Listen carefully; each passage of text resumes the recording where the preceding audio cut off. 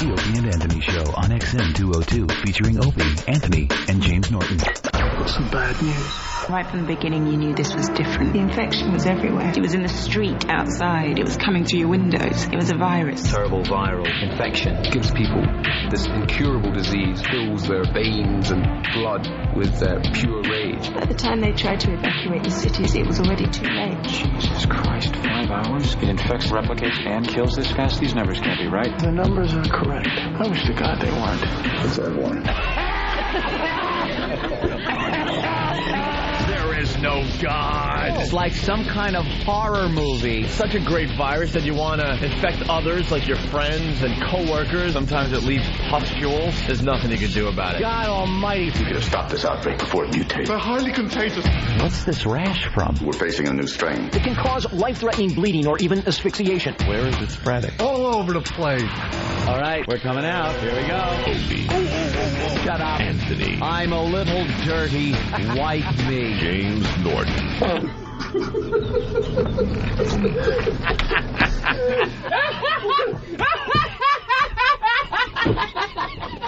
But enough of this palaver. Let's get the show on the road.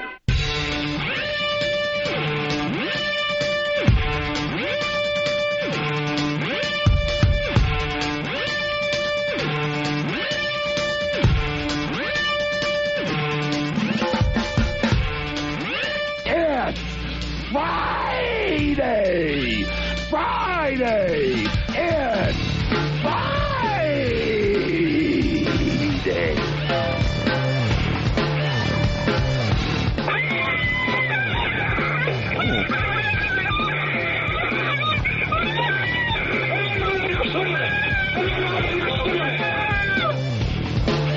Act like wherever you are, that's the place to be. Where'd you get that? Out of the hamper? Is that your little brother? He's a good-looking kid. This is great iced tea. This is great iced tea. This is great iced tea. Hey, Rat. Hey, Rat. He rules. Stupid Damone. He sure does. Good morning. Welcome to the Opie and Anthony Show. The ONA virus spreading across America. Hi. Flavor Flav! We discussed that all day yesterday, Patrice. All day long. Thank God no one raped my girl. Oh, it's close, right? Every time I had to go to the bathroom, it's like somebody got a hair balled up in their fist. It's like, I'm just going to leave this steak here with these lions for a minute. What you with Fat Boy for? Come on, baby. Flavor of love. Love me. She's like, she's a trooper. I got to love her for that. Help. Help me. Come on, you know you love me more than that. Come on. We were just trying to do an innocent Halloween party for our fans. Oh, I'm so surprised. And it turned out that Flavor Flav just hijacked the whole thing. Thought it was a record release party for him. And an evening with Flavor. Yeah, an evening with Flav. How clueless is this guy? It's a bunch of white people in the crowd, and he thought that they were all there for him. It was a look, man. Maybe an evening with Flav. Brought out everybody. He's a great performer, though. He's 75, man. He's still 75. Yeah, boy. Blah blah blah blah. He's one of the greatest hype men. He is the hype man. He created hype men. Yeah, I understand that, but he really, really thought everyone was there to see him. He was a part of what we were doing that night, but he had no idea. I guess he never got the message, or he did get the message and it didn't care. I don't think the message. I think he got the message, and I think that he didn't give a good goddamn about it. Didn't care. He didn't care. The radio audience only heard maybe 5 minutes of Flavor Flav. He was on stage for almost an hour. I think it was 55 minutes. Introduced his family, his friends, one at a time. Kids. And they're all coming out, and they're looking at this audience like, what is this? What is wrong with this picture? And Flavor Flav was the only one that didn't notice that there weren't any black people in the audience, basically. I think PE has performed in front of every single crowd. I mean, yeah, it's true. Oh, absolutely. And they crossed over. And to the credit of some of them animals out in the audience, they were into Flav. And I think some of his new stuff was good too. Yeah. I just can't deny. I grew up on that. So you know what? That's what fantastic. I said. I didn't mind. No, we're not. Yeah. When he got out and started rapping and doing all that, that was great. But it was that babbling in between with introducing everybody. What is that necessary? I don't know how this became. Somebody was. I think I was listening to Ron and Fez in the car. So I don't know how. I was on Pal Talk and I caught them. And they were talking about how if this was another station, if it was Hot 97 or something, that would have been the event of the year. Right. It was a throwaway for your racist audience. It was like they're chanting, and it's like, and then Flav comes out and he had seen all of that, and let me tell you something. Grandmaster Caz was there, who is arguably in the top 3 guys that you give credit for creating hip hop. Right. Raheem from the Furious 5, who you've never heard of. But Raheem and Caz is like saying, ladies and gentlemen, Frankie Valli, the first white man to steal blues. Give it up for who Weird Johnny Johnson. Yeah. It's like Caz, the average person go Caz, but it's Kool Herc and then Grandmaster Caz as people who created hip hop, and they were there. And they were there. We don't know. And Hank Shockley, they were there. Hank Shockley, who was another dude, who they said looked like Mike Epps, the comedian Mike Epps. Yeah. Okay. He produced the entire Nation of Millions album, the one with Don't Believe the Hype, Night of Living Heads. The biggest, they're one of the biggest albums of all time, the top 5 to me, biggest hip hop albums of all time. And he was there? They all was there. I think Melly Mel was there. Run DMC was. So if this was like at the BET Awards or something, and they came out on stage, the audience would have gone crazy. Because PE's been broken up for a few years now. And I don't know if they broke up on bad terms or not. I don't know that story, but they haven't been around a long time. Chuck is like he's on Air America. He's like real, super political. He's always political, but now he doesn't rap. Yeah. He's like he's real respectful guy. He's a nice guy, and they haven't been together in so long. But if this was, I'm saying you can say Hot 97, right? It doesn't matter. Who cares? Yeah. So if this was Hot 97, or if it was 107, it would have been the biggest event of the year. It would have been covered by the newspapers. It would have been huge. And the media all over the country. Ebony and Jet cover stories. Flav did an impromptu concert. He brought his mama, his kids, his kids, his crew, Grandmaster Caz. Chuck D was there, and Chuck D was there with the intention of being a rapper, right? Which he has not been in a long time. He hangs out with Janine Garofalo now, and the radio thing, and it was wasted on Grand Wizard costume, and not know, and you were pretty funny though, because every couple of minutes you would go, give it up for Flavor Flav. Flavor Flav, everyone. I was just trying to get him off the stage the easiest way possible. Let's move along. And then I would reach over and I would say to Obi every couple of times, and says, what he's doing now is called scratching. Scratching. I looked at Patrice at one point. I go, Patrice, now I know how you feel. This is good. Scratching. Being the only black man in a white man's world. It felt really good. I was very happy. Sure it did. Oh, you two jackasses. You had your hands in the air like you just didn't care. I saw you leaning back in your seat, smiling, going, oh, you were savoring the moment. You were taking pleasure. Stupid wizard costume on. Dude, I had my wizard. I did. I looked like the Grand Wizard of the Ku Klux Klan. Dude, you were taking pleasure in the fact that our show was hijacked by this. And then... did you notice the costumes as this whole event's going down? Like you said, Flavor Flav and Chuck D performing for the first time in who knows how long. All these legends of hip-hop. And in the audience there's a guy, well, he can't say it over here, but he's dressed as a male member. Right. Yeah. You got No Filter Paul in blackface on the side of the stage. And you had a guy as Flavor Flav. As Flavor Flav. You got a flasher. You got all these crazy costumes. Here's what made me, I can't tell you how happy I was that you still had to do the costume party after Flav shut it down. I was like, hey, fellas, take care of yourselves. Yeah, you left with the posse. I'm out. You left with the posse. I'm still out. had to do that dumb costume party. Yep. And the psychos was sitting there still waiting to show their costume.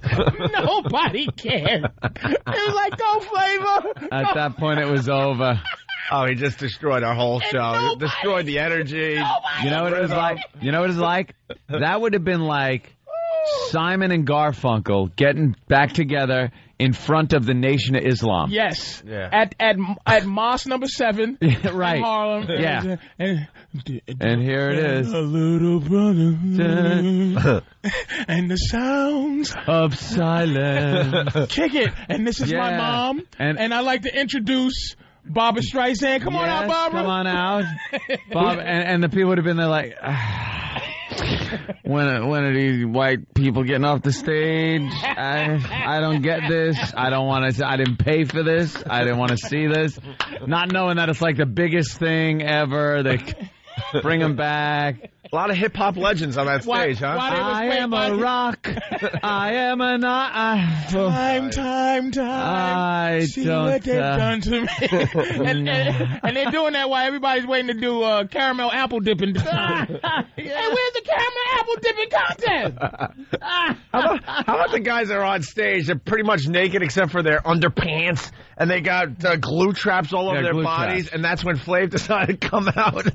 So then these guys are standing on stage just awkwardly waiting to move on with the glue trap bit. You gotta love his ethic, though. The dude was performing in front of just a crowd full of Klan members with costumes and just frothy eyes, and Flav just in this state of just, I don't know what state denial. he's in. I can't call it denial. Doing comedy when people are booing you at the same time as people are laughing is denial. Like, you're like, all right, let me just focus and plow through this. But he was not, he was going, yo, everybody say, oh, hey, yo, give it up for my mom, man. And my mom, and, no, check it out, and then he go like that, he kept saying that. Yo, check it out, let me tell you something, oh, he's going to tell us more. Oh, he's going to tell us something else. And the great thing is that not for 1 second did I not believe that it wasn't going to be a race riot in there. And to the credit of I don't know who, maybe Kenny, maybe the S1Ws that was with Flav. I think God intervened, knowing that the body count would have just been too high. All I want to ask you, for people that were there, all the O&A crowd, where, when Flav was performing, where were the... I already said that. We called them out on that. Where was it? Bothering poor Billy Burr. Yeah. Ooh, Billy. Where was it with Flav and his and a crew of Negroes? We called them out on it yesterday. Where were you? Because they're saying called them out. They were starting, F-Free FM chants, and they were out of control. They had some flavor control. They had some chants when you came out on stage. Oh yeah, but where were they? Where were they when they had all these convicts on stage? But when the S1Ws and a couple of unknown Negroes that you don't feel safe with, good old Safe Patrice, part of the show, real Negroes came in your face, dressed up as Mousetrap, dressed up as me, dressed up as Flavor, dressed up as Opie. Oh, Negro, Jew. Where was it at? Where was Krusty Flavor chants? Nowhere. I bow to you, Nowhere Patrice. to be found. I bow to you today. You was in complete control. Although I saw your real side, too, in the green room. Like, I thought we were hanging with a real brother. Let me tell you something. I realized there's so many levels of brotherhood. And you're pretty low in the brotherhood ladder there, Let me tell you something. And I'm a homeowner now. There's a different attitude. I want to live. You got to be responsible. Now, I want to live forever. You know how to pick it out. Now, Keith, you're a cop. You know how to pick out. When you're in the streets, you know how to pick out brother that stays in a black neighborhood, lives there, knows a little bit of something, and you know the difference between this dude will kill me. This dude's face... He'll shoot me, and this dude is somebody I can be Mr. Officer with, and some dudes look at you like I said, you can only go so far. I'm hard enough to exist up to about 139. I got 139th Street look on my eyes. Wait, for the rest of the country, we got to bring him into this conversation here in Manhattan. You know, Whitey, in general, we get scared going above 100 Street. Yeah, we go a little higher than that. We could go $110. The average. We could go $110. Average white Joe. And it depends on far on the and for the on the west side. And also for the rest of the country, we're broadcasting right now on 57th Street. So we could go from here north to about $110, maybe. Yeah. That's pushing it. It depends what time of day it is. But you're saying you could go all the way up to 139th Street. Flav had, you know, I mean, look at this. Like I said, my girl was there, and dudes would try to whisper in the air every couple of minutes when I go to the bathroom. Come on, go, you all right, you know. It's like, okay, I would, if I had to, I would. But I was not looking for that because he was with 4. Now, he had about 20. Yep. I'm not counting the 2 S1Ws who are security first word, the 2 dudes that were watching the quiet Kenny types. It was 2 black Kennys that were floating around. When Flavor moved, they hand in the crowd. Guys were dangerous, but they weren't dangerous like, oh man, this jerk off. Sorry. They're waiting for somebody. They are professional. For a problem. He was with 4 dudes, and now he had 30 dudes with him, but he was with 4 that you look and you go, they're looking to rob somebody. Now, I'm going to explain something to you immediately. We talked about someone's purse being lifted. So. Somebody got their purse stolen. Yeah. Now, there's 2 things you know. You know somebody can fight when they got cauliflower ears. When their ears are cauliflower, you go, this dude fights, and he likes it, and he doesn't care that his face. When you see somebody with a tattoo on their neck, they don't care. Yeah. They're not trying to get a job. They're not trying to coexist with anybody when you got a tattoo on your neck. And he had a couple of neck tattoo dudes. And then you could fake it if you want, but you see it was a couple that poor security guard, it was like, all right, where's your Opie and Anthony passes with your 2 faces on it, like with her goofy mug. I think I saw a couple of rip laminated backstage access passes. We talked about it because the security at the Hard Rock Cafe didn't want to know nothing. They let all these guys right in. The little wide... yeah. No one wanted trouble. The thing is, there was guys in there... There were some guys in there at My Blackness, which is about 139th, hanging out with Flav, enjoying the residual Flav cooch, residual Flav fame, blasey. But he was with dudes that just wanted to cause some problems, that look you up and down, you know, and get you. It's as simple as that. And Opie was starting trouble in that room, saying, because Voss said something, and Voss got so scared. Oh, yeah, because you wanted to drag him in. I took pleasure in that, because Voss was getting all cocky and back in the safety of our white green room. And I'm like, all right, why don't we go across the hall and tell Flav what you just said? I made the mistake when I first got there of walking into the smaller dressing room that was Flav's, and it was ours last year. Yeah. And I walked in just blindly, just turned the corner and walked in. And a couple of his boys are in there. And I went, hi, gentlemen. Didn't get an answer. Got this look like, what the hell are you doing in here? And then I just went, okay. I turned around, walked right out. These guys wanted no part of me. They did no clue that I even belonged in there. This is becoming just an ugly scene. But he's beloved, though. That's another thing. I'm not going to say Flav, that's who he is. He's just beloved by the hardest of the hard. I mean, Flavor is a hero to the... Somehow they know who to latch on to it at any given moment. And Flavor Love, man. Flav's got some popularity now again. Massive show. In the hood, it is bigger than NBC Nightly News. Yeah. Just huge. It is humongous. And I'm going to say something about Flav real quick. That show, I couldn't watch it for one reason. I've seen all kinds of porn. All kinds of porno. And nothing bugs me more than watching that old man kiss in the mouth. No kidding. All these girls. It bothers me more than bestiality porn. I have seen a pony do things to people, and I've watched it. Man, hallelujah to you. And tongue kissing, watching him tongue kiss, I can't watch it. No, impossible. I watched every episode of Flavor of Love season 2, and you nailed that, man. Yep. It's like, oh God. It just time to fast forward. Yeah. All right, we got to take a break, but we wanted your take on that because this thing is becoming legendary now.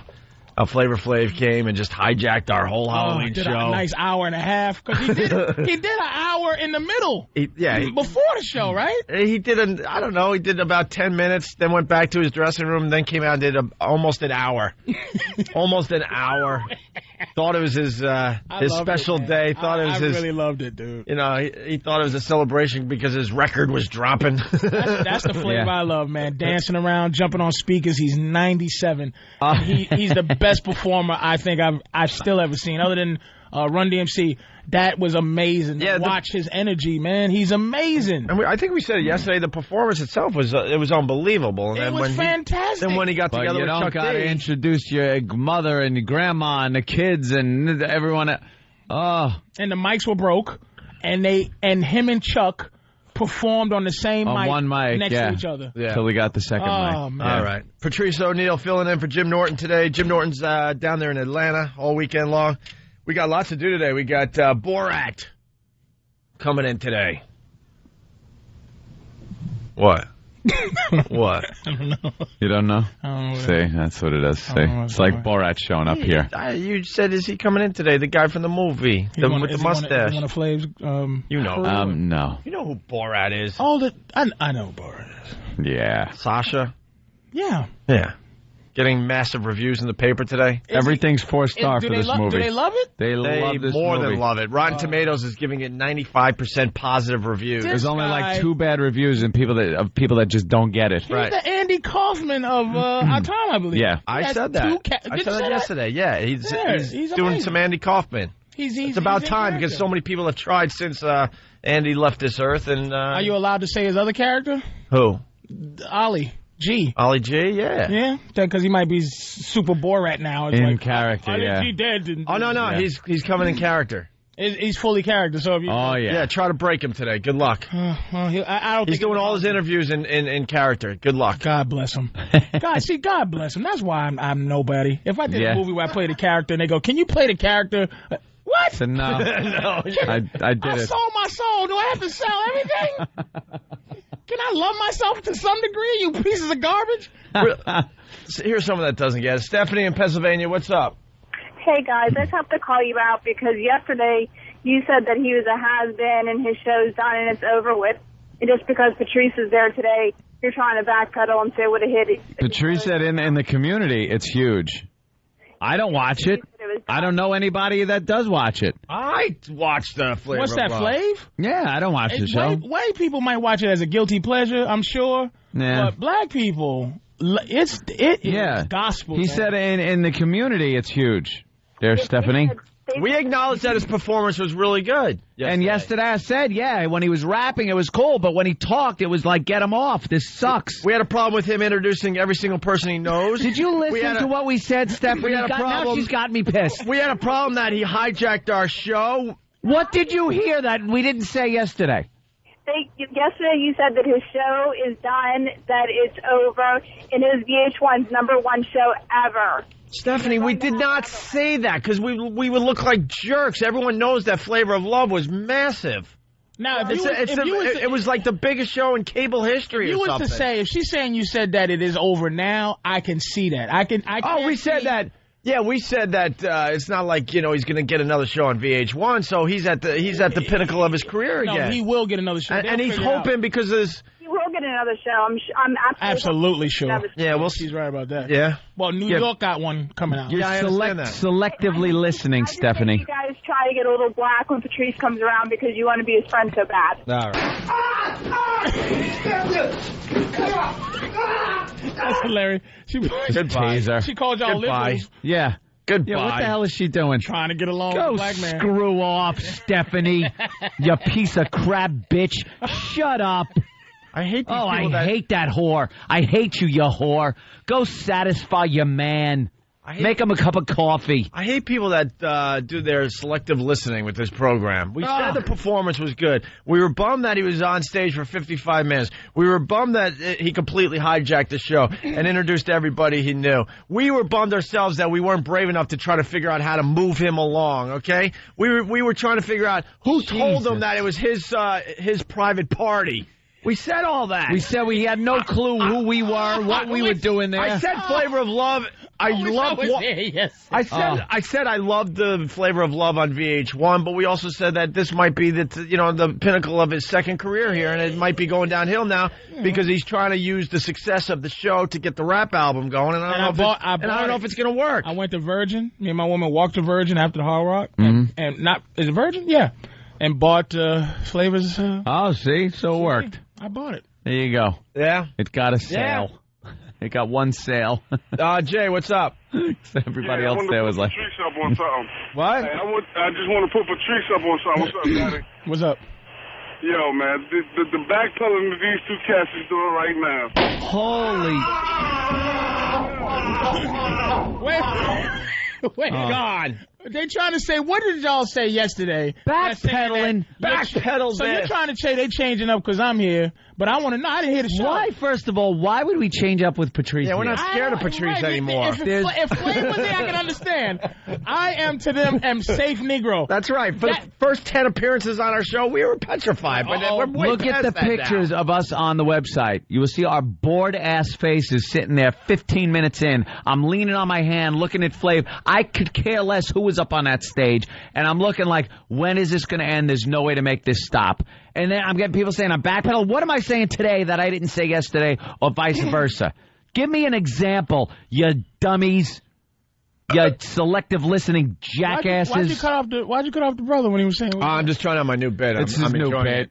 But don't jump the gun too quick. Yeah, don't shock him because he had a point. I wish that dude had got a chance because I want to hear it. I wanted to hear what that idiot was going to say. All right, he could call back. Backpedaling. He could call back. Let that guy call back. Please call back because I want to hear what it was nothing about what he was saying. I can't backpedal. You stole my bicycle. I was excited to try out my new bit. Who stole your bicycle? Now you're trying to be backpedal. Now you're trying to. I said I can't backpedal. He stole my bicycle. Now you're trying to be extra racist, it's just man. Racist. What? Yes, I am being extra racist. He's trying to keep it real. Let me tell you some N-word. I gotta keep it real. Why don't y'all be honest? I'm not gonna let this idiot call me up and say I'm backpedaling. I'm saying exactly what I said yesterday.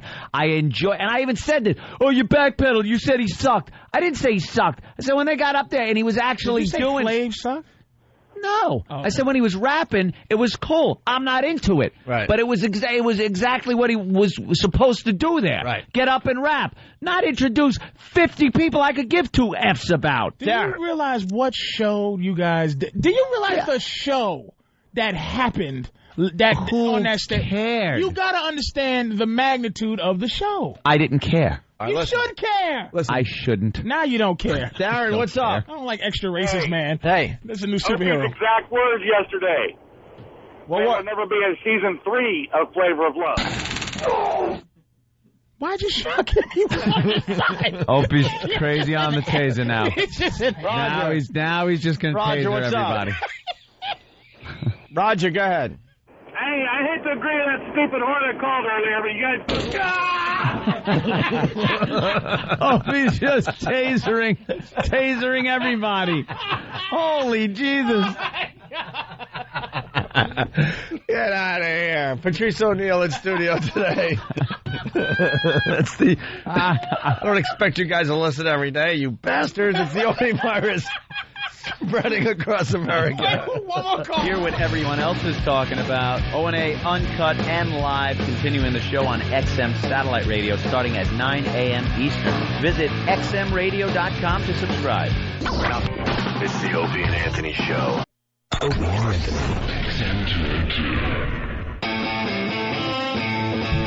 We're back with the Opie and Anthony Show. The O&A virus spreading across America. Patrice O'Neal in studio today. We're very happy when Patrice stops by. Our phone number 1-866-313-FREE. We got a Paul R. Nelson ad, Anthony. The latest Paul R. Nelson ad. Really? Yeah.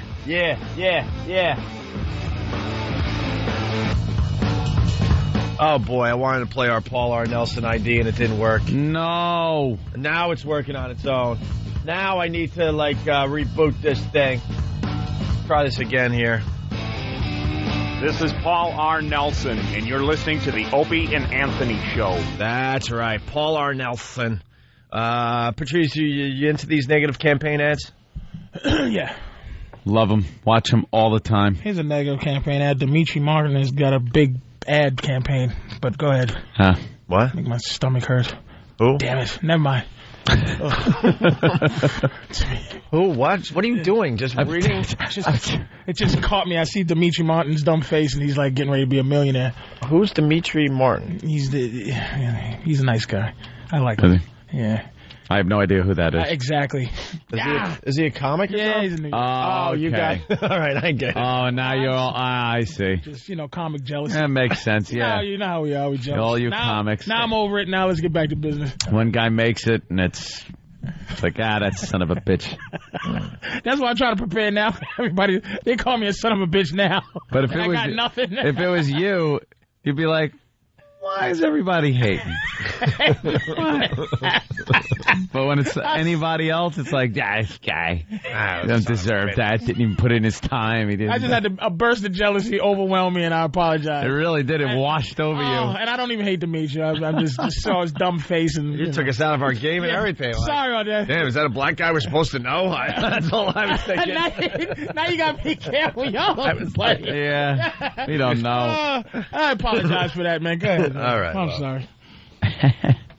No, we love this guy, Paul R. Nelson, Patrice. We started playing negative campaign ads, and the best ones were from Paul R. Nelson about this guy, Ron Kind. Ron Kind, and what he does, he puts a W, a big W, in front of Ron, and then a G at the back, so it's wrong kind.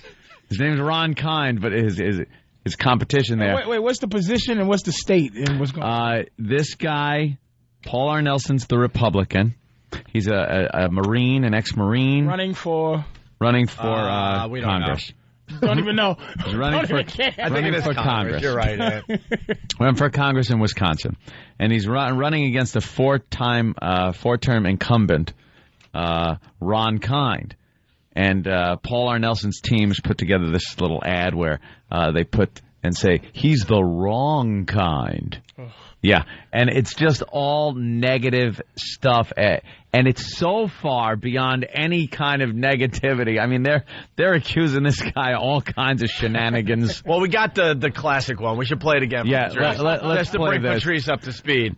This is the one where we were playing a lot of negative political ads, and they were all good. And then we heard this one, and it was all about Paul R. Nelson from that day forward. I'm Paul R. Nelson. Listen to this. With our servicemen and women facing death every day, what kind of congressman would try to gut military spending? The wrong kind. Ron Kind. That's right. Congressman Ron Kind is repeatedly voted to deprive our troops of the funding they need to fight for us. But Ron Kind has no trouble spending your money. He would just rather spend it on sex. That's right. Instead of spending money on cancer research, Ron Kind voted to spend your money to study the sex lives of Vietnamese prostitutes. Instead of spending money to study heart disease, Ron Kind spent your money to study the masturbation habits of old men. Ron Kind spent your tax dollars to study something called the bisexual, transgendered, and two-spirited Aleutian Eskimos, whoever they are. Ron Kind even spent your tax dollars to pay teenage girls to watch pornographic movies with probes connected to their genitalia. Ron Kind pays for sex, but not for soldiers. If Ron Kind had better priorities, you wouldn't be having to hear this. Ron Kind is out of touch, and soon he'll be out of Congress. I'm Paul R. Nelson, and I approve of this message. I'm Paul R. Nelson. I'm Paul R. And Nelson. I approve of this message. Paul R. He sounds like he has something tied up to somebody's genitalia. I'm sure he has a small child in a closet somewhere locked up. Is he just the best? We hated him at first, but now we love him. We don't care what he stands for. I just love the fact that he is willing to go out on a limb and put out a negative ad campaign like that. Just the worst. Yeah, well, we got the latest Paul R. Nelson commercial. Oh, good. Wow. And this one's supposedly pretty good. A new one. No one has heard this yet. All right. We have connections now in the Paul R. Nelson camp. Yes, we do. Because even Geraldo played that last ad on his show last night. He did? Yeah, it's all about Paul R. Nelson. How did we pick up on him so early? I don't know, but everyone's jumping on now. Wow. We just lucked out. Yeah. I would love to say we're that damn good. We just lucked out. So like we're like Kreskin. But we have the brand new ad that no one has yet. All right. And we're not even allowed to tell people how we got it. Okay. I don't mind. As long as we have it. Here it is. The latest Paul R. Nelson campaign ad.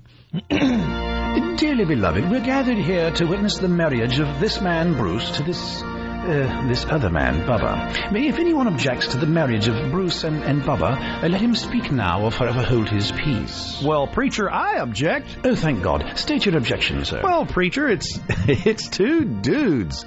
Well, Ron Kind says anything goes. He says I can marry anything to anything. Well, preacher, Ron Kind is the wrong kind of guy to get advice from. Hey, today it's two dudes, tomorrow it's two dudes, a lesbian, a pedophile, and a partridge in a pear tree. I think we better stop playing games with holy matrimony and leave things just the way God showed us in the Garden of Eden.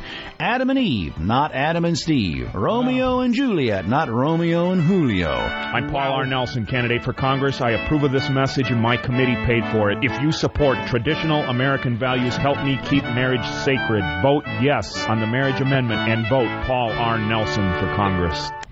Wow.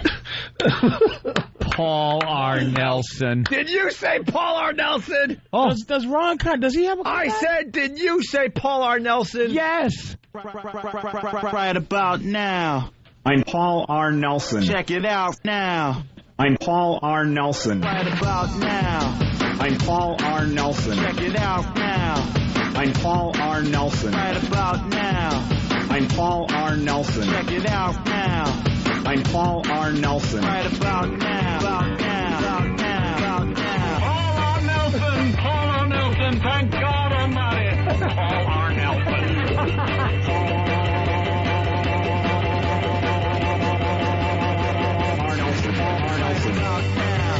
I'm Paul R. Nelson. I'm Paul R. Nelson. I'm Paul R. Nelson. I'm Paul R. Nelson.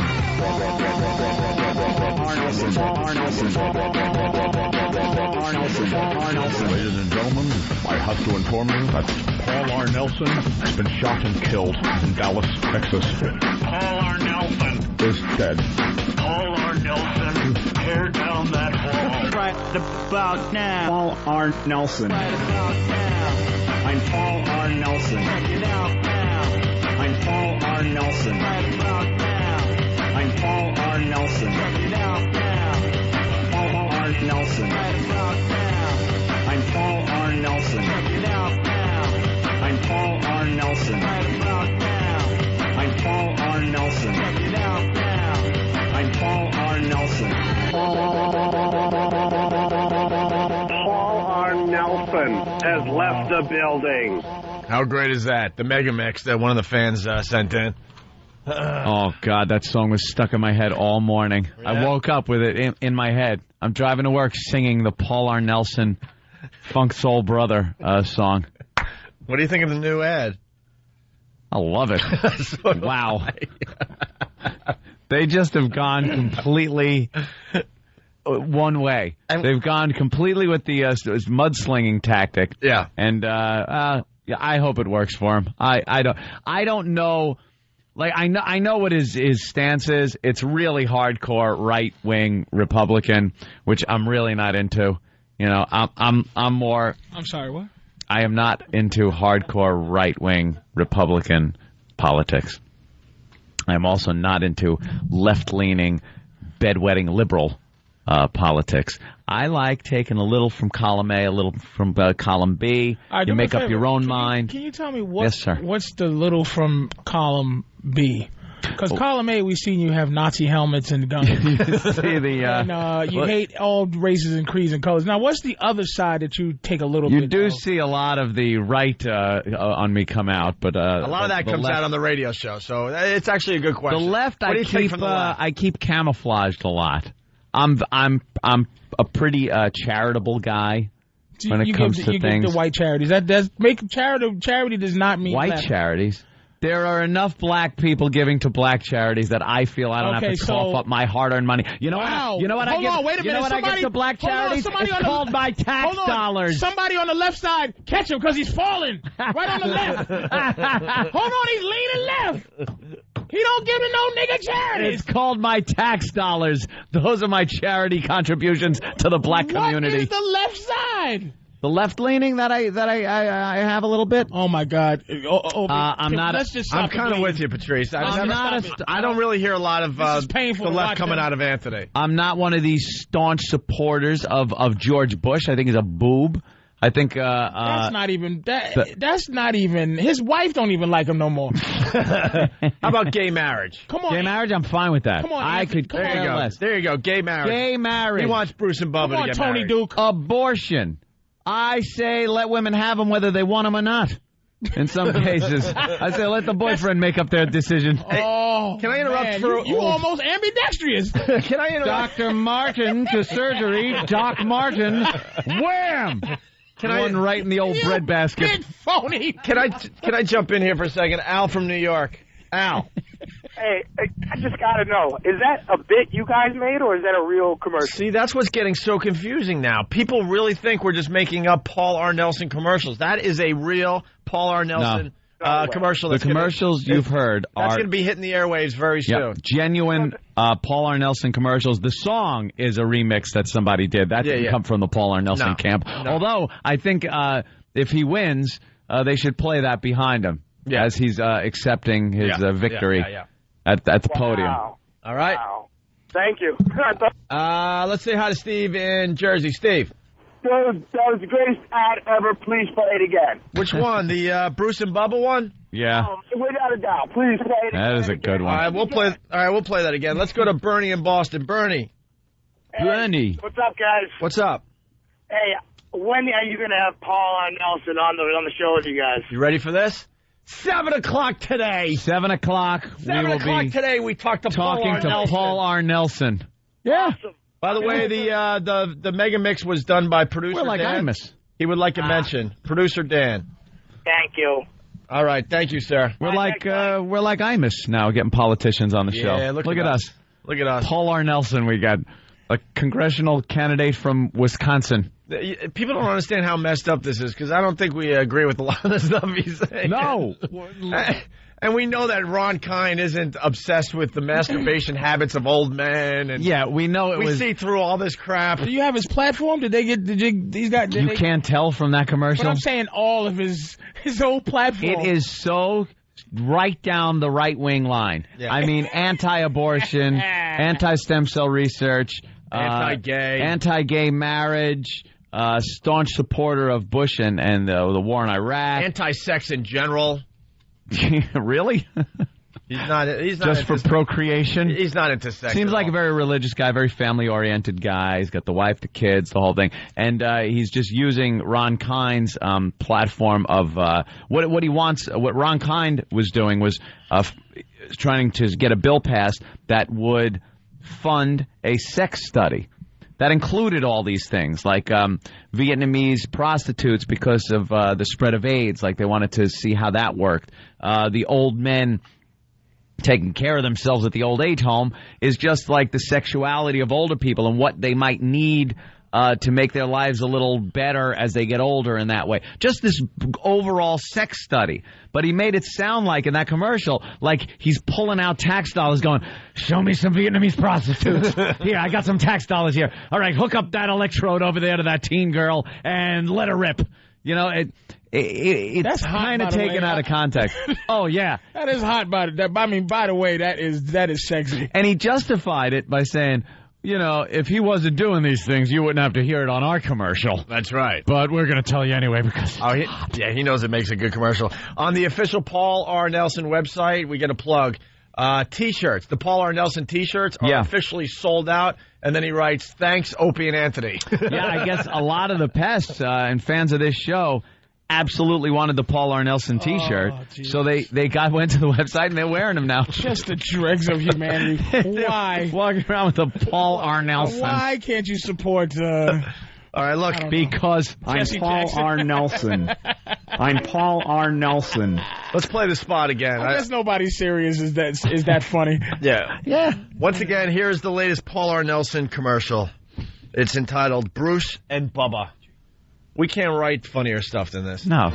Great. Dearly beloved, we're gathered here to witness the marriage of this man, Bruce, to this this other man, Bubba. If anyone objects to the marriage of Bruce and Bubba, let him speak now or forever hold his peace. Well, preacher, I object. Oh, thank God. State your objection, sir. Well, preacher, it's two dudes. Well, Ron Kind says anything goes. He says I can marry anything to anything. Well, preacher, Ron Kind is the wrong kind of guy to get advice from. Hey, today it's two dudes, tomorrow it's two dudes, a lesbian, a pedophile, and a partridge in a pear tree. I think we better stop playing games with holy matrimony and leave things just the way God showed us in the Garden of Eden. Adam and Eve, not Adam and Steve. That's terrible. I'm Juliet, sorry. Not Romeo and Julio. I'm Paul R. Nelson, candidate for Congress. I approve of this message and my committee paid for it. If you support traditional American values, help me keep marriage sacred. Vote yes on the marriage amendment and vote Paul R. Nelson for Congress. Vote Paul R. Nelson, people. Yeah, he'll be on the show in a few minutes here. Paul R. Nelson. This segs into something that's been pretty cool. We've been asking the listeners to come up with political ads for members of the Opie and Anthony show. Yeah. And there's a couple that came in that are really funny about Anthony. Yeah, I don't understand it. And here, listen to this really fast. This is from Joe. In dieses Amt eintrag, so will ich das gehen. Ich tat es nicht um Gehalt und nicht um Lohn. Ich tat es deiner selbst wegen. This is Anthony Cumia, and I approve of this message. I don't think I approved of that. Isn't it simple, short, and sweet? Maybe before we get fired, we'll explain. To help out the listeners, we all said, I'm Opie, and I approve of this message. And we went around the room, and so they could tag their spots. Actually genius. I want that translated. I'm not sure I approve of that message. This is Anthony Cumia, and I approve of this. I could have just been talking about the trains. And then this came in from Beth H. Candidate Anthony Cumia wants you to think he's a regular guy. But is he? Do you shop on Rodeo Drive? Anthony Cumia does. Do you live in a mansion in Long Island? Wow. Anthony Cumia does. Wow. Do you drive a Shelby Mustang? Well, guess what? Anthony Cumia does. Do you have mind-blowing sex with a girl half your age? That's right. Anthony Cumia does. Candidate Anthony Cumia. What a lucky This is Anthony Cumia, and I approve of this message. The tag. Wow. Wait, is that an anti-you? But she started off saying he wants you to think he's a regular guy. It sounded so anti until the end. Yeah, but then he realized, you know what? This isn't a bad thing. How come they're all about me? That should have been an Opie. This is Opie. Greg Hughes, and I approve of that message. I'm kind of happy they left me out of it, man. But we all threw our tags out there. Jimmy did, everybody, but they're all about me. They left me out of it. Here's the last one we'll play for now. Anti-Anthony. This is from John in Hartford. This is one of my favorites that came in. Well, that ain't it. No. Anthony Cumia. Hold on. But that was another one against me. Jesus. Who they hate me. Before you head to the polls... No, here it is. I'm not having a good time with these CD players lately. Before you head to the polls this November, Steve C. would like you to know a few things about his opponent, Anthony Cumia. Did you know that Anthony Cumia doesn't like black people? In fact, he lives in one of the whitest neighborhoods in greater New York City. And though he may be surrounded by Jews, it's a known fact that Anthony Cumia is a Nazi. And during a recent skit on the Opie and Anthony program, Anthony played the part of Senator Mark Foley. Kid toucher? You decide. Steve C. speaks with perfect enunciation and inflection. Steve C. has never had a girlfriend placed in a loony bin. Steve C. cares about the environment. He drives a hybrid, not some flashy Mustang. Steve C. cares about the environment because he lives in the environment. Grr. Paid for by the World Wildlife Fund. Steve Irwin, treasurer. Steve C. That was a pro Steve C. Yeah. Anti. Martini Steve? Yeah. All right. Anti-me. Anticlimactic. The other ones were a lot. Actually, what was good about it was the music in the back. You got to hear it. Yeah. Well the ominous music when they talk about me. And then it gets all trumpet. nice. Yeah. Right. But patriotic. But that's what they do in all these spots. We got to step aside. This show's going to move real fast. We got Paul R. Nelson next. We also have Borat coming in about half hour, I guess. Nice. All right. Patrice O'Neill in for Jim Norton. Jim in Atlanta all weekend long. There you go. There's all the info you need. It's the O&A virus spreading across America. I can walk on my hands. I can fart and chew gum. I play the oboe. I can ride a unicycle. I wear a bra and laced panties. So your talent is being queer, Travis? It's the Opie and Anthony Walkover Talent Show. If you have a unique skill, talent, music group, or physical affliction, we want to exploit. You can email Steve at FoundryMusic.com with your ideas, or you can just show up during the walk to XM and start shucking and jiving. Shucking and jiving? Jesus, Danny. I don't write this. It's the Opie and Anthony Show. The virus is spreading. Opie and Anthony! You're checking out the Opie and Anthony Show, the O&A virus spreading across America. Borat stopping by to say hi in about, looks like about 20 minutes, 25 minutes. Paul R. Nelson calling in about a minute or two here. Ooh, very exciting. Hey, are the pests awake? Nelson. Are the O&A pests awake? They should be. I see quite a few of them on Pal Talk. All right, that's good to know. Phil Mushnick. Phil Mushnick. Phil Mushnick. Phil Mushnick. Phil Mushnick. Ned Ryerson. He's sports writer, I guess. In the New York sports Post. Complainer. He's not even a writer. He just bitches about everything. You know what? We like to bring the whole country into our discussions. I have no doubt every paper in America has a Phil Mushnick. This guy's in the sports section. He writes a column, and he does nothing but bitch and complain about people that are working for a living. Yeah, here's the deal. He writes a sports column, so you would assume right off the bat he's got to be a fan of sports. But you read this column day in and day out, and you realize that maybe he's not into sports anymore, and he should go write about something else. Yeah. So today he takes a shot at us. Yeah, has a little problem with us. Wednesday, he writes, during the Knicks opener, Madison Square Garden Network twice ambushed its audience with that Opie and Anthony radio show ad in which they tell a woman that it's not her dress that makes her look heavy, but her, and then he puts expletive. Really? Her expletive? I'm thinking in my head it's got to be worse than ass. I would have to go with the F word. Right. C. Or maybe the C word. Something awful, yeah. Other than demonstrating that Opie and Anthony are vulgar, what's the rest of this message? That they're cruel? Brilliant. The message is very simple. It's tagged and tells you what the message is. The message, jackass, is the fact that we can't do anything but radio. We're so stupid and single-minded and rude that we couldn't possibly hold down another job except for radio. And we've even had trouble doing that over the course of the years. That's the message, Phil. Sorry we had to explain it to you. Basically, that commercial shows that in the real world, we just stink. Yeah, we're horrible. The joke, Phil, is on us. That we can't work, we can't operate as normal human beings in real life. So we have to sit behind these microphones because it's the only place we can really function. See, Phil? God, when you got to explain it to retards. And while these two champs are so hip and happening, should we forget they eagerly threw in with Vince McMahon to host his NBC XFL pregame show, which was not only pure and predictable garbage, but served as the warm-up act for history-making garbage. Well, Phil, yeah. But you know something? Well, he's always had a problem with Vince McMahon. Yeah, he hates Vince. He goes after Vince McMahon all the time. Hates him. Not as much lately, but he thinks, that all those wrestling shows don't have a place in our society, don't have a place on TV. And he was really jumping on them when they were at their peak. Right. You know, where a lot of people were watching and entertained by it. We're embarrassed that we did the XFL because it didn't go anywhere.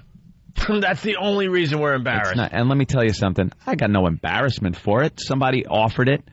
we took a shot at something. It's not like a Phil Mushnick ever takes any chances. He's the kind of guy that will sit there and die at his desk at the New York Post after 50 years of just bitching about just a miserable guy other that has people that are taking chances and working and doing things. Just a miserable guy that has no business writing about sports at this point. He doesn't like it. He hates what sports has become. So move on. Go find another hobby. Perish the thought he'd take any chances or do anything. Yeah, go do something new if you're not enjoying what's sports anymore. We took a shot at it. It was years ago. It bombed. Actually, I'm not even really that embarrassed. It was NBC. It was pretty exciting. NBC. It was cool. Who am I kidding? It was a career highlight for us. Phil Mushnick. Phil.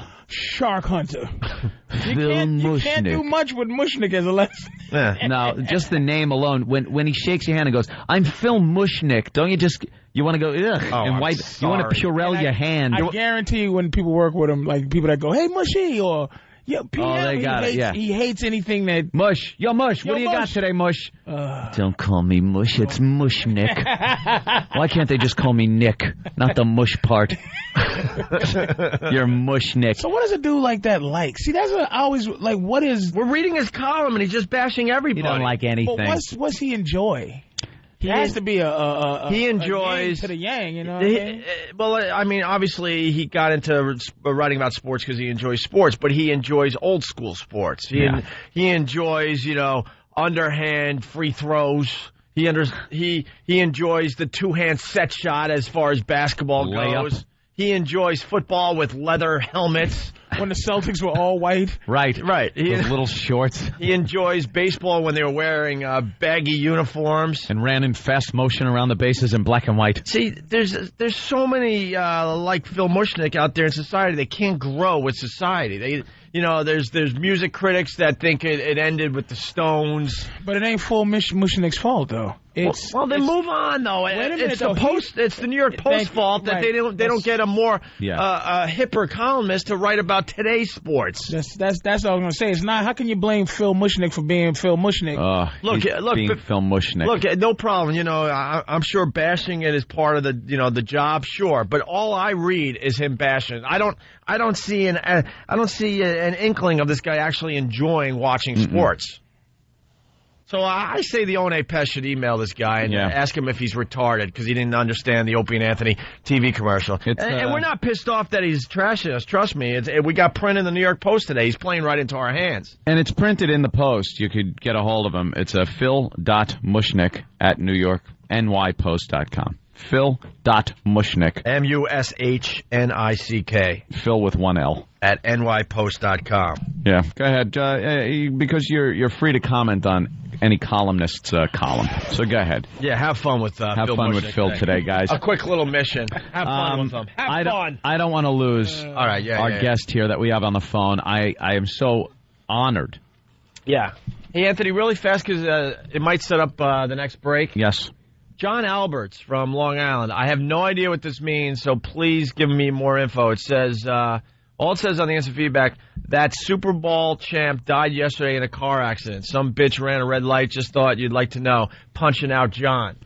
What? How about some more info? Did we lose one of our guys last night? That Super Bowl champ? Is that the guy that came in and got stung on the ball bag? Super Bowl. The mouse traps on the Are you kidding me? One of them died?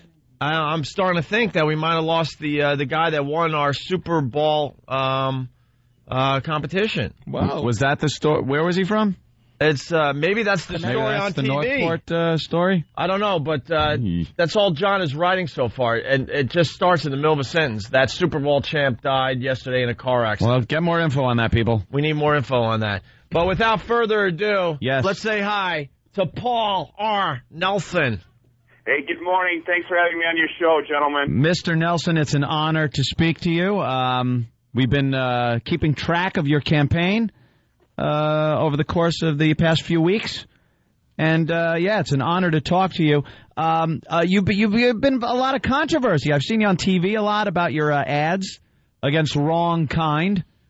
That's correct, and some of that credit has to go to your show. When you guys picked up our ads and crashed our website, our phone started to ring off the hook. I know for a fact that reporters working for the Washington Post and Tucker Carlson and others at MSNBC listen to the Opie and Anthony show. Yeah, absolutely. And now, what do you do for a living? You're a real estate agent? I'm a real estate agent and a hockey dad. A hockey dad. Now, that's something we're a little confused about. We know what soccer moms are, but what's a hockey dad? Hockey dad. He likes to knock his kid's teeth out. Follows his kid to hockey every night. Oh, you take your kid to hockey.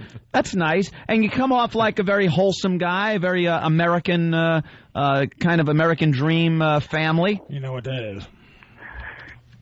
What is that? You know what an American dream is to a Negro. You know how we... Well, Patrice O'Neill is here. He's that's white people's words for, the R word with two quotes. Sometimes Patrice gets a little out of hand, Mr. Nelson. I don't... just don't pay any attention to him. I just want to know, how do you feel about 300-pound Negroes sleeping with small white women? He doesn't... You know something? He's laughing. He's laughing. Could we maybe get a few minutes of a Paul R. Nelson interview? Wait, you don't think that's a valid question? What if I wanted to vote for Paul R. Nelson? I'm a big black man. I want to know if he minds if I come to Wisconsin and deflower a couple of delicious blue-eyed devils. Let's keep it simple. Paul R. Nelson, are you a fan of the Negro? I'm a fan of all people. All people. That's what Paul's been about. How about those Mexicans that are sleeping and peeing in the spinach? Oh, okay, Paul. What about immigration? What's your stand on immigration and the situation we have with a lot of illegal aliens coming over the border?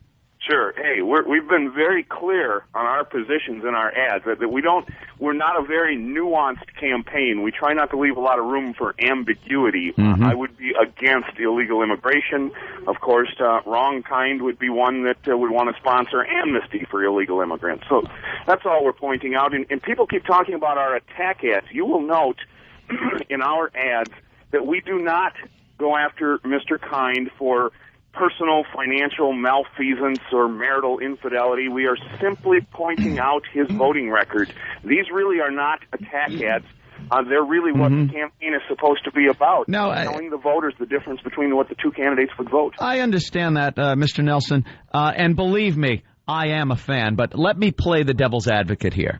Do you think that your ads kind of leave it a little vague as to where that money was going, really? It kind of comes off like a Wrong Kind is taking the taxpayers' dollars and going to Vietnam and paying for hookers. It sounds a little worse than it really is, because I think in actuality it was a bill based on a sex study all wrapped up into one. And it kind of sounds like these are separate incidents in your ads.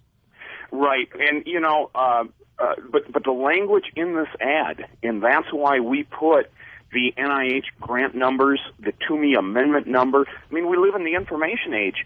People can go to our website at paularnelson.com, and they can look this stuff up.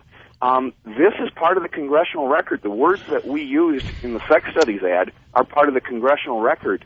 It's actually really, really accurate, and I would certainly challenge. So you think Ron Kind is obsessed with the masturbation habits of old men? No, I don't think he's obsessed, but I do think that he knew what he was voting for when he voted to fund that study. Yeah. Paul, you mind if I ask you a quick question? Patrice O'Neill. Patrice O'Neill here. Black man. Two man to man.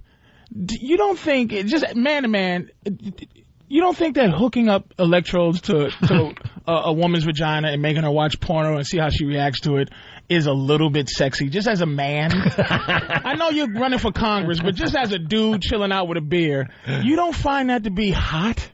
The point that we're making, whether or not we think that may be an interesting study. Yeah. That someone took the time to take an electrode. All right, be careful, Patrice, because they're dumping out. To take an electrode. Did they dump out on me already? Possibly. I just want to help you out. We're teenage girls, porn, and something attached. And electrodes. And electrodes. Let's just keep it at that. Everyone can figure it out. Somebody took the time to do that as a study. Yeah. That doesn't get just a little bit of a whoof. Like you didn't have to wipe your brow a little bit. A little sweat didn't drip down your face. Just a little. It's All right, listen, Opie and Anthony, I wanted to issue a public challenge on your radio show to have Mr. Wrong Kind actually come out from underneath his desk where he's curled up in the fetal position, sucking his thumb and asking for his sippy cup of milk and a blanket. I want him to come out from underneath the desk, and I want him to come on the Opie and Anthony show Monday morning, the day before the election. Right. And let's have the pests call in, and we'll have a debate on air. God, he knows Would about that the be pest and great? everything. Wouldn't that be great? Why won't he face you? Wrong Kind is scared to death of the things that we've been running, the ads that we've been running in this campaign, because as I mentioned, we have been running ads that accurately depict his votes. And Mr. Kind, his values and his waste of taxpayer dollars are well outside of the realm of the voters here in Washington. Speaking of which, we got the brand new ad. I don't know how we got it. Wink, wink, nudge, nudge. The Bruce and Bubba ad. I love the Bruce and Bubba ad.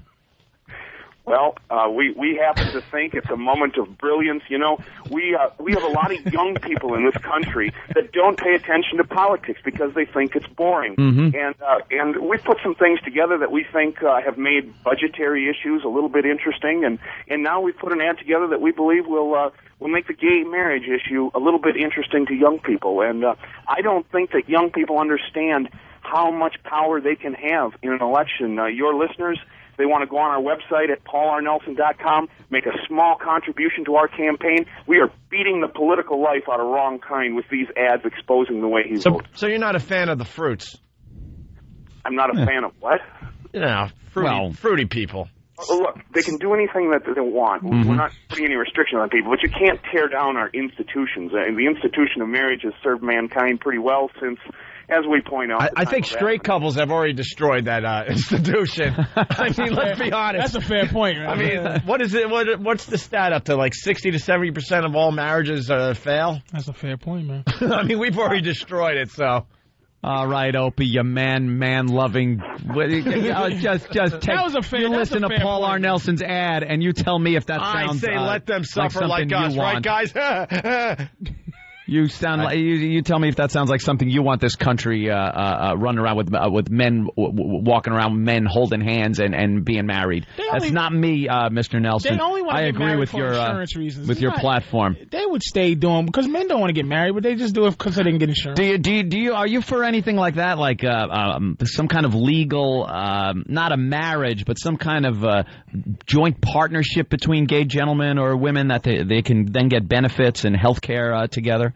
Well, listen, fellas, anyone can go to an attorney. You can own property together. You can put together joint agreements where you can visit each other in the hospital. Certainly, people can live however they choose to live in a legal contract, legal agreement. Right? That's fine, some kind of contract, but not in the eyes of God.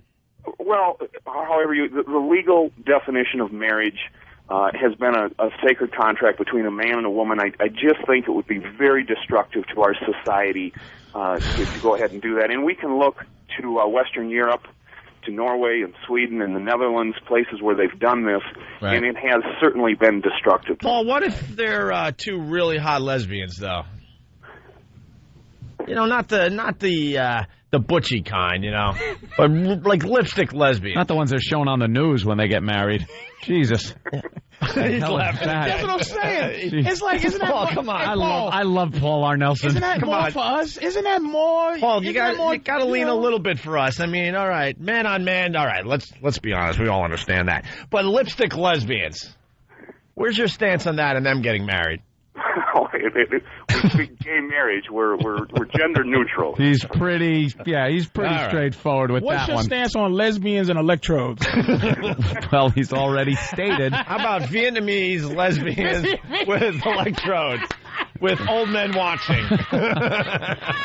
That's something Wrong Kind wants money going. That's wrong kind. To Wrong Kind. Did you guys just sit in that room when you figured out that you could put a couple of letters at the beginning and end of his name and make it wrong? Did you guys just go, "Oh my God, this is great"? And as we were sitting at the table discussing this, we realized we had destroyed the man's political future right there and then because.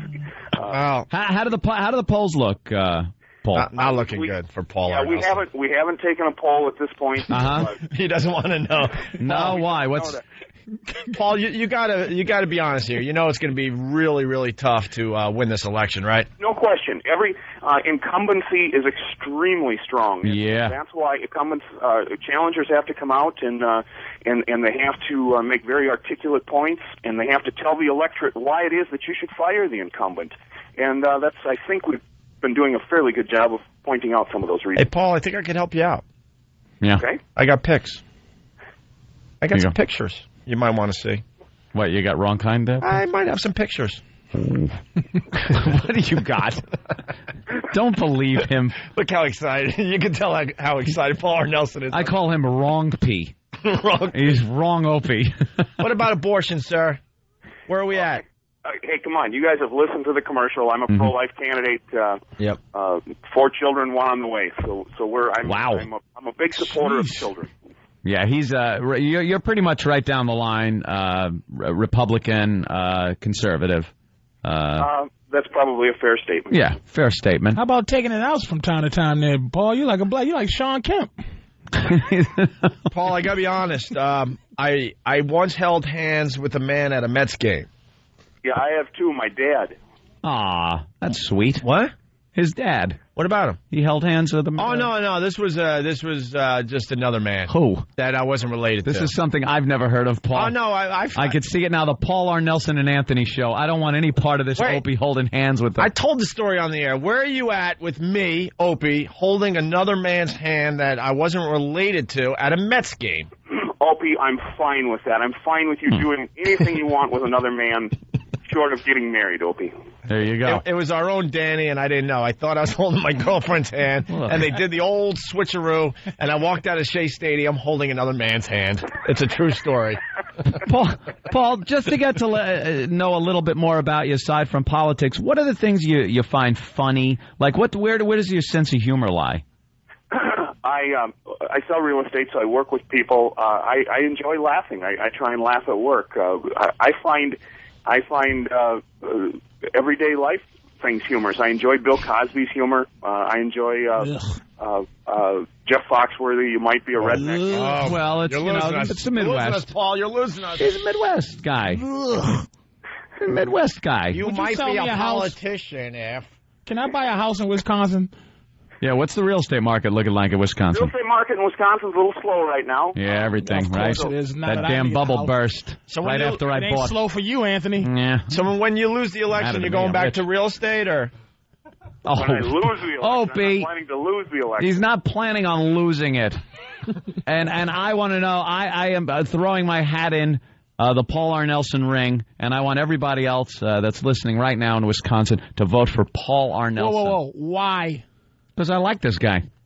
That's it? That's all it takes? I like his gusto. He's got gusto. We might not agree, Paul, on all of the issues, because it's very hard for everybody to agree on every issue that a politician has. But I kind of like this guy. He's got spunk. The fact that he doesn't like Italians doesn't mean anything to you. I don't know about Italian. We don't discuss things like that. And I don't think Paul R. Nelson has. He doesn't. He judges people as people, not as colors or immigrants. You got.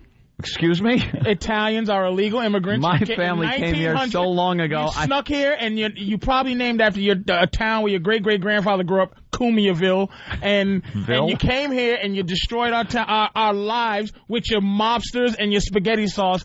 I want you out. I want to know how you'd live in buildings with bricks stacked up with no cement holding them together, my friend, if it wasn't for my relatives. So you quiet down, Patrice. Paul, I'm still on the fence. I'm not sure if I want to vote for you. I don't know. I got another. I'm being honest. I got another scenario for you. All right, let me tip you over here. All right. Here's what the main qualification of a candidate should be to the American people. All right. That is that the American people know unequivocally where the candidates stand on the issues. You may not agree with Paul R. Nelson, but you will always know where Paul R. Nelson stands on the issues. That should be the primary qualification for any candidate running for public office. And I submit to you that most candidates do their hardest job of trying to obfuscate the issues and confuse the American people as to where they stand. All right, I got one more scenario, and how you answer this question will decide if I vote for you, okay? Oh, boy. Let's just say there's a guy from Long Island who went to college in Geneseo at a state school, and he was very lonely. He was 400 miles away from home, and he wanted to join a fraternity to get some friends and a social life. Mm-hmm. And let's just say this fraternity made him drop his drawers and pick up marshmallows. And then maybe waddle across the floor and drop the marshmallows on something that represented maybe another fraternity that they hated. And he wasn't using his hands at the time. And he wasn't using his hands. Right. Well, Where do you stand on that? As long as he's not marrying the marshmallows, I'm okay with that. Okay, see? I vote for Paul R. Paul R. Nelson. And, Paul, if we may, this is a very good question that Patrice brought up. What does the R stand for? Raymond.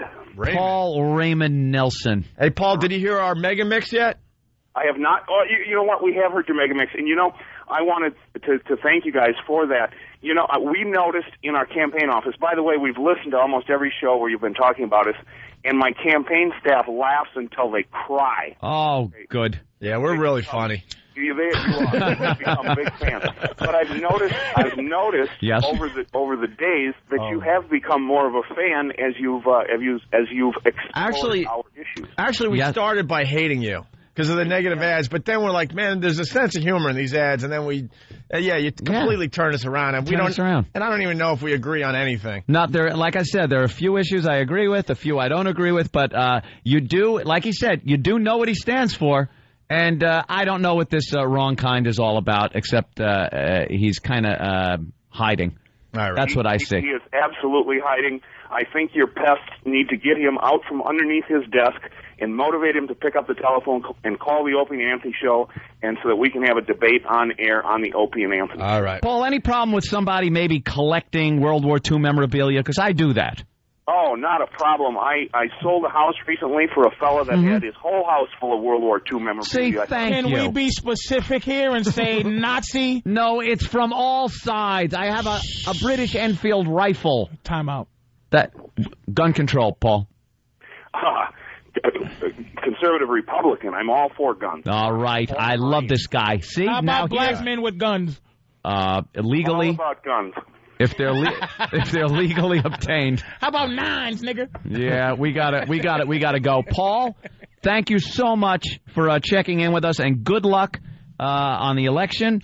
And pests, help out Paul R. Nelson. Paul R. Thank you, gentlemen. Thank you. All right. There he goes. Peace out. Paul R. Nelson, everybody. This is Paul R. Nelson, and you're listening to the Opie and Anthony Show. All right. That's Paul R. Nelson. I can't believe you talked to him. He's like a celebrity to I us. love Paul R. Nelson. He's just a dumb real estate guy from He's Wisconsin. a real estate guy. But he's a celebrity now. He's a celebrity. All right, we got to break because we got Borat coming in. It's the One virus spreading across America. Opie, Anthony, Jim Norton, and the comedians of the Opie and Anthony Show are appearing in a special holiday edition of FHM, on sale now. It's the Opie and Anthony Show. It's Last Pet Standing, recorded live at F.H. Riley's, hosted by Opie's brother Elmo, and featuring some of the least funny Opie and Anthony fans telling some of the most unamusing jokes. It's awful. Kiss that insomnia goodbye. It's an evening of performances by people whose parents think they're really hysterical. And that's it. The Unfunny begins this Saturday, November 4th at 9 p.m. Only on XM 202. It's Last Pet Standing. Opie, Anthony, Jim Norton, and the comedians of the Opie and Anthony Show are appearing in a special holiday edition of FHM, on sale now.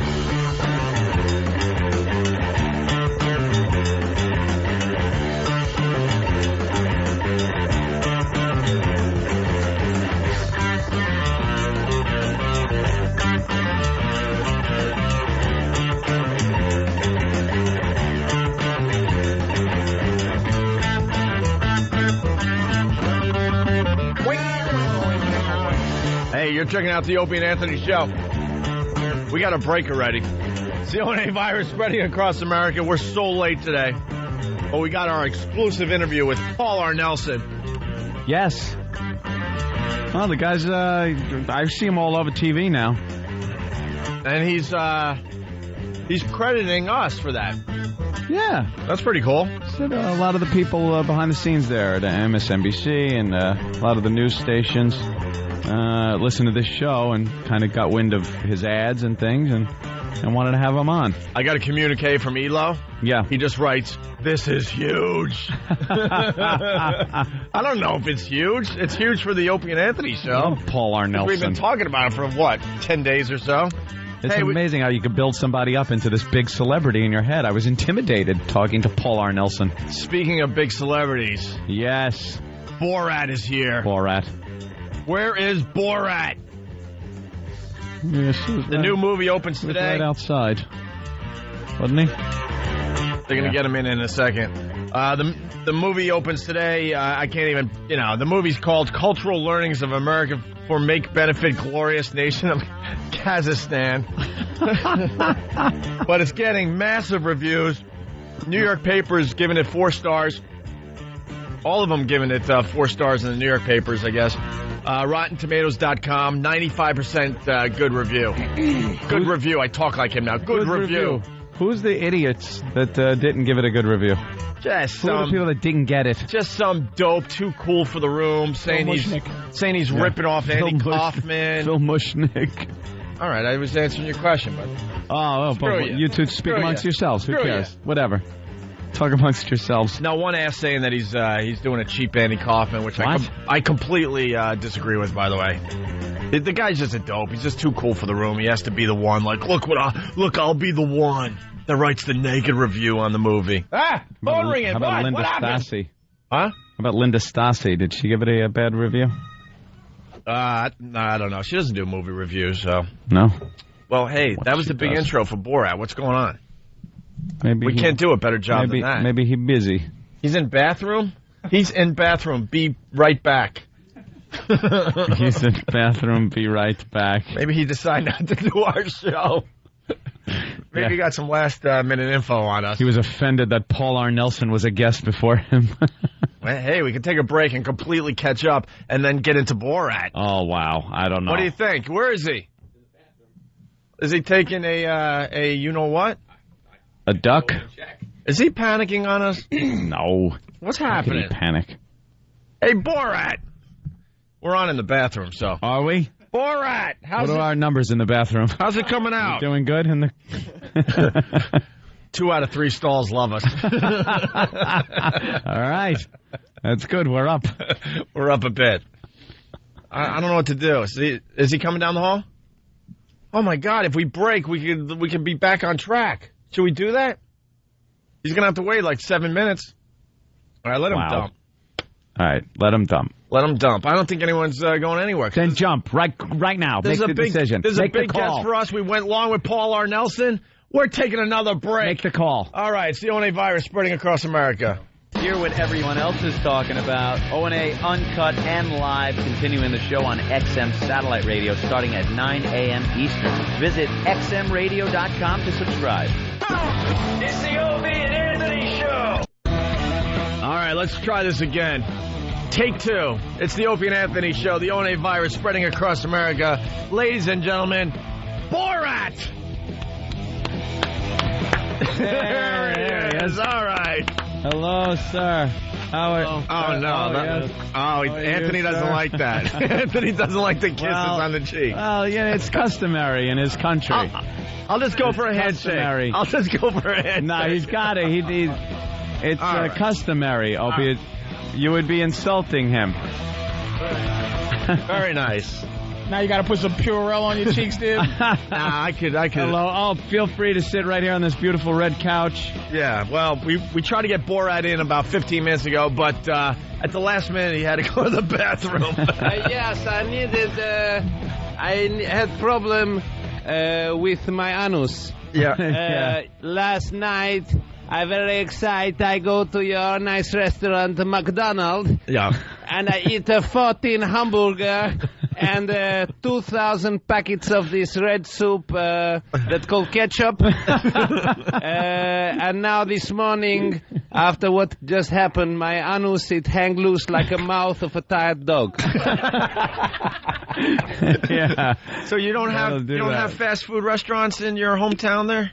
We do not have so much. There are stalls on the road that maybe sell some fermented horse urine or horse's throat that have been boiled, but not so much this wonderful hamburger. I am bringing back 3 so that my premier can eat it on the opening of Parliament dinner. And what do you think of the American toilet? It's nice, right? Whoa. Very nice. I make my toilet in this room, and in the corner there is a bowl on the floor with water in it, which is very convenient to wash your face with after. Yeah. Whatever you can use it for. Yeah, the water in the bowl. That's. Yeah, it's very nice. Very nice. Very nice. Yes. Well, yes. You're very nice people. People are loving it. You America, USA. Yeah, you like? Yeah. You know we're shock jocks. What a minute, shock jock. Have you heard of shock jocks in your country? What a minute, shock jock. Shock jocks. Shock jocks. What a minute, shock jock. Shock jocks. They say outrageous. Shocking things. Outrageous. Crazy things. Yeah. What, you shoot gypsies live? No. We have a show like this in Kazakhstan. Yeah. Yes. What's the entertainment like over there? Gypsy shooting? Very nice. Our number one show is hosted by animal actor Johnny the Monkey, who was the star of Trans-Sibirski Express and hundreds of other pornos. Pornos, huh? Yes. Great. Well, people are loving your movie, your documentary. Oh, yeah. Yeah. People are loving it, except I'm hearing maybe the governments in your country aren't very happy about it. There have been some controversies in my country of Kazakhstan about the amount of anti-Semitism in my movie film.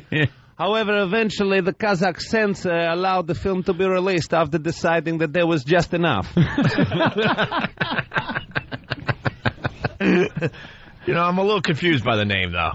Couldn't you come up with something a little shorter there? Borat, Cultural Learnings of America for Make Benefit Glorious Nation of Kazakhstan. Right. This is the abridged title. It doesn't. Oh, it is. It doesn't flow off the tongue, sir. Why not? I think it does. Do you think? Yeah. What do you think we should call it? That's a good question. I wish I had an answer. I would look brilliant at this point. Borat Informative Learnings of America for Make Benefit. Exactly. There you go. Good name too. How do you explain on the beach that bathing suit that you had on? Yes, when I was in the Cannes Film Festival, I wear a bathing suit. Yes, very nice. Very nice. It is the official Olympic swimming suit of Kazakhstan. Oh, it is? Okay, that's where it fit in. You must have a good crumb to wear it. You have a nice crumb? Yeah, I've been told it's been okay. Yeah, it's not we bad. say to be a good interviewer, you must have a good crumb. Good crumb. Yes. Crumb. Yeah, you have a nice one? Yeah, I think it's okay. Can I touch it? Italian. No, that's okay. Why not? Well, I kind of like girls to touch that, not men. Yeah. Yeah. You're a man. No, I touch it. No, you're a man. What the problem? Because you're a man. But I am not the man who makes a bang, bang, bang in anus of other men. No. Anthony. I have made a sexy time with 3 women and 15 prostitutes. Yeah, but it sounds like you want to go to the edge of the forest with Anthony, though. No, I do not like to make... you want to go to the edge of the forest, right? I do not like to fill anus with goose liver, so there's no tearing. No, okay. So there's no tearing. Goose liver. Is that what's used? Why not? Why not? Yeah, because it's very slippery, I guess. No, in my country, now homosexuals treated equally. They no longer have to wear blue hats. Are they allowed to get married? What? Are they allowed to get married? Why would they get married? Well, it's the big fad here in America. They do not want to get married. Last year we had very many of them. We found 15 of them. Yeah. But after we cage them and give them electric therapy, we cure them. I like how you think, sir. Now, what's the problem with the Jews in your country? The Jew. We would like to say that we in Kazakhstan very much support anti-Jew warrior Melvin Gibson in his statement about the Jew. He say that they start all the wars. We also have proof from our government scientists that it was the Jews that were responsible for the end of the dinosaur period. Your scientists have come up with that one. Yes, Dr. Yamak. Dr. Yamak. Just one scientist? Yes, so Dr. Yamak, you have one scientist. He also proved that a woman's brain is the size of a squirrel. Yeah, again, like now, a little peanut. A lot of women are coming out and saying that. Look at this man, he is a big. Do you have? Hey, do you have that color in your country? We have one man like this. He work in a circus. People pay 25,000 tenge to touch his hair. He's called Gogol. You know him? Don't I look like Kazakhstani women? You are not a woman. You are a big man. Yes, sir. I would like to wrestle you with no clothes. And I wish I had the cram that I should have been blessed with. Oh, you don't have a big cram? Oh, I wanted a baby on, but I didn't get blessed with a big cram. Yes, mine is thick like a can of Pepsi. A lot of women have been talking about your film and saying that it doesn't show them in the best light. Like you. Thank you very much. It is not a problem. They are not allowed in the cinema. No, not where I'm from. We have a pen outside the cinema where you put your animals and your wives. Yeah. And you must give in a ticket stub to collect them. If they are not collected within 3 days, then they are resold. That's a great idea. Yeah, I like that. So obviously they don't vote yet over there or anything, right? What? No voting. Let's just laugh. We say to give a woman vote is like to let a monkey fly a plane. Very dangerous. We stopped letting monkeys do that ever since the Astana air crash of 2002. Yes, yeah, we all heard about that. Yeah, that was a sad day. Tragic. Yeah. Yes. Yes, he is a big, very strong, big black man. He wants to wrestle you naked, Patrice. Huh? He wants to wrestle you naked. I don't care. He wrestles people naked. All right, I'll wrestle them naked. How much is a Kazakhstani dollar or whatever you call it compared to American dollar? Our conversion rate is $1 US is about 250,000 Kazakh tenge. Yes. Now, what does one Kazakh tenge buy you? It buys you a woman's. There's a lot of prostitution over there. Yes, my sister, in fact, is the number 4 prostitute in all of Kazakhstan. I read Congratulations. this morning, yeah. Yes. The family must be proud. We are, particularly since last month she received an award from the Minister of Industry for Best Mouth Party. Mouth party. Wait a minute, so one Sounds American great. dollar can get me 250,000 Kazakhstani prostitutes. If you could find that many, I guess. Yes. Wow. He likes the prostitutes. Well, I mean, not the. Jeez, Yeah. I don't like the prostitutes. I'm talking like he does, that's all. You must come stay in my house. You can eat my food, you can sleep in my house, and you can use my sister. She is tight, like a manzanus. And he likes to swing a little bit, you know. He likes to... I like to swing. Yeah. Like Tarzan. Even he knows. I thought he was going to say like a gorilla, but he was like, oops.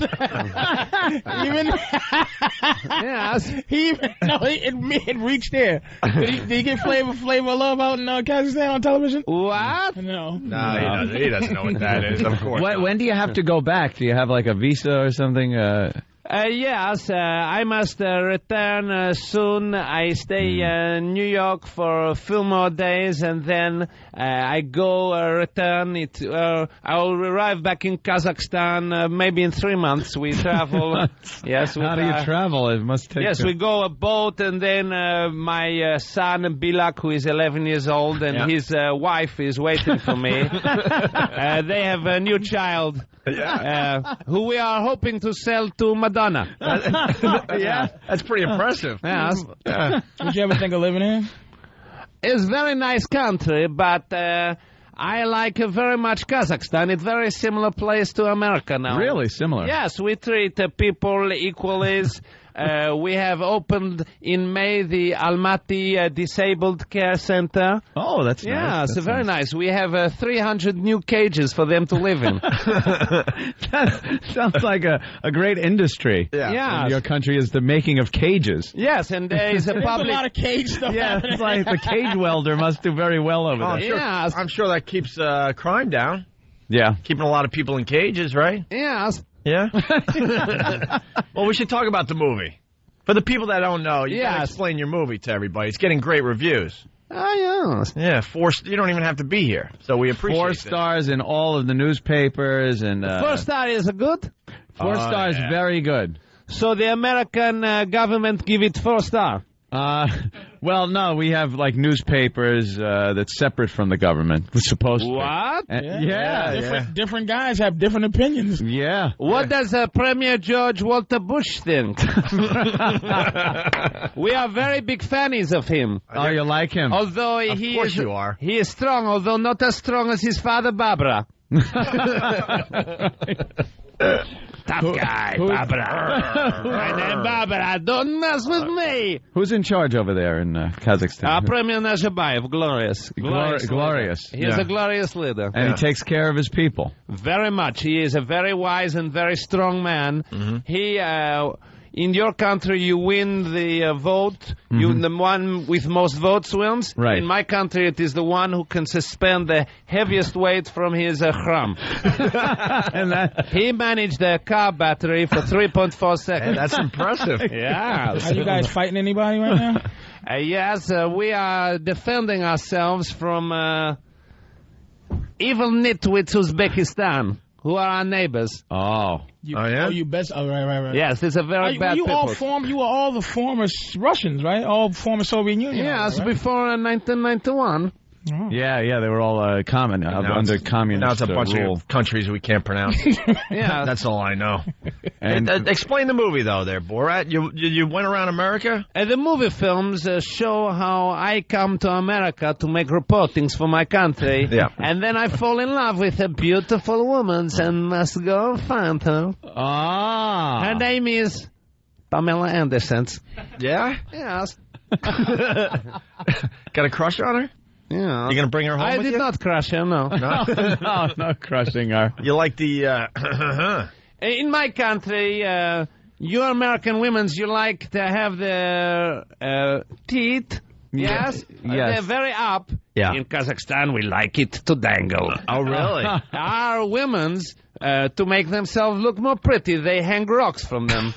In fact, our Miss Kazakhstan, Karilga Shatmova, she have a beautiful pair that make dangle 1.3 meter. Wow. 1.4 if you include the milk valve.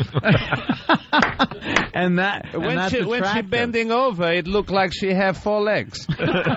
Yeah.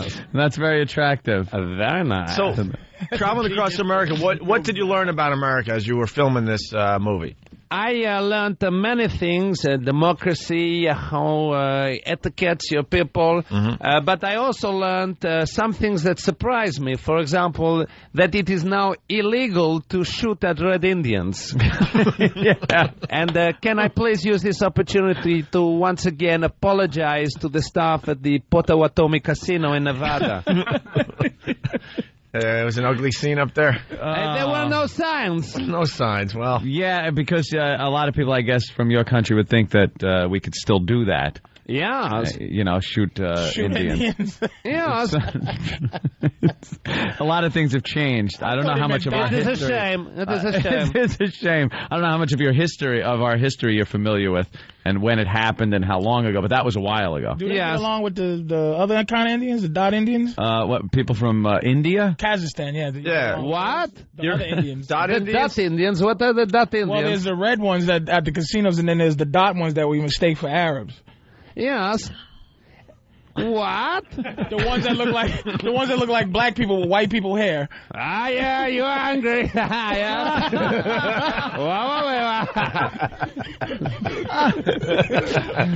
Now you are fat. Whoa! Whoa, Borat! I like. Very nice. Just having fun here. Borat's messing with my self-esteem. I just asked about Dot Indians. Women would go crazy for you in Kazakhstan. They like it very much. A fat. Would they let me get on top in Kazakhstan? Or what's the position? The known position, the best position. Most famous position in Kazakhstan is called the dog style. Ah, right. That's where the man stand up like this. Oh, yeah. And the dog stand like this. You have tried this? No, never tried that one. Now, you say you fall in love with a woman and you try to find her. What is the difference? Like, it seems like in your country you don't treat women that well, and like you said before. What? Well, you treat them differently than here. How do American women react to the way you treat them? I do not know. I mean, I have not had time to buy any here yet. Okay. But I do not ask them. No. Yes. No, you just kind of fell in love. Some of them, when I am walking in the streets and I ask them how much, they get angry. Yeah, that'll happen. Yeah. By the way, they're not all prostitutes. A lot of people on a lot of people on the instant feedback want us to tell Borat that he's not our slave. He's an equal here. Oh, nice. I don't remember Borat saying anything about having slaves in Kazakhstan. Well, and if there was slaves, they're not black American dudes. We're trying to educate him. I have a slave. What are the lower class citizens in Kazakhstan? I have a slave. His name is Bishkek. He is Uzbekistani. But he liked to be chained. Oh, he does? Okay. Yes. Then it's okay. Gypsies once broke into my house and they touched Bishkek in a bad way. He became depressed. Yeah. Well, Borat has to go do some TV. Are you enjoying the TV? What? Are you enjoying doing American TV? Very much. I went on this show Letterman's. Yeah. Yes. And I on stage with this pop star Beck. Beck, yeah. Very pretty girl. By the way, you shaved the mustache. You look like that guy from Talladega Nights. What? Yeah, the gay guy, the gay Formula One driver. Are you related to him? I am not a gay. You just go to the edge of the forest every once in a while. I do not go to the edge of the forest. I have never made a romance inside another man. You know, that mustache... Maybe once on the Feast of Shurik, but this is obligation. That mustache in America kind of, means something a little different. In my country, if you do not have a mustache, it means you are a lully. It does. Yes. All right. Well, this is going to be really awkward because he's got to go to do TV. Do you take photographs? Yes. Can we get a quick photograph? I like to take photographs of ladies making toilet. Hey, we're going to get along.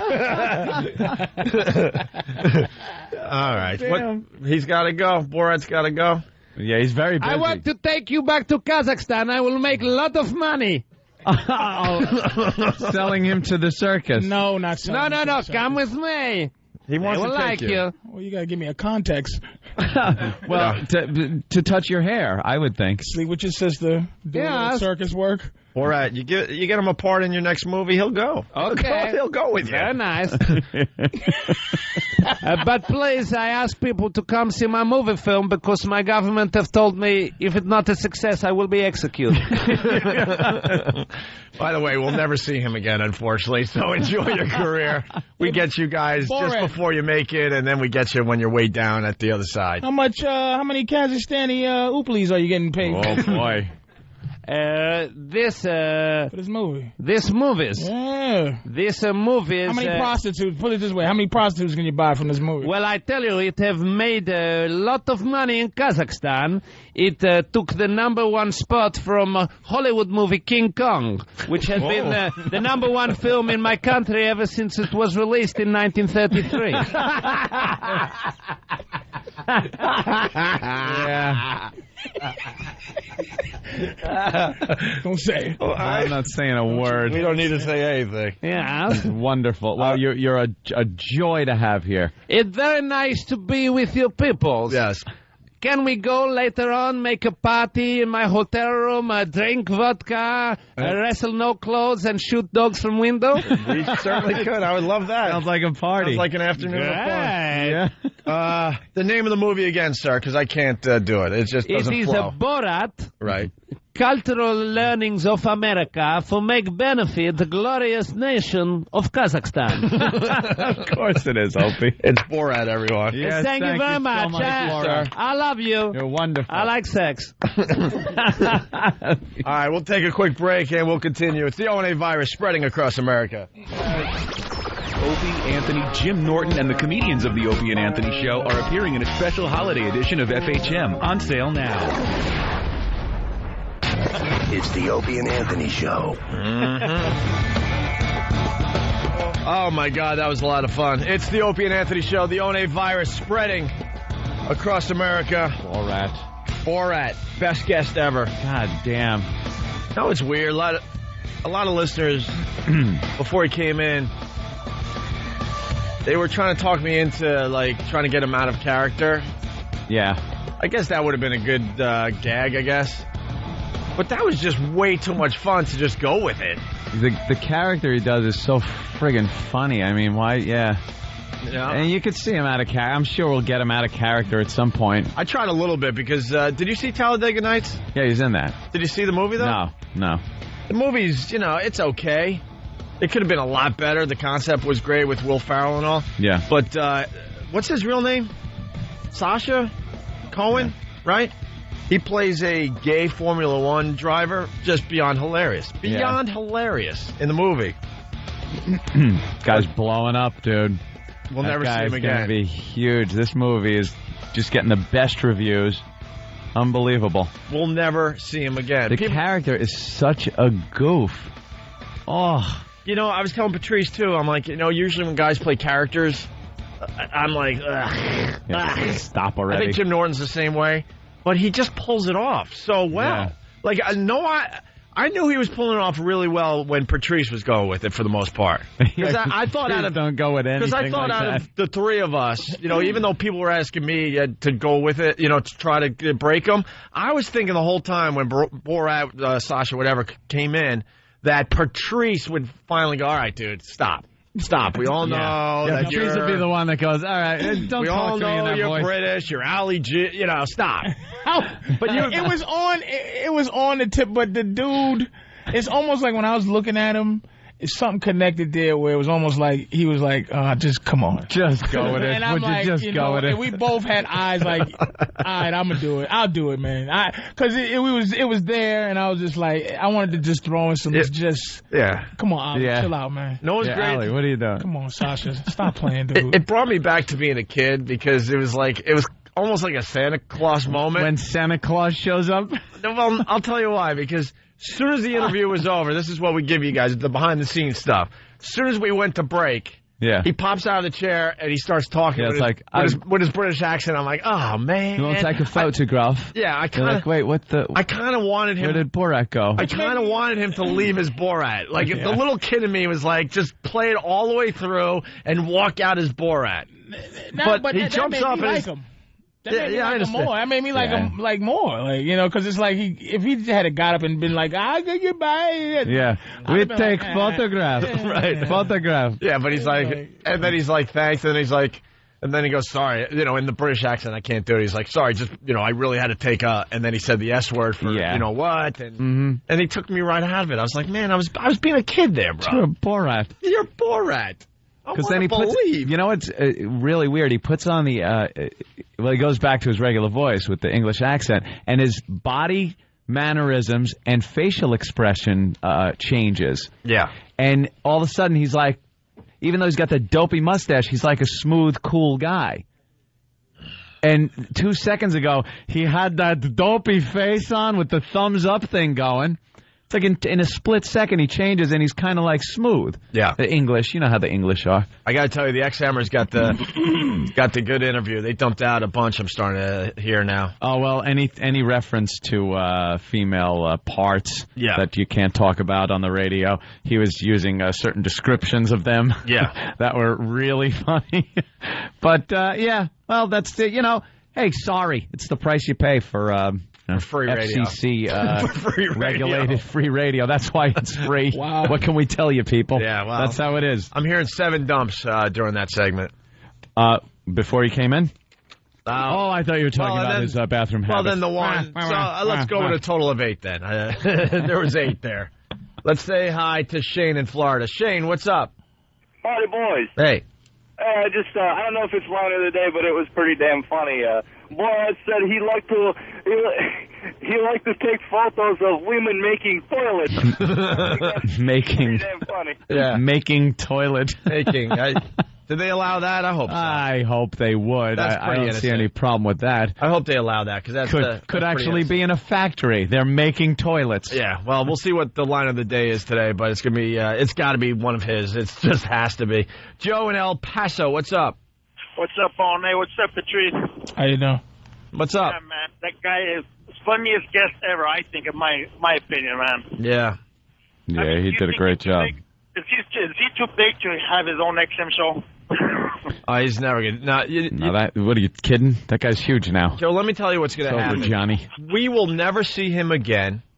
The movie is going to be beyond huge. They're saying it's one of the funniest comedies in forever, basically. Like, they're pretty much saying it's the funniest comedy ever. Yeah, I've never seen a movie get so many 4-star reviews. And they're already talking about paying him, $50 million or something like that for his next movie. Yeah. The gay character he does on Ali G. Is he going to just run off to Africa for 3-4 months and then come back and not sign any contract? Oh, why? Why did you have to do that? Because Dave Chappelle is a nut. Why do you have to do Because that? Dave Chappelle's crazy. Relax. You don't have to stick up for Dave Chappelle. No, I'm not.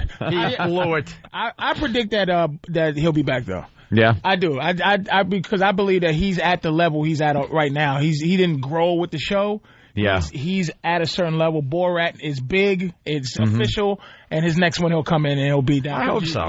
There wasn't a dead spot in that 20 minutes. How long do you give it before he is so sick of doing that character?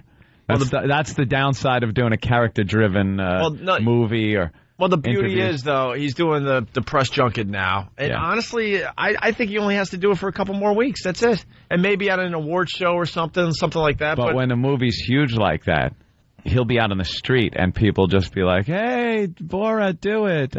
He's smart, though. Do the Borat.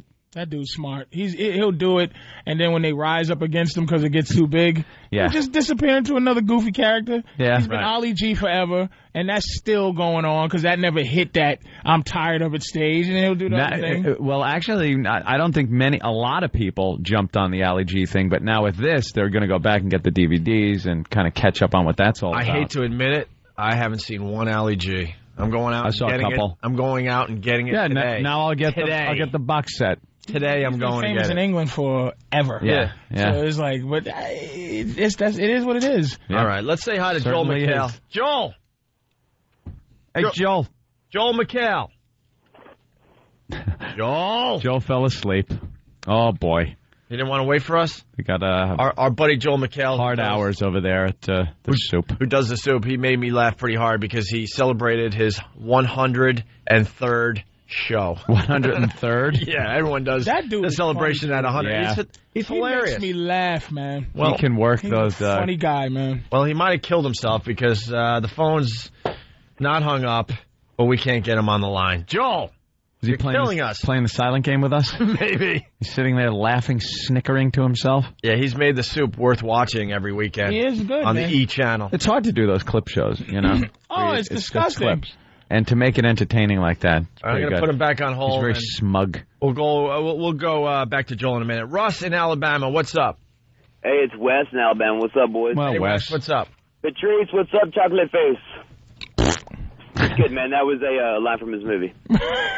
Oh, that was a line from his movie? That's funny. I don't care, dude. You don't have to have a disclaimer. Dude, it's a line from the movie. It wasn't me. I swear to God. I didn't say that. Don't beat me up if you ever see me. Whatever, do your thing. I'm just kidding with you, Patrice, man. I saw you in Birmingham here a couple of months ago, man, and you're hilarious. But we saw the pre-screening of that guy's movie, and he comes to Birmingham, Alabama, and he gets etiquette training here. Yeah. Holy crap, it's hilarious. He gets chased out of the place, so you guys just got to go out and see it. You seen the movie?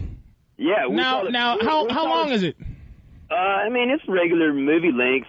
We saw the pre-screening. Let me tell you, like an hour and a half. You know it. Wait a minute. What keeps that character from being boring for an hour and a half? Like, what is in it to keep? Oh, my God. It's the interaction between people that have no idea that it's not a character. So it's like serious. I mean, yeah. Okay. Did I say that right? Not a character.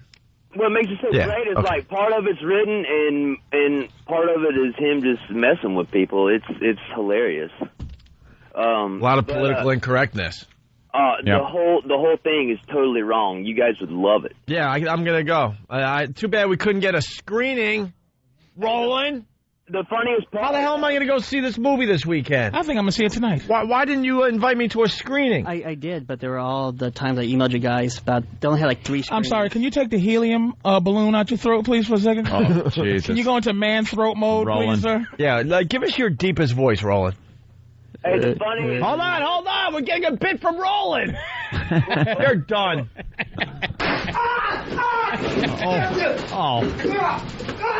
Roland, your new nickname is Tender Voice. You didn't have to be tased, Opie. Well, it's my new bit, though. I got to try it out. I understand. I got to work out the bugs. Yeah. Hey, Roland, what's your deepest voice there? Hey, how are you? I don't know. Oh, my God. I don't know. Can somebody get the lotion out of the basket? Did Borat's people like the interview? They loved the interview. They did, huh? Yeah. Yeah, it seemed to go real well. Yeah, he really enjoyed himself. He did? Mm-hmm. Why, you walked out with him? Yep. And what did he say? He said, thank you very much. I had a great time. Does he remember our names? Opie and Anthony. Yeah. I'm thinking next movie, Patrice. Maybe. You never know. Hey, did you see him out on the street? Yeah. Did you see him go out? Were there people waiting for him? On the other side. He went on the right side. People were waiting on the left side. Do people look at him and go, oh, my God, that's that guy? Is he, like, highly recognizable now? Yeah, people walk in the building. There's, like, the double take. By the time they realized it was him, he was already... He is. Yeah. The Borat character is a lot of him massive on YouTube. It's just massive. Yeah, a lot of costumes Halloween on Borats. Halloween. Halloween Borats. Our own Danny was a Halloween Borat. Yeah, oh, Jesus. A little too much. He wore the bathing suit. He got Borat to sign that bathing suit that he wore at the Halloween party. All right, I think Joel called back. Joel. Yeah. We're giving you the nice plug, and you're not even there. Well, they were. I could hear you guys talking, and Roland kept saying, "I'm going to call him right now. I'm going to call him right now. I'm going to call him right now." And so I felt like I was in one of those dreams where I had died. Yeah. I was going, "No, I'm right here." And I'm here, please. yes, and then tears, and and then I was okay. Hey, Joel. Yeah. I think we have a pretty nice relationship going. I think so too. You've done our show, what? Almost 10 times now, maybe? Yeah. We could call it 10. I saw the celebration you had for the 103rd episode of The Soup on the E! channel. Is that something? With our new pal, Joel McHale. Is that something people do? What? Celebrate the 103rd show? That's why that's why once he's a good. week. Like once that takes 10 years, but on E! is like on 5 days. Yeah, was it the 103rd airing? Yeah. Of the same episode. You air 8 times. It takes about 6 weeks to get to 103 episodes. Joel? Yeah. Got a little problem. Uh-oh. Saw a lot of people congratulating you on the 103rd show. Right.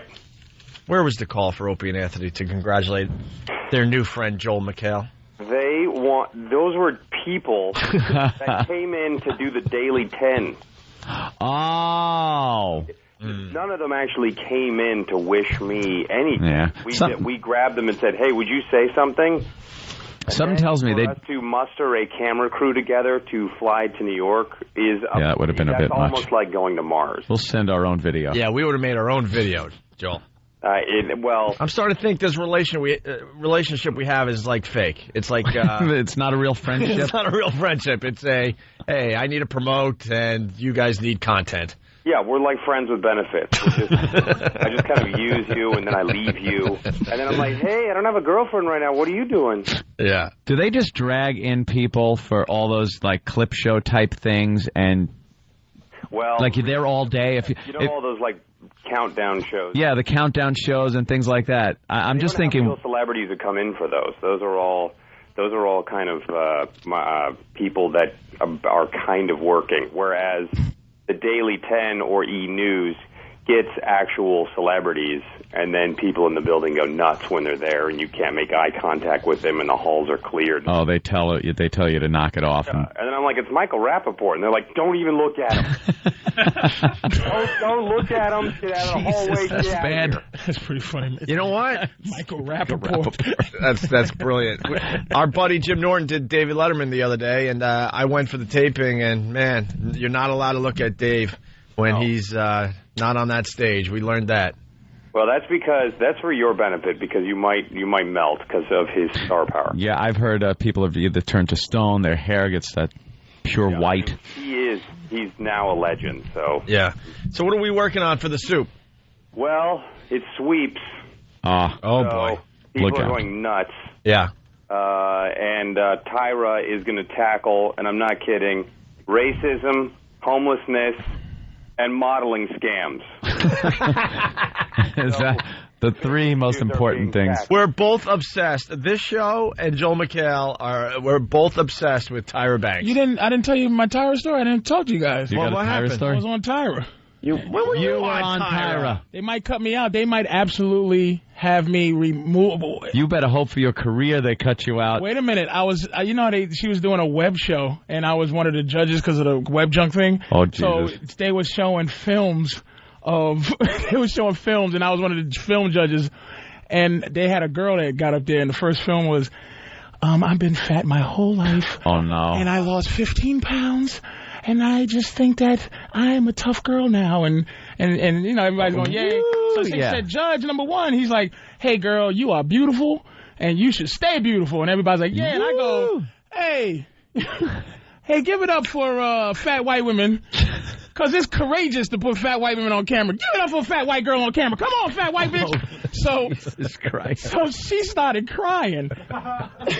Of course she did. So Tyra gave her the, don't listen to him, girl.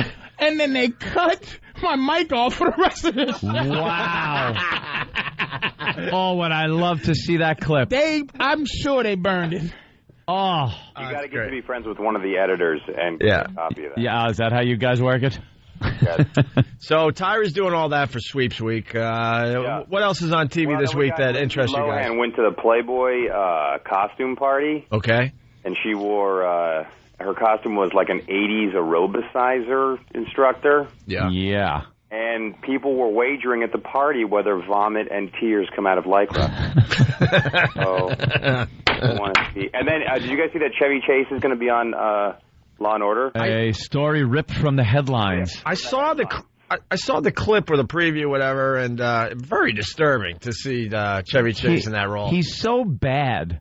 Yeah. At acting. He's such a horrid actor that he's trying to do the Mel Gibson thing, is what they were working on here. He's got the drunk thing down. Yeah, he's got that down. But then you combine that with the anti-Semitism, and then it's kind of like starting up a 74 Nova again. I think it kind of just looked like a reality show to me. That seems like Chevy just walking around his house, just blurting out anti-Semitic lines and being drunk. I guess this is a comeback of sorts. Well, I got to tell you, we've been fortunate enough to meet a lot of people because of what we do, and I got to tell you, the most pompous ass ever. Yeah. We were on the John. Which show were Donnie Deutsch. Which awful show are Yeah, we doing? yeah. We get to do all the awful talk shows. Although we finally got to do Letterman, which was cool. Yeah. But before that, it was John McEnroe. It was Donnie Deutsch. Working the way up the ladder. Our Donnie Deutsch interview never aired. And we were on the same show as Chevy Chase when he was wearing a pink sweater, and we were in makeup together, and the guy just wouldn't even acknowledge there were anyone Doesn't else acknowledge anyone else is in the room. in the room. He couldn't get... You remember and you hear that from even like you'll hear that from 6-year-olds. Yeah, they hate him. It was a fun ballroom and good candy, but that Chevy Chase, he's really full of himself. He couldn't get any friends for his roast. I heard about the Comedy Central roast. Not one person who meant anything to him really, historically for us, like Bill Murray or whoever, Jane Curtin. Somebody, the people that have worked with him in something. Nothing. Beverly D'Angelo, no one. Couldn't get her. They had Greg Giraldo roasting him. I'm like, why do they have people that don't know you roasting you? And it's because nobody. Oh my God, no one likes him. He's got their reputation. Was roasting. Lorne Michaels would have shown up. Yeah, nothing. No one. So what else there, Joel? Well, Courtney Love.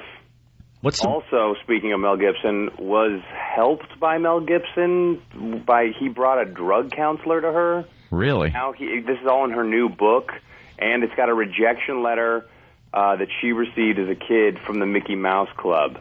And the song goes like, MIC, see you in rehab. And that didn't work at all.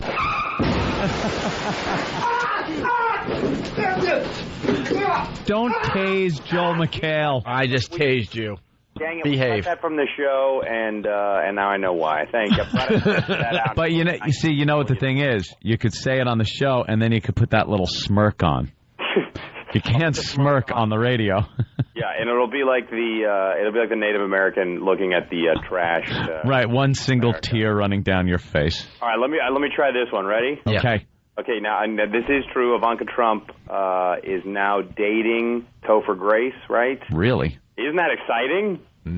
It's sad that I know Who's that. Topher Grace? Yeah, thank you. They were in Las Vegas, and apparently they were canoodling, and they were very close. Oh.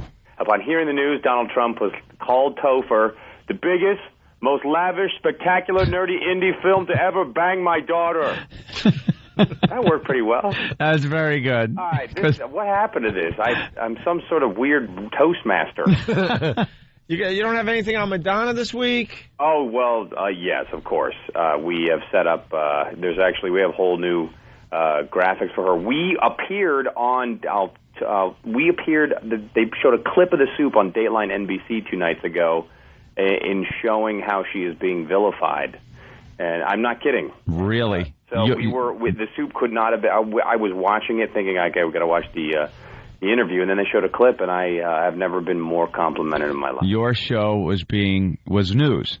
Yeah, they cut to me saying how her check had cleared and they had her baby shipped to her. All right, Joel. Yeah. We're looking for the cheap Opie and Anthony plug.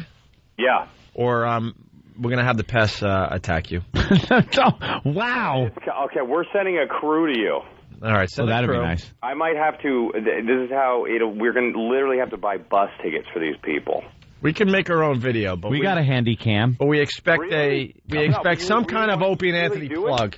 Yeah, of course we would. We're looking for publicity. What, now you know that more like 15 times more people listen to your show in 1 hour than watch 8 episodes of our show. I know, but we even know that the goal is to be on TV. There's something about TV. You get a little more respect than doing this crap every day. Yeah, but everyone, hey man, that would be great.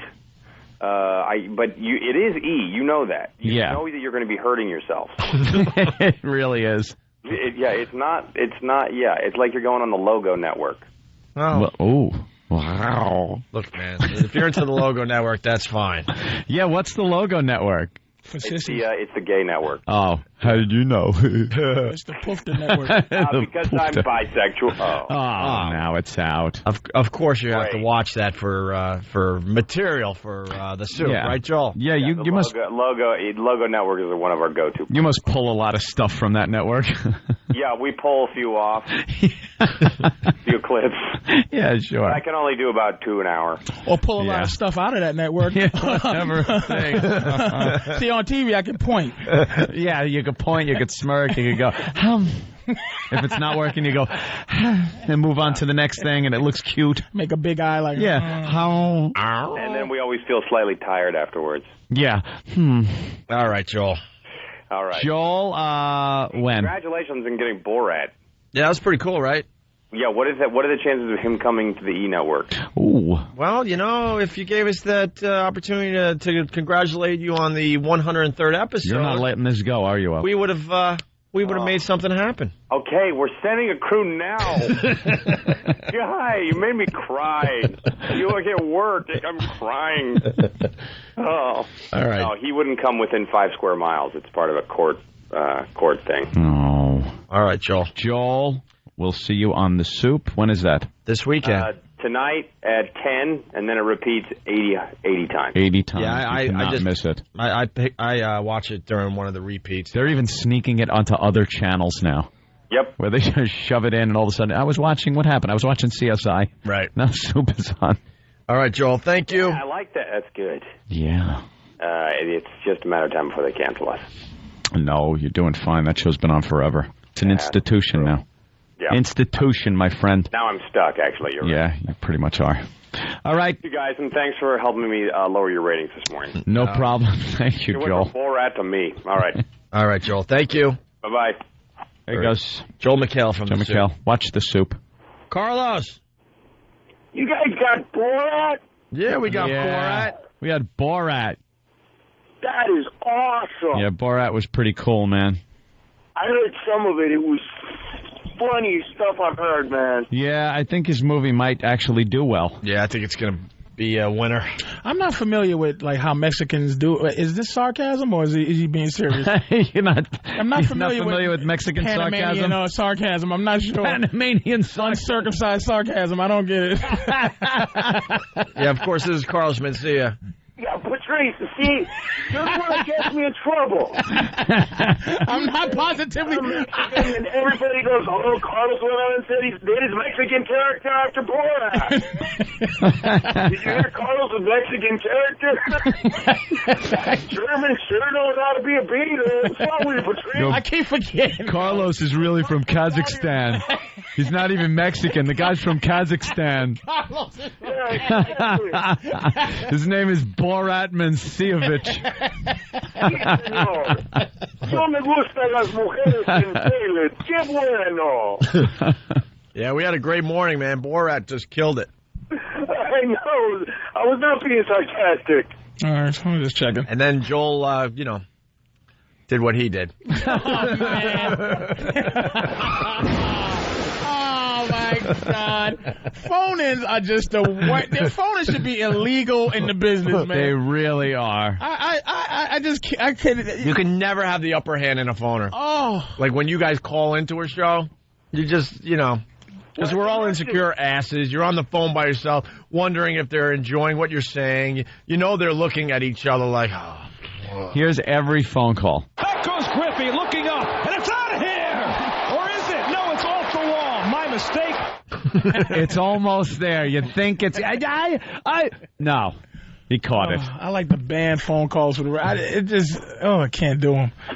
Yeah. Even that wasn't bad in terms of bad phone calls. We've had some that were just the worst. I've been bad phone calls. I've been horrible waking up. Yeah, but see, even that though, you go, this sucks. I'm getting out of here. You'll just hang up on us. Yeah. You'll see something's not working. It's like, I'm out of here. Goodbye. Like the people that are on the phone though, and they don't know the show. They've never been on the show.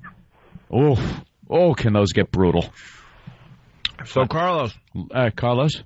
Oh, I'm sorry, we're talking again? Not too much pressure on you. Yeah, we're talking. We're actually got to wrap up here, but... No, go ahead, guys. This show is kicking so much ass. I just wanted everybody to know that I'm going to be at the Beacon this weekend, and we just released, the shows are sold out, we released like 200 tickets. Oh, nice. I don't want to be the guy that ruined the show, but I just want you to know, next time I call in, I'm going to do my impression of a Panamanian. Yeah. Incredible. Panamanian sarcasm. That's what we want to hear. So is the Philly show sold out? Yeah, the Philly show is sold out. We were. That's tonight, Tower Theater. Out in Boston, so. All right, so you get tickets tomorrow night here in New York at the Beacon Theater. Yeah. All right, right on, man. All right, Carlos, thank you so much. No, I love you guys. This show's kicking ass, man. And I was not being sarcastic, you fat black dude. I just didn't know. It's hard to tell sometimes. Yeah, Carlos is like a nice guy now. I forgot. Carlos was angry before the mind of Mencia. In my mind, home. Yeah, what do you got? Like, what are you on the 10th season of that? It's been on forever. 10 seasons? It's been on when it was the Ha Network. It won't go off. The Daily Show, Colbert, and he's batting cleanup just like every other Puerto Rican. He's running out of minorities to make fun of, so now he's making fun of space aliens. He's the Albert Pujols of Comedy Central. Yeah. Carlos like, what about these Eskimos? Hey, what's with these rubbing noses, man? Ever see these people in Bangladesh? What is with these? Like, what happened? What is with the Mongolians? What are they, Chinese? Fijian? We're gonna man on the street in Mongolia. You're running out of races. God damn. I know what you're thinking. I don't know what I think. All right. Colbert. Yeah, next Colbert report. Next Colbert. All right, Carlos. Love you guys. Love the show, man. All right, thank you. Thank you, man. Carlos, take it easy, Carlos. See ya. The Beacon, they just released more seats. And that's how we end today. Patrice, thank you so much. You're welcome, Puddin'. You got to do another hour and a half with us. 2 hours. I'm not going. All right, cool. Wait, you got a plug? Where you going to be? Bananas, Hasbrook Heights, when? Tonight and tomorrow, my pal Joseph T. Curry is doing his comedy. Very cool. And the headline in the middle. Okay. Joey Cola. Hey. He'll be over there at XM. Patrice, we plugging anything over here? Yes, November something or another. I'm at... another awful plug from Patrice O'Neill. November 17th. How about you write this crap down? 19th, I'm at Helium in Philly. I'm in Philly. Just go... Write it on your hand or something before you come in. Helium.com at Helium Comedy. Oh, you can't tase Patrice. Look, see, he doesn't go down. He doesn't go down. You know how we are. See, he's still talking. They're resistant. We're like running up. No, but look, see, he's still up. He's still up. What the hell is it going to take? November 17th to 18th at Helium in Philly. You think? Something like that. You know what? We try to make the listeners not work so hard. Oh, okay, November 17th, 18th at Helium Comedy Club. You're positive? There you go. I'm damn sure. Damn sure. All right, because your stand-up is beyond amazing. I want people to go see you at the Helium. I don't think... In Philly. And you're not trying to kiss my unas. You know what? I'm going to see you in Philly. That's what I'm going to do. Oh, I said that last time, didn't I? I did. Oh, let me tase myself. Oh, Opie goes down. Look at that. Oh, that had to hurt. All right. I did say I was going to see you at Stand Up New York, which is like 5 blocks from my house, and I never made it. Liar, liar, pants on fire. All right, listen, if you're not joining us over at XM Satellite Radio, have yourself a great weekend. Yes, we'll see you over there. I can walk on my hands. I can fart and chew gum. I play the oboe. I can ride a unicycle. I wear a bra and lace panties. So your talent is being queer, Travis? It's the Opie and Anthony Walkover Talent Show. If you have a unique skill, talent, music group, or physical affliction, we want to exploit it. You can email Steve at FoundryMusic.com with your ideas, or you can just show up during the walk to XM and start shucking and jiving. Shucking and jiving? Jesus, Danny. I don't write this. It's the Opie and Anthony Show. The Opie and Anthony XM walkover begins now. There we go. Yeah. Holy shit, it's cold. I can tell you right now. I broke out the winter coat today. Yeah, you got the. Is that the new one you were talking about? No, I got it. Oh, I got one that's going to make yours look silly. That's impossible. This is the silliest coat ever. Big hood and everything. It's nice and warm though. No, actually, all that counts. Actually, now that I look at yours. Mine's ridiculous. Yeah, no one's going to top that. People laugh at mine, yet I'm warm. I'm a little worried about Andrew. I'm starting to think he didn't appreciate the cake stomping. We haven't seen I just would like to see him one time just so we can, feel better about ourselves. Yeah. I don't want to think like he died in the cold thinking, they smashed my cake. Yeah, well. Treat yourself. As he just dies in a gutter of the cold. That video moving to the top of the Opie and Anthony YouTube videos, by the way. Top of the charts. It's in the top 5. Is it? Yeah, the top 5. Number 1 is Bill Burr taking on the Philly audience. I earned that cake. That has 130,000 hits. Yeah. Then it's us on Sean Hannity. Really? Then these are the top 5. I'm trying to remember now. Then it's keep looking. Then it's our TV commercial that Phil Mushnick doesn't like. Phil Mushdick. And then it's what's her name? That actress? Oh, her. Who? What happened to the nigga Nazi challenge, you motherfucker? Yeah, that's a biggie. That's moving up the charts, but it's not in the top 5 yet. Fuck that. That was a big one. Who's the actress, Ant? She was laughing her ass off and fell off her chair. Oh, Mila Jovovich. Yeah, she's one of our top Opie and Anthony videos on YouTube. And then finally the cake stomping is number 5. How the fuck does that beat the nigga Nazi challenge? How are you, sir? Hello. What does the hat stand for? No sweat. Take it easy. Take it easy. I like that. Take it easy. Live longer. Where are you off to? I'm off to. He's off to the meeting of the Elders of Zion. Yeah. That's where I'm going, right there. Elders of There we go. Zion. He's off to make the rules on the end of the earth, goddamn Jew. Old motherfucker. I'm just trying to have a nice conversation with him, Patrice. Man, fuck that old bitch. Look at Patrice. Fuck that nigga. Talking to old Jews. Don't we talk enough? Look at this sissy. Balls hanging out. Oh, look at... Wow. That's right. Good jogging. Panties will do nice. I love the people. And What's up, babe? What you got? I used to be a big time runner, but I never did What that. you got? Had a jog in place at the red lights. Yeah, you have to stop and keep you got? jogging. Some bootleg purses up in that motherfucker? Let's talk to this lady. What you got? What you got? What you do? Got some hats in there that your daughter made? What kind of hats? What do you got? What movies you got in there? What you got? Borat? What you got? I don't Borat. I don't know. What you, Cambodian? Can you? Oh, what do you guys got? What are you selling today? Everything. Anything you can see me selling. I see hats. I see scarves. You got the new Borat movie? Sir, we're free. No, we don't sell no movie. Can I look in your bag?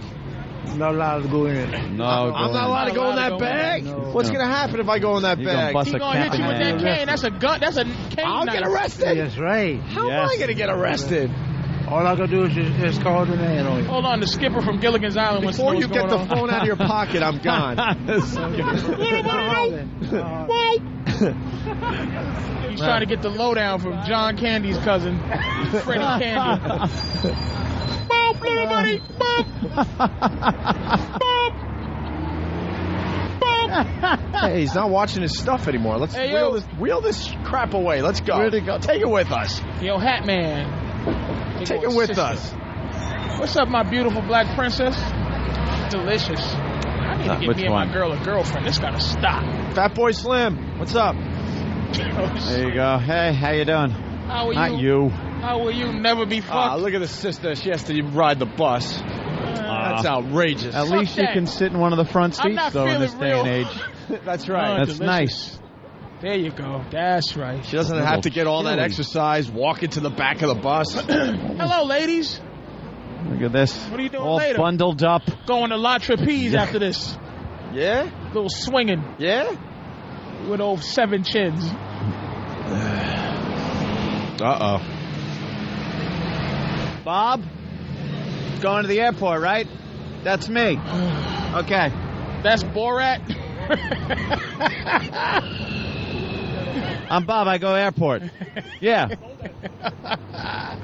I thought that was from Islam letters. That's 777. I thought there's some letters from fucking Iraq. Ant's in the car. Oh God! I hope. What airport? I hope this guy's a serial killer. What airport? Opie and I go. Yeah, that's me. Yeah, I gotta go to. I gotta go to LaGuardia. Ant's in a car. What with was a it? stranger. Newark. Sorry, Newark, right? Was it JFK? Teterboro? Newark. Boy, if I didn't know Big A, I wouldn't want to know. Look at creepy Big A down Gibbs. there. My name is Gibbs. Let's see how that right? plays Is out. is that what it is? Gibbs? Yeah, that's what it is. Gibbs, and it says the airport, right? Yeah. Which one did they have for me? JFK. Yeah. Where I'm going out of American Airlines. Yeah, JFK. Okay. How the fuck did they Let's learn go, how to bro. fly planes? He's taking off with Anthony. He's taking off with How smart Anthony. they are. Yeah. What's that, sir? You think they didn't have help from the government hijacking planes? Look at them. What's that? Oh, it's taken care of, right? Let's see. I think it's all paid for, right? You don't see this on the radio. It's not paid for? He's about as dumb as their All food. right, then stop. You don't see this on the radio, I but can't take the goddamn ride then if I got to pay for it. I thought it was free, my friend. Anthony just got a free ride XM. Guy wanted me to pay for it. Yeah, I just made him drive me. He's not happy. It's nice and warm. He is pissed. But he gave away all the info. He goes, who, Gibbs? I'm like, yeah, Gibbs. Whatever. He's now backing up on 57th Street. Screw him. All right, we're going right in today. Yeah, it's too cold. It was nice and warm in that limo, though. Was it? Yeah. Thank you, guys. Opie and Anthony. XM202. They are the most vile, despicable human beings in the country. Creeps, ankle biter. Obviously, the strength is their ability to turn mistruth into something people would believe. Wow, how long is this guy going to continue to babble and say nothing? All day long. Shut up. All right, here we go.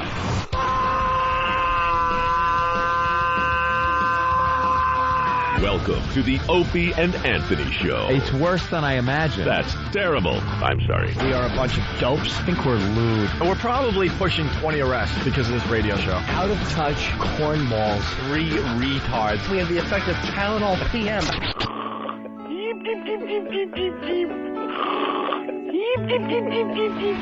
Opie. You know I could have been a model. Anthony. I'm gay. James Norton. I like yogurt. Robert Reed.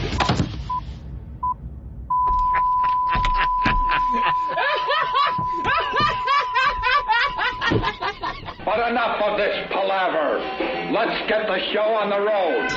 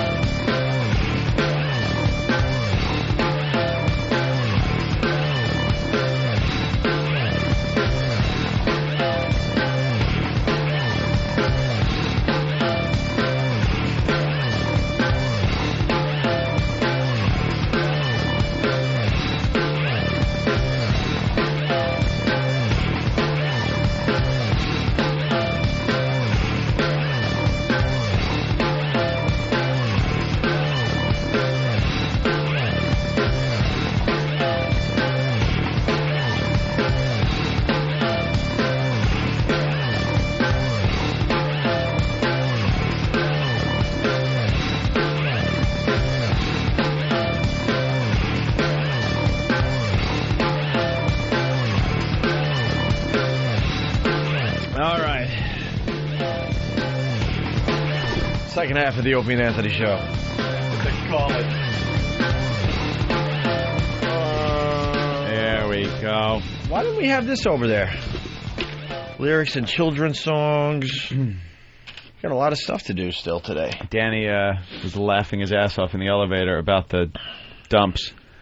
Just reading the dumps. Oh, really? That Borat had. Oh, good. Let's do that. It was so funny. Were there a lot of dumps? Yeah, there were 7 of them. That blows. Anytime it was like, man's anus. Anytime he's talking about the man's anus. Yeah, but they should just let that go. I know. They don't. I would love to get a fine because man's anus was said on the radio. And the goose liver part. Give a copy to the dump report to Anthony. Yeah. Man, God damn it. Bullshit, nigga. That's what What happened? about Keep FM the radio. motherfucking cop asking a nigga for money for my fucking fruit cup. Oh, no, here. Keith. Man, fuck that. We'll pay for it. No, I got to go to the bank. Here. Don't take his fruit cup. Please don't take his money. Yo, don't take his money. Here. The fuck's up with you, copper? Motherfucking police robbed me for my motherfucking drugs. Now you gonna rob me for my fruit cup money, nigga.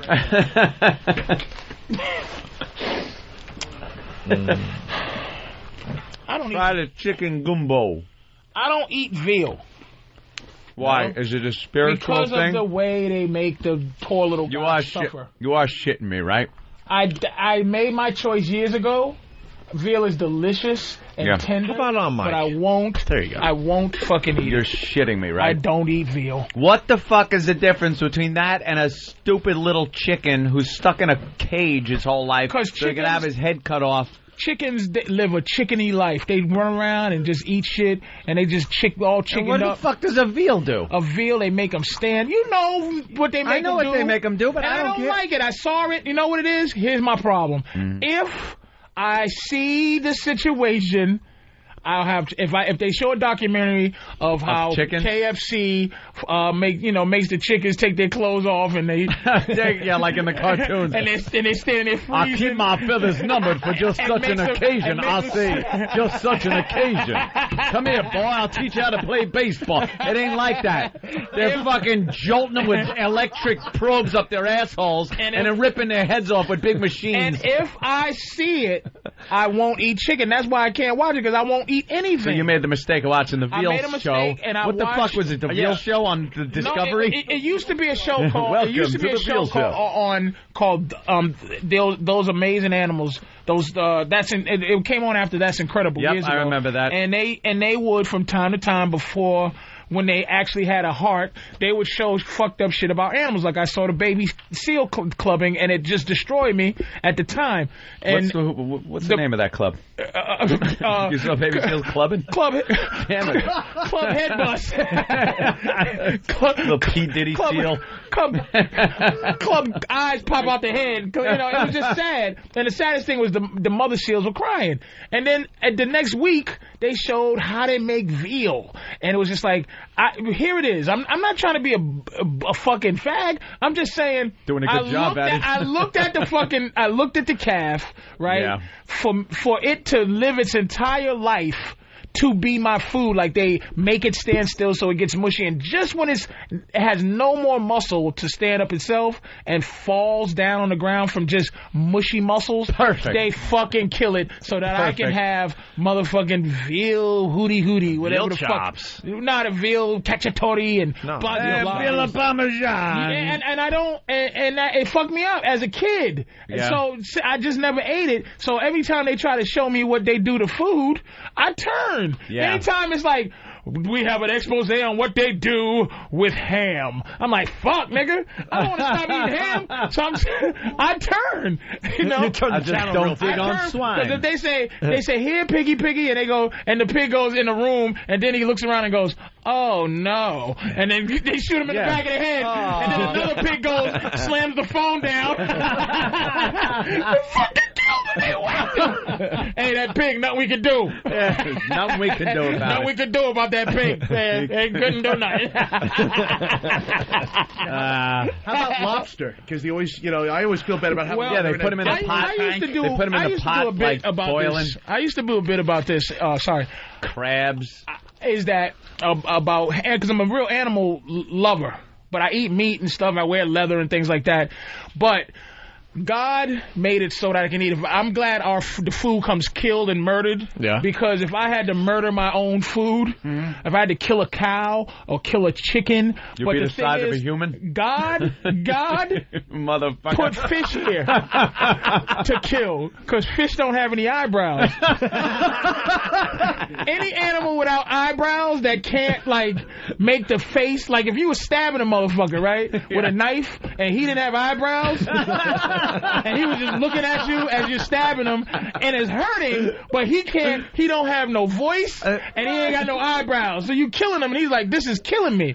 Like, you take a fish out the ocean, immediately it's suffocating to death. Yeah. So it can't breathe. It got a hook in his mouth, and then you just cut it up till it dies. But he doesn't look any different than he did when he was swimming. Alive and dead fish look the same. Yeah. And you just go, okay, I'll kill a fish. Lobster, you take it, it's living, like, hey, and then you put it in, and it turns red. But during that time, you're fucking boiling it to death. And it's fucking sad.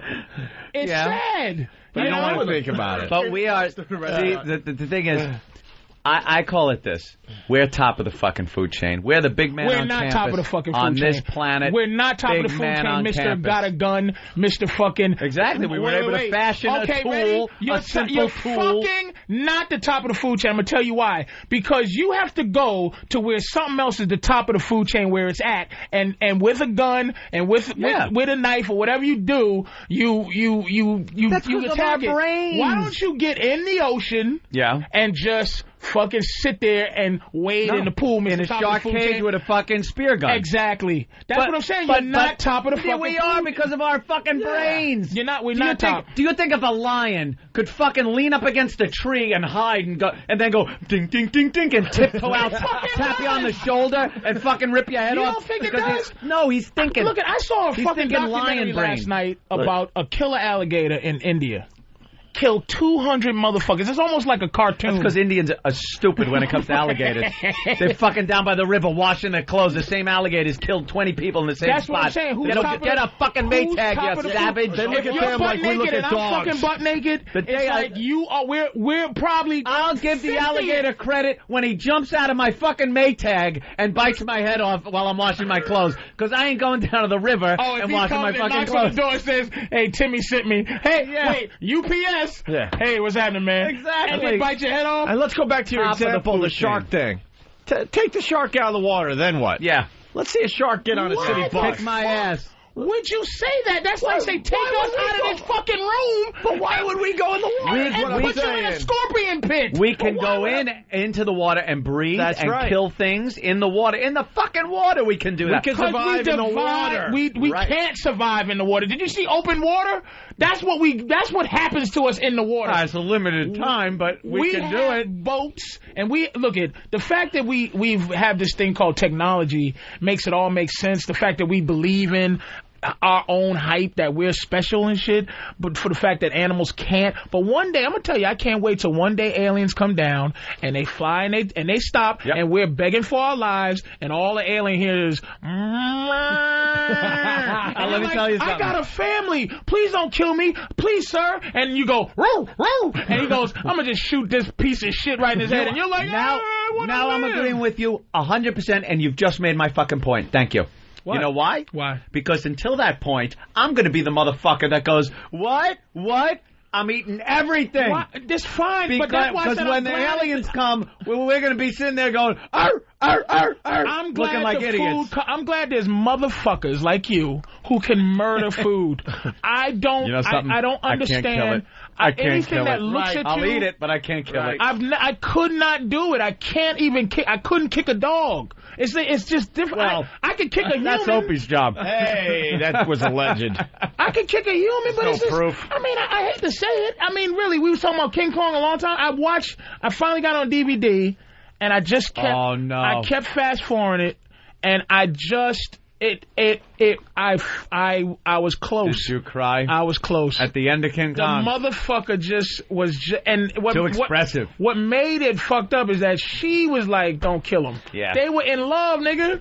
Ain't that fucked up? But it was scenes in that movie where he was doing real guy shit. He finished fighting the Tyrannosaurus. He's like, whew, and he just looked at her like, you fucking cunt. And he just started walking, and she's like, wait, baby. He's yeah, bitch, get on my shoulder. And he just ignored her, and then she started to do a little dance. And she's like, look at this hot little piece of ass. He's like, bitch, move. I'm looking at the sun. It ain't all about you, ho. And it's like, I was like King Kong, nigga. I fell in love with the motherfucker, and she fell in love because he really was like, that's how he was showing how to get a bitch. He was breathing, and he was like, and he's like looking at him like, I'm that monster, huh? I'm that motherfucker that's just ooga booga, beating my chest and everything, right? I'm eating white women and all that, right? And now it's all, and then he just started running. Yeah. I was like, this is fucking amazing what they did with this animal. And then he went on the top of the Empire State Building, dude, and took a fat one for nothing. I was upset. Wasn't it hurt. That bad? I love when human beings die in movies, man. That's why I love, in my monster movies, I need the monster to be somebody that, like the Godzilla. I hated that the new Godzilla. Yeah. Because you fell for it. It had babies. It got stuck in a bridge and it just wanted to live. It's like, make my motherfucking monsters mindless assholes, like the one that like Harryhausen used to make, the Kraken, where he stopped animation, or the monster from 2000 Deaths that look at, or the gargantuas that look at a woman and go, that looks delicious, chomp and spit her out. No emotion. No emotion. You don't know where they came from. You don't know why they're like they are. An evil monster. That's it. No family. The original Godzilla. No family. No friends. No nothing. Kill people.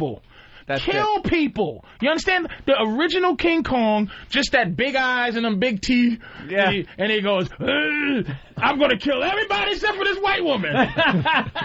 But the other King Kong, like the new one, not the 76. I felt bad for the 76 King Kong. Come on. The motherfucker had feelings.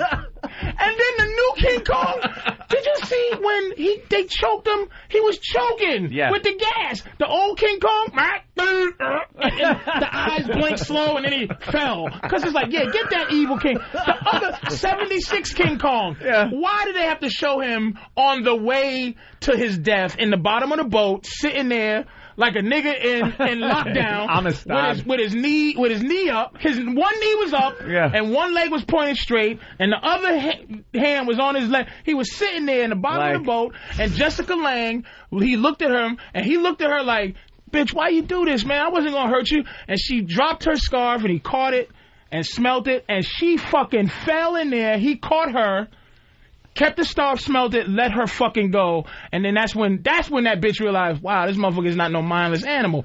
This one, they stepped it up even another notch. They went, he's crazy choking like, dog, I'm only trying to get her. We love each other. And so the bitch comes back like, I ain't supposed to be in love with this animal. I'm in love with you, you goofy big-nosed Jew. What's the pianist? I have to be in love with the pianist. No, bitch, you in love with me. I'm fighting monsters. What's this faggot doing? He ain't doing shit. I'm killing Tyrannosaurus Rexes. I'm motherfucking killing giant snakes, birds. I'm falling and shit. You know, there's a lot of other dead bitches that didn't keep my attention. And I introduce you to sunshine. I introduce you to all type of shit. You ain't had no excitement in your life till you fuck with me. And this is what you do to me? Look at the emotion. That's exactly what it was like, though. I fucking hated that shit. My God. Make a damn good point. Make my monster. I don't want to see Freddy Krueger. Like the fact that he was touched by. If he has a scene where, I'm sorry, I come in your dreams, man. They burned me up and I had an addiction that I couldn't control. Nigga! Put your glove knife on and fucking kill a motherfucker! I want to hear your fucking problems! Bitch, motherfucker! I don't want Jason going, look, I drowned. They killed my mama. What would you do? Right. They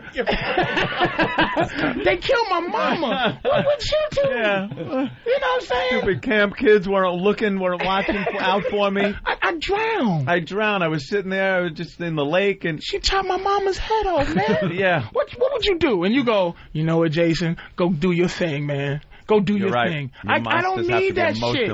I don't need that. Like Frankenstein. I don't need that. I don't need you feeling for a motherfucker, man. I like the way, though, Frankenstein, the original one, with the girl.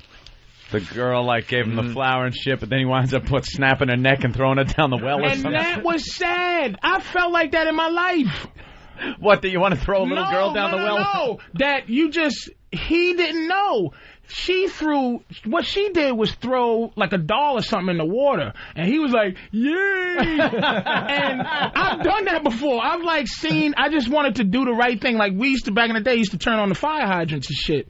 So the fire hydrant water would spray out. So I see this dude named Tony. He would do anything to a girl, and it would just end up fun.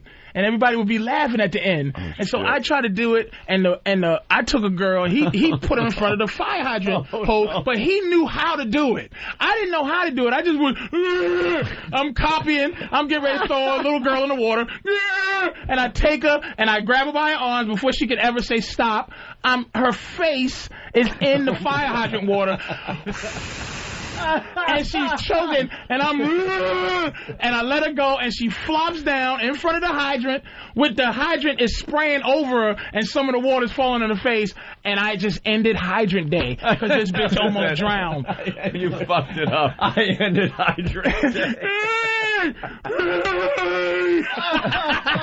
Hydrant day.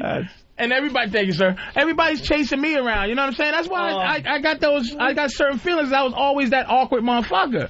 And it takes you back. It takes you back being awkward, man, with shit just, I'm the nigga, I'm King Kong. I just want to, and now it's like your brother and all his friends are coming to jump me because I just wanted to grab your ass and play. Yeah. But you wasn't playing like that, you know? Nah, I agree with you. But veal is tasty. Yeah. I know, right? But I can't do it. All I think about is those little eyes not blinking. Hey, Matt in Jersey. What's up, Matt?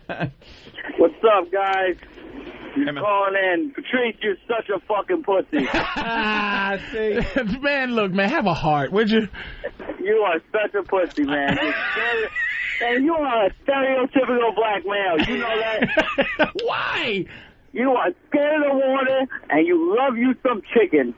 You are a fucking pussy. I love chicken, but, if I saw a chicken being murdered, I'd then you would change your mind. I would change how I eat it. Sure. John in Tennessee, what's up?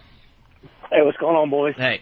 Hey, Patrice, you would rather hire a hitman to do your killing for you. I'd rather watch Bambi step out in the woods, blow his lungs out, and then rip his guts out, take him home, and eat him. Well, because you're a coward, man. What? First of all, you said Bambi. You didn't say the Yeti, motherfucker. You didn't say the abominable snowman. You didn't say I'm gonna hunt the fucking the stingray that killed the crocodile hunter. You fucking fag. You said Bambi.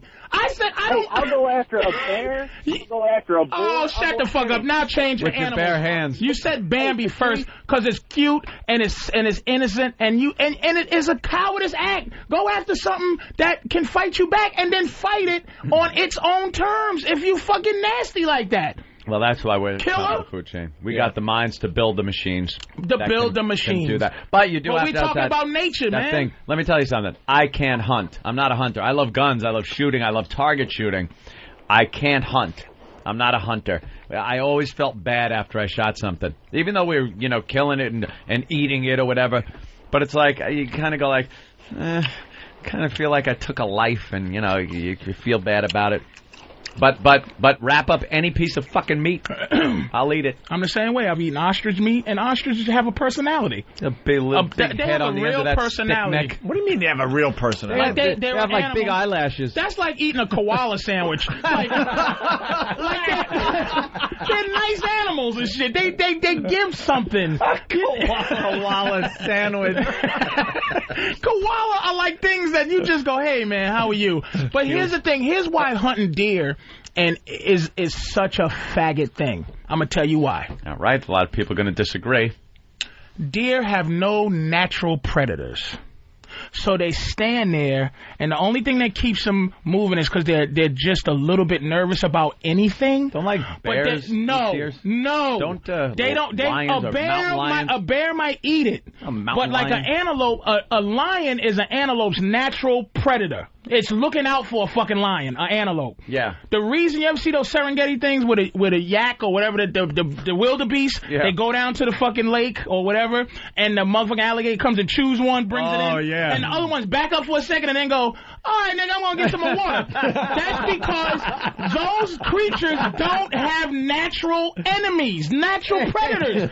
That's why deer get hit in the street. They don't know not to go in the fucking street and get hit. So when they're drinking and some fucking asshole with a reindeer hat and a reindeer whistle, and the reindeer's like, what the fuck's going on here? Shoots him in the head and you carrying around like, Unga Bunga, I am the caveman. You fucking faggots. Why don't you run up on an elk and try to choke him with your bare hands and sneak up on him like a fucking, like a soprano with some wire and go behind a fucking antelope naked, with a grass skirt. Kill him like Carlo. You got to get him in the car first. That's the toughest part. Get him in the front seat of the old fucking Chevy. Hey, elk, just don't lie to me. Just don't say you didn't know. Get out of the family business. Let's go to Alex. Take you to Vegas. Alex, Gotta pay a toll. Alex from Miami. Elk at the toll booth. Alex. What the fuck? Hey, how you doing, guys? Hey. Hey, we want to come upstairs? Oh, you did the walkover today? I took the stupid Passover and it didn't make it in time. I just flew down from Miami. I just want to see, see the studio and go with you guys. I just flew from Miami. My arms are killing me. Someone get Alex and bring him upstairs. All right, stay there, Alex. Let's say hi to Ben. What's up, Ben? Hey, guys. Hey. Hey, Patrice, let me overanalyze this for you for just 1 second. Go ahead. Okay, now you don't like to eat veal because you saw what happened to him? Maybe wait, let me preface this, though. Okay. It's not that I'm telling motherfuckers not to eat veal. It's because I saw how they ate veal, and it affected me. Personal decision. I understand that. It is all. It just affected me. That's all. Personal choice. Maybe not that's preaching. The same reason you sympathize with King. Maybe he reminds you of your dad.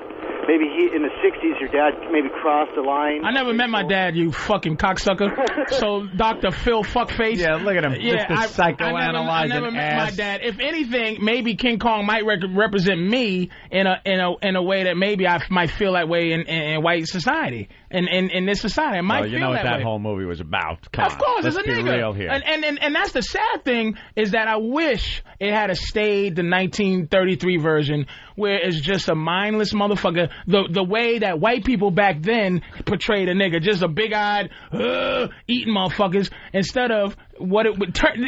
The newest movie was more like a black man than the first movie. First movie was Monster. This one I'm not supposed to identify with. Too? Yes, that's what it is, because they had her so in love.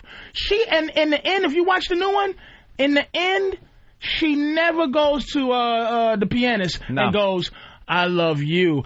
She never screamed for his help. She only tried to save the fucking monkey. Yep. So I identify with, not being understood. A big silly motherfucker growing up. I was big silly motherfucker. There was an outtake from the first one. Oh boy, here we go. 'Twas beauty killed the nigger. And then they decided to change it just to leave it a little more, obscure. Than to make it that obvious. You don't think that choking scene was Rodney King when they threw the thing and he's choking and they just keep throwing shit, or he's I'm surprised they didn't shove a plunger in King Kong's ass, a giant plunger, while he was chained up. I'm surprised. Wait a minute, if you count how many times the plane shot him, 41 times. 41 times. 41 times. Hey, he did pull out his wallet. And it looked like a gun. Swear to God. All right, let's go. Let's do the dumps for today. The dumps. And then, hold on, I want to make sure this guy's here when we get back. Steve. Hey, that's Steve. Steve from Florida. Florida. We're going to you next, so stay there. All right. Try to get that guy. Make sure he's there. All right, the dumps for today. Yes, it's 7:20 a.m. Hooking up electrodes to a woman's vagina. See, we knew. See, we just knew, Patrice. Yeah, Patrice O'Neill talking about the Paul R. Nelson commercial. At 7:57, my anus hang loose like a dog's mouth. Borat talking about going to the bathroom. Bang, bang, bang in the anus of another man. Borat. Fill anus with goose liver so there's no tearing. Borat. She is tight like a man's anus. Borat describing his prostitute sister. Tit. Borat. Dog style. Borat. Which didn't make sense in anything, the context or anything. He was talking about a real dog, but what are you going to do? And 8:15, I have never made romance inside another man. You can't even talk about inside. That's not bad. The old days, wow, you could say, fuck him in the ass. That's why we got the XM. All right, could you? We're going to shove some food down our throats, and we'll continue in just a bit. It's the worst of the Opie and Anthony FU line. Fuck everyone. Fuck you. Fuck you. Hey, it's Big D, Cindy, Montana. Fuck you to my boss who takes off and goes out of town, and I have to work all weekend long. Fucking bullshit. Fuck you, cunt. I want to give a big fuck you to Mobile Storage, you fucking cocksucking bastard. Hope you all go to hell and fucking rot there for the rest of fucking eternity, you pieces of shit. Especially you, fucking Jody, you cocksucking bastard. Fuck you, and fuck everybody that works there. Yeah, this is a big fuck you to my boss calling me at 6 o'clock in the morning. It's you, Welch, on your truck. Take it off, I don't want it on you. Fuck you. Yeah, I'd just like to say fuck you to Opie and Anthony. I can't get Paul R. Nelson out of my mind. I'm Paul R. Nelson. Call the Opie and Anthony FU line at 866-FU line 1. That's 866-FU line 1. Fuck you. Fuck you. Yeah, fuck him. They call me the Seeker. I've been searching low and high. No way, not like this. They gave Superman 4 stars. It was the worst. Till the day I die. Yeah, I didn't like Superman. It was just Well, Kevin Smith put it best when he goes, when I go to a comic book, superhero movie, I'd like to see him at least punch one guy. Superman didn't fucking do anything. He was too nice. He flew around. He didn't kick any ass. He didn't fly around. He just did a lot of floating. It was floating around. He didn't fly like, Superman. You go 3D on that? Best scene was the airplane, yeah. Did you wear the 3D glasses? You know what? I wanted to shoot some jizz on the 3D screen. I just wanted to just take a shit right in the theater. It made me sick. Yeah. I was kept waiting. So I was just talking about this Borat thing. They're giving it all these good stuff, but they gave Superman 4, and I'm almost thinking that any universally loved movie has to stink, because Departed they gave 2.5 in daily. And they give him Borat 3.5, 4, and I think it's probably because they're like, oh, he's so smart and so. I hope it's not one of those critically acclaimed, because critics are assholes. Have you ever seen a critically acclaimed movie that was actually you loved? That they just 47 stars. This is the greatest movie ever made. And that's a good question, actually. I don't know. I can't think offhand. Why does I don't remember the reviews for any films. You see Payback with Mel Gibson. You think that got 4 stars? That was a fantastic movie. Did not see that. You gotta see Payback. People will stop hating him if Payback becomes one of his great movies. All right, hold on. Steve has been on the line for a while. I hate the Road Warrior. I don't care what the fuck he did. I don't care what he did after that. Let's say hi to Steve in Florida. Steve. Hey, guys. What's going on? Hey. Oh, man. I'll tell you. You're not going to believe this one. Saturday night, my old man calls me up. All right, hold on, because I know what you're about to say. You're married? Yeah. How long you been married? About 3.5 years. Kids? 1. High school sweetheart, or what's the deal with the marriage? We dated. No, she she used to be my secretary. Married before her? Nope, never been married. Okay. All right, so we got the back history. Married 3.5 years, you got a kid. And who called you up the other day? My old man calls me up, my dad. Okay. And he says... How old a fella are you? I'm 37. All right. So and my wife is 23. Okay. Maybe that's a problem. But my dad calls me up, tells me to go check out this porn site. And I said, Dad, I'm not into it. He said, no, you want to go check out this porn site, Simply Great Porn. So I punch it in, and as soon as I punch it in, all right. There's my wife in the upper right-hand corner. Oh, boy. You found your wife on a porn site. Actually, your dad did. Now, is there a website? I don't know what's more disturbing: my dad surfing porn sites, or my wife doing it. Yeah, that's got to suck for him. He's like, damn, I don't want anyone to know that I'm freaking surfing the internet for porn, but I got to let my son in on this one. My dad's 87. Wow, 87, and he's trolling porn sites, eh? God bless him. Hey, can you give us the website off the air so we can check it out? Sure. All right, hold on the line. I thought he said it, and I thought I had did he? it. I think I said it, yeah. Yeah, you did? I'm sorry. I think I had it. All right, which one is she? We got the site up. No, I don't have it. Shit. Simply Great Porn. All right. And she's in the right-hand corner. I forgot. That's not her real name, though. What name is on the screen?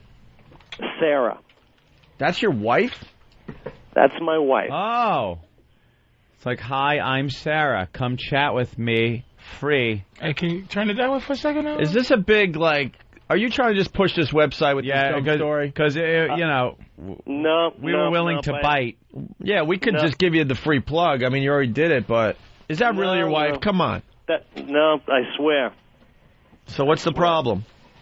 The problem is I had no idea that she was doing this. Right. This was complete surprise, and she's sleeping as my dad's calling me. Right. And so I wake her up and I say, what the hell is this?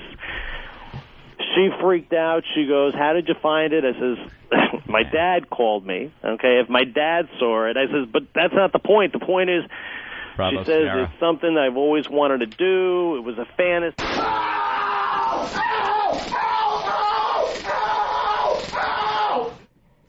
Yeah. I call Bravo Sierra. We've been doing this way too long, sir. You're just way too casual. Yeah. Because I was going to ask, where's she at right now? Right. Where the fuck she at? Is she at work? Yeah, he's just, and, this, that. Look, First of all, the guy wouldn't... He wouldn't call a radio show. Like, that right there is enough. And he said Saturday, he'd still be in shock and in pain if he's a square. I mean, I'd appreciate the fact if I found my girl's old porno shit, but it's like this You're guy... a whole different breed there, Patrice, let me tell you. Damn, bitch! Yeah. But it's like, and that's too professional and too not... That's a under-the-carpet kind of porn site. She's like, hi, everyone, I'm married and I'm a porn bitch. But it's not... If she was on Scuzzball, one of those scuzzy... like there's some shit you go to like The Hun, or where you just pop on things and go, wow, this is some disgusting shit. Yeah, that's all pro. Like that's a full-time job for her. Yeah, that's pro. That's fucking pro. That motherfucker's a manager. Too good for a cam she's doing that full time. Yeah, what does she say she does for work? Where's she at? Where the fuck she at now? We've been just at this game a long time. Pull the wool over our eyes, sir. All right, we got the gay evangelist.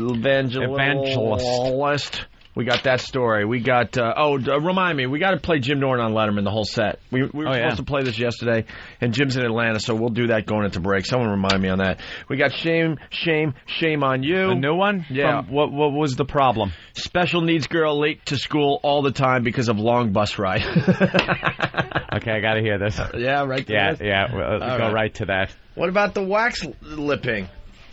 No, retard beats out wax lips. And what about some children's lyrics appropriate for children? Question mark. Oh, that's too vague. Yeah? Yeah, I don't know what it means.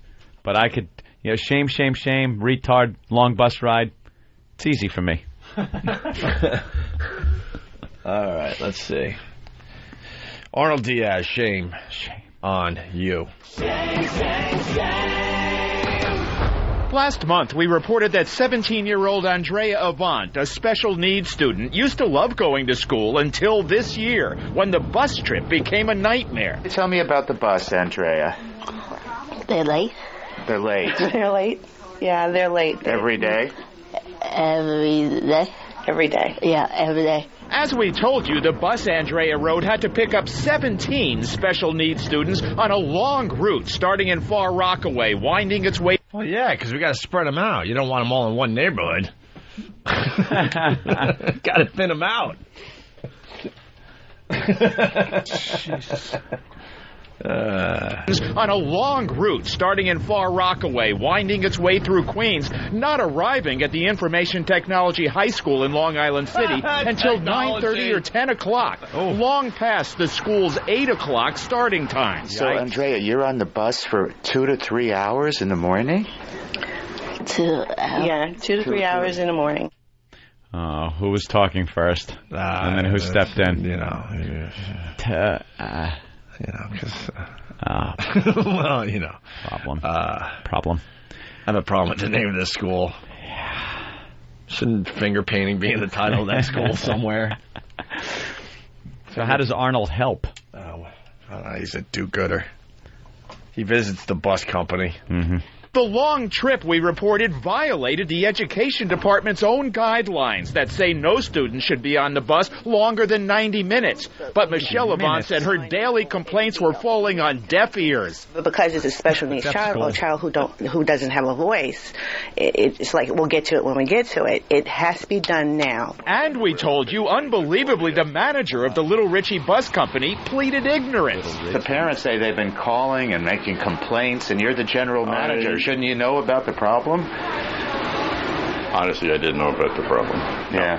No, I didn't.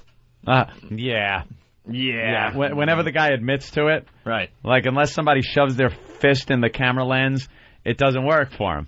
So it's like, I didn't know about the problem. Yeah. Well, Pete from Columbus, Ohio. Hi, my wife is a special need amateur porn star on I'mAWaterhead.com. A lot of confessions coming in on the instant feedback. Keyboard Commando from Boston. Opie, I found out my wife was Jenna Jameson after being married for 4 years. Wow. Yeah. Damn, that must have been a surprise. All right. And finally, Arnold, of course, gets results. Of course he does. So last month, we put the city education department and the school bus company in the Hall of Shame. And what do you know? The next day, the problem was solved. After the broadcast, everything went the way it was supposed to go. More buses were added to the route, just as the parents had been requesting. So instead of having to pick up 17 students all over Queens, now they only have 11 kids on the bus, and it's within my area. The result is Andrea now spends only an hour or so on the bus. After the story, it came here. It came here on time? Yeah, on time. Right, it came here on time. And did you get to school on time? Yeah. In fact, we took these pictures of Andrea's bus arriving at school a few minutes before the 8 o'clock opening bell. She hasn't been late at all since our report. She's not missing any classes, which is great. We're totally pleased. We're extremely pleased. I like to thank Fox. Thank you. Thank you. Good. It's our pleasure. You know who their audience is. I certainly do. That was a lackluster shame. Yeah. I like the ones where they're confrontational. The guy goes tells him to go shit in his hat. Arnold's go shit in your hat. All right, let's say hi to Paul in Texas. What's up, Paul? Hey, boy, this is Paul. I got a little story for Patrice, being he's the man that knows the woman, and I wanted to give a little insight on it. Okay. All right, dated a girl for a year and a half. She's 21, I was 35. We both came out of bad marriages, right? Everything was going cool. I let her get close to my kids. We decided to move back to Texas, where she's from. And, she's one of these girls, that told me that, I'll never cheat, I'm loyal, I don't lie, blah, blah, blah. And, I drive a truck, and she was cool with that. And came home, it was the 25th, right around the 25th of October. Kind of sensed something was wrong, And then everything seemed all right, she needed a new cell phone, got her new cell phone, go to work, call, say, hey, I'm going to be back this afternoon. Well, you're supposed to go to California. Automatically, the alarms go off, right? Well, all of a sudden, I need the space thing. And I said, hey, are you seeing somebody? Let me know. She says, no, it's not. Okay, so I get strung along for a week, and then just all of a sudden, just stuff wasn't adding up. So, being a former Green Beret, I called a friend, got into her cell phone, got a number I didn't recognize, and actually got a hold of this dude, started talking to him, and I go, how do you know my girlfriend Jessica? He goes, well, she's my girlfriend. I go, what are you talking about? He goes, yeah, we've been dating for about a week. I go, that's funny. Last weekend, we were sleeping in the same bed together. I go, she's talking about marriage and babies and stuff. I go, so I understand. Well, the reason I was calling to ask Patrice is, once she, she finally, I called him, she finally fesses up to it. All of a sudden, I'm the asshole now. I'm the one being treated like shit, and I didn't do anything wrong. And I want to know from Patrice, is that because of the guilt is taking over? The what? The guilt? Is it because the guilt is taking over? Is that why all of a sudden I'm the asshole now? Guilty about? Man. Yeah, she's saying he's trying to find some kind of saving grace that she's guilty. Nah, man. Let me tell you what you didn't do. You're 35, right? She's 21. Yeah. Your fuck game, you're not going to be able to fuck a young woman so that her body belongs to you. So you have to have her mind belong to you. You're not a big dick fuck machine that she needs for her body to be completely under your spell. You're a middle-aged man now. You're getting up there. You don't want to fuck as much. And you're on the road driving a fucking truck. But listen. Your mind ain't right. You first of all, she's probably too pretty for you in your mind. But she's not. You have to have her think, this is what you do.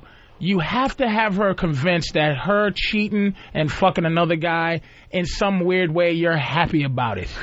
You understand what I'm saying to you? You have to pretend to be happy about it because she's doing that for attention. Let me tell you something. Women cannot do anything by themselves. There's always a reaction to something you did.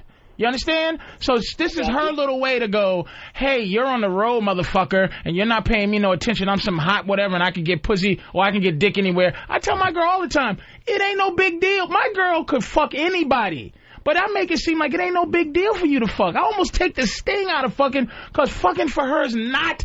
It's not a fuck. It's easy for her to fuck. Then why were you keeping tabs on her during our Halloween show? I wasn't keeping tabs. When Flavor Flav's posse showed up. Because I'll tell you what happened. Hold on, dude. I'll tell you what happened. Oh, this guy won't shut up. Okay, hold on. Shut up, Paul. Oh, I'm gonna tell you something. Obi. Ask Marcelino.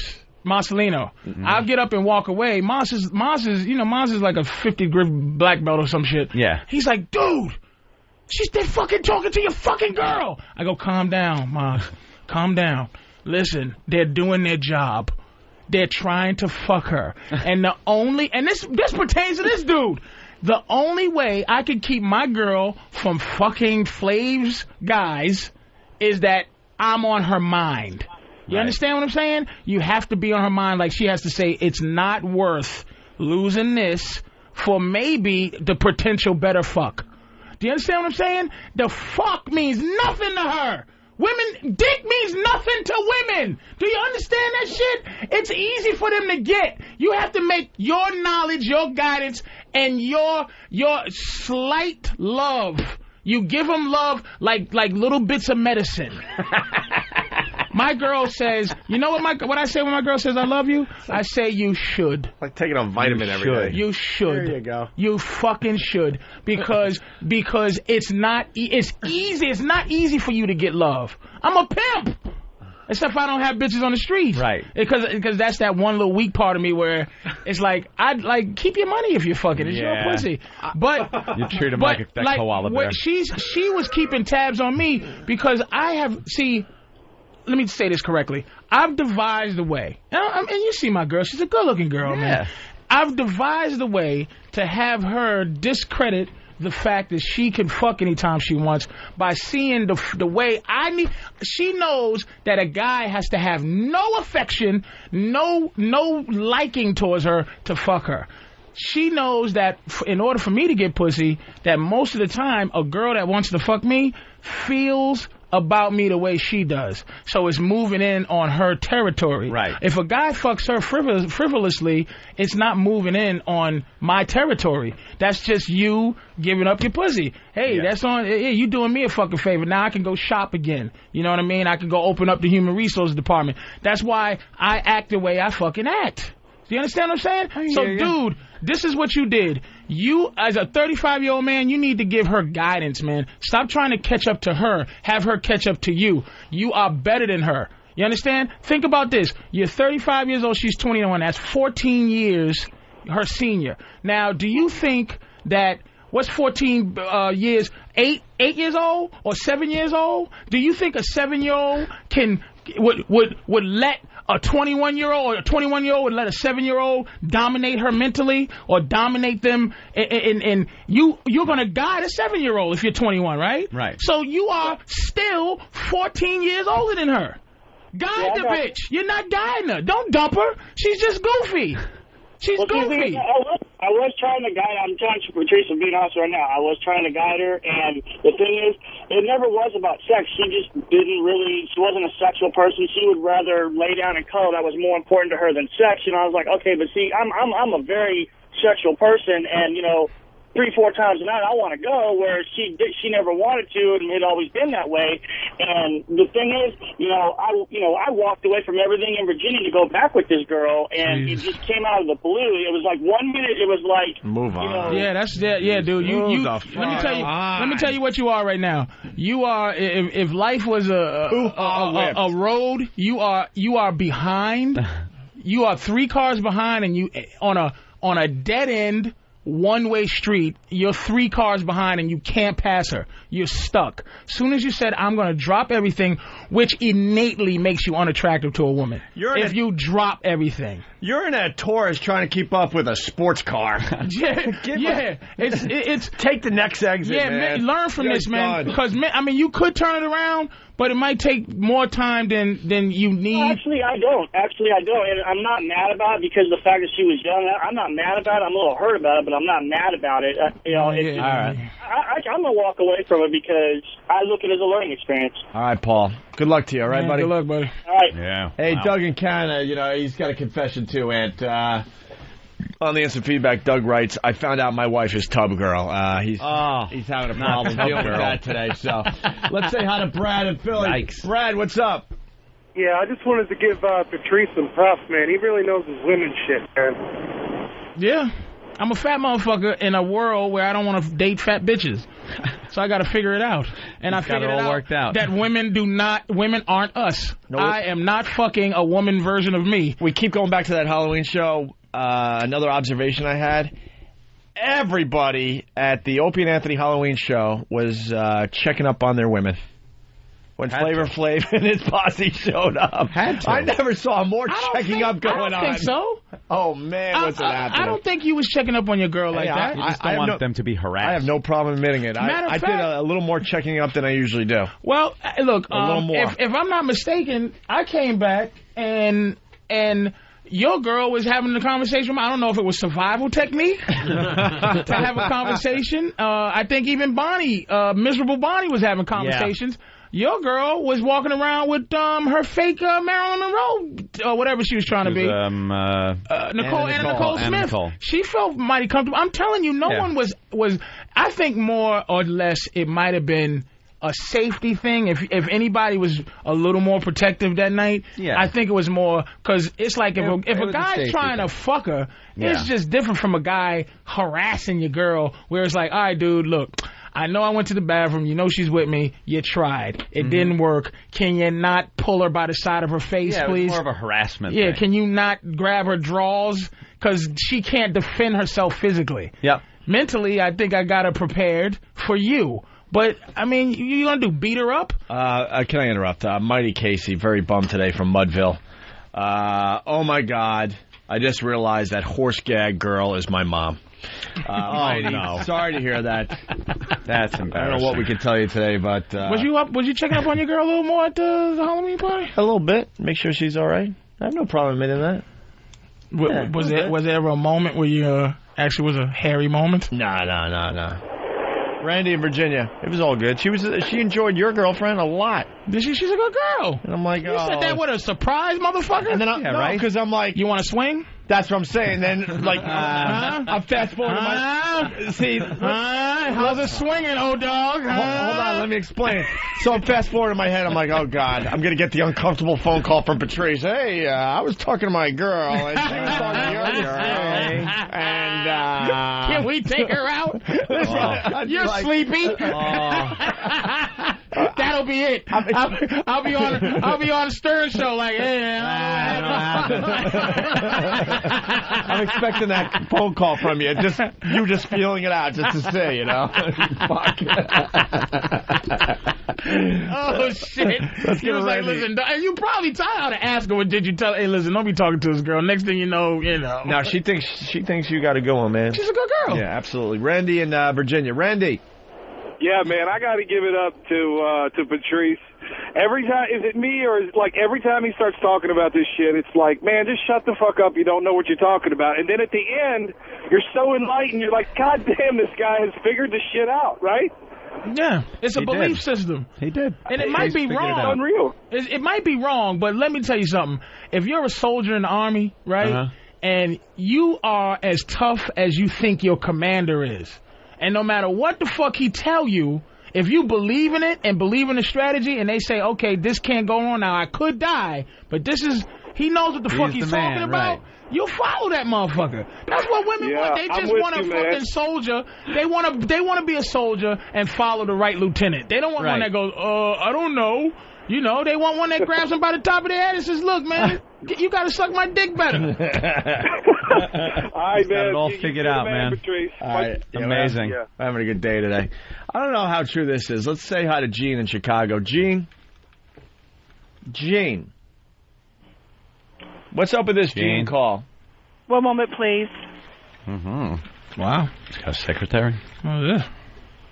You know Karen Meyer, the deaf reporter from Chicago? Yeah. This is her friend Jean. Oh. And supposedly a friend of Karen Meyer using internet relay service to talk to us. Oh. So I think Karen Meyer, who's deaf, wants to say a thing or two. All right. About all the stories we played? Yeah, I guess. Okay.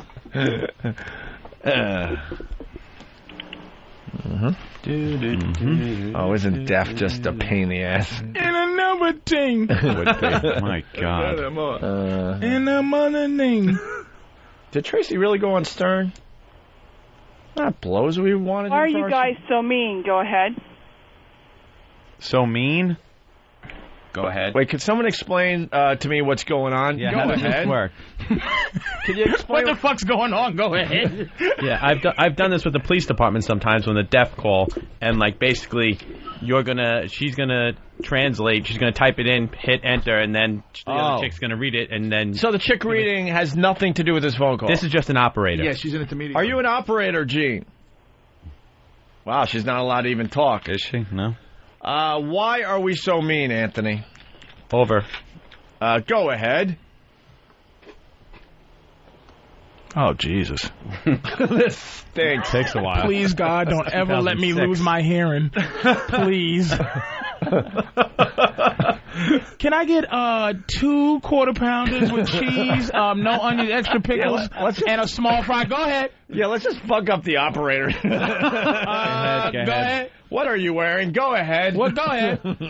Go ahead. Your pussy smells delicious. Go ahead. Hello? A moment, please. Yes. Oh, what is that, a 2-inch clitoris? Go ahead. She's typing as fast as she can. Jeez. She is a nice lady who has worked so hard to get where she is today. That is not nice. I cannot hear this. It's the only way to communicate. Oh. All right. So Assholes. this is She said asshole. You didn't she said asshole. Go ahead. This is one of Karen's friends, I guess, and she is also deaf. Is that right? Oh, Go so ahead. we're not... Oh, friend of Karen... Wait, Gene? Gene's the friend. Oh, fuck. We're not even talking to Karen Meyer. We're talking to her... It's her friend. Her dumb deaf friend? Not dumb, just deaf. Just deaf. Gene... Okay, Gene's from Chicago. She's a friend of Karen Meyer. She's using internet relay service to talk to us. All right. Gene Keller. Good. Tasered. Oh, look at Good luck typing that. Go ahead. Go ahead. Go ahead. Ouch. Ouch. Ouch. Go ahead. Well, Captain Jersey really bummed out today. Oh, my God. He's from North Virginia, Anthony. Damn it. It's confirmed. My dad is a size queen on Ghetto Gaggers. Oh, Ghetto Gaggers. Oh, dude. Thank you for saying that. What? Is that a good spot? Site? Yeah. GhettoGaggers.com, baby. What is GhettoGaggers.com? I'm telling you, I have never bought the subscription to a site. Yeah. You did to that one? I bought Ghetto Gaggers, dude. I fucking downloaded every single one. It's just some corny white guy that goes, "Hey, honey, hey, have you ever been like reamed by? You ever been throat fucked?" And she's like, "Nah, all black." Yeah. And she just goes, "No, I'll do it today." And some dude, it's a fat dude with a small dick and a like a messy dude with a bigger dick. And he just goes, "You ready?" And they go, "Uh-huh." And it's just a lot of choking and gagging. It's just horrendously evil, man. Just Ghetto like Gaggers, unbelievable. But with a white guy and a black girl. Yeah.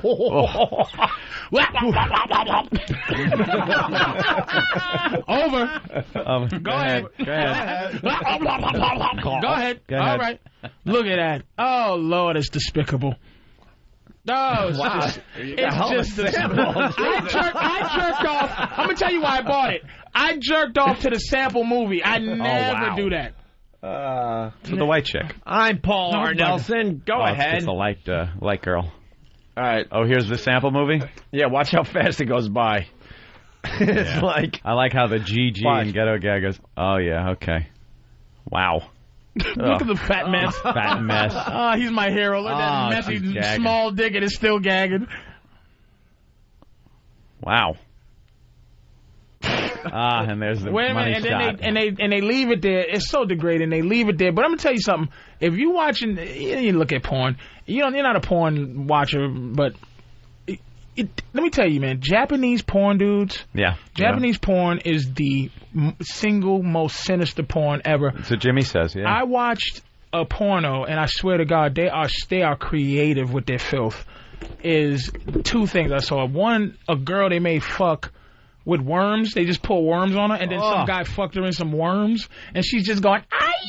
Why? And he's just fucking the shit out of her with worms. It's degrading. I saw you played that on WebJunk. And then, and then the chair shot up in the air. Worm fuck. So look at his chink and then fucking with worms. When I watched these two lactating Asian girls just squirt each other in the mouth with milk, and one they would go, that's delicious. And then the other one would squirt her in the mouth. She'd go, and it was serious. It wasn't anything. Yeah. That's my new shit. No non-sexual sex shit. Just that's the new thing. Like my girl washing a hooker without sexuality. Just like scrubbing a hooker's underarms and making sure it's clean. I lost it. They were seeing her go, no, not ready yet. You're just getting past the point. Oh, you're over the edge, yeah. But first of all, don't judge me when you work with Norton every day. I know. Well, Norton has said that the Jap and the German videos are the worst. Something about being a conquered country. When you lose a war, you just turn to pornography. I caught some German porn. It's all about shitting and two girls chickens. Definitively out in public, just peeing in each other's mouth at the trolley stop. The trolley stop. Yeah, das Trolley, good. Pete from Columbus, Ohio. I'm not sure if this is accurate, but let's try it out. The clip Patrice is talking about with the worms is on videos. Hold on. Yeah, why don't you type that in first before they crash this site, too? These bastards. There's too many horny guys that listen to us. Videos. Wow, is this updating like crazy today? Now I gotta find it. Hold on there, Thin. Where the fuck did it go? Who the what? Who the? I just lost it. Could be somebody just plugging their site, though. Jab's fucking worms over. Videos. Yeah, go ahead. Where the fuck did it go? I'm serious. I have the URL, but I can't find it. Oh my God! Sorry about that. I don't know where it is now.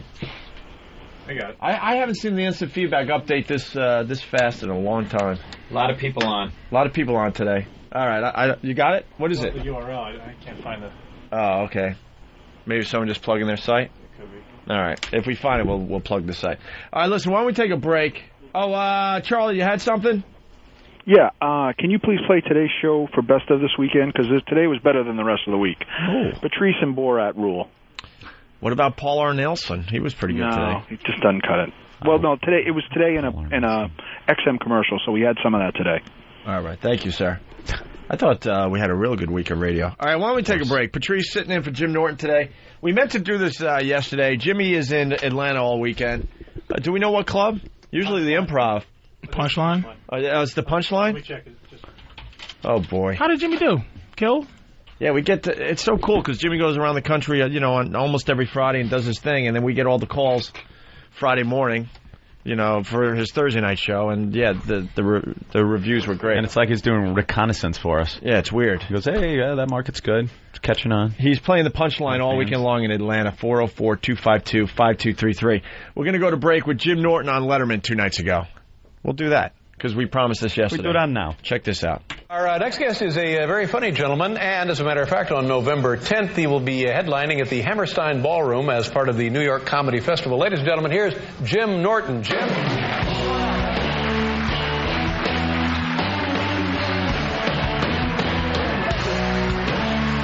Thank you. Nice. Thank you. Thanks, everybody. How are you? Good. I'm really feeling good. I'm embarking on a new relationship, which is kind of nice. But you ever do something to bond with somebody and it feels right, but when you look back on it, you kind of feel like a creep? Like you're in the car and a song comes on, so you turn the volume way up and you go, listen to the words.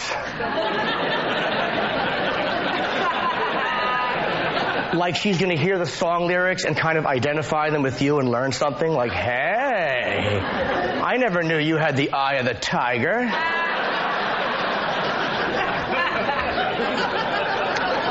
I had to rent a car. I was in Los Angeles for 4 months, and I don't know my way around at all. So I rented a car that had a GPS, Global Position System, which is genius technology. It's a screen in the dashboard. You enter the address through a satellite, maps out the route, takes you where you need to go. It's brilliant. I just think there's an option, and it should be there where you enter your race. This way it knows where it can and cannot take you.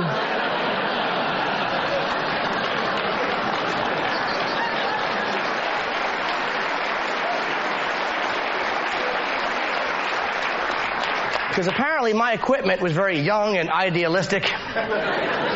I thought it would be okay to take me through Compton listening to a Bryan Adams CD.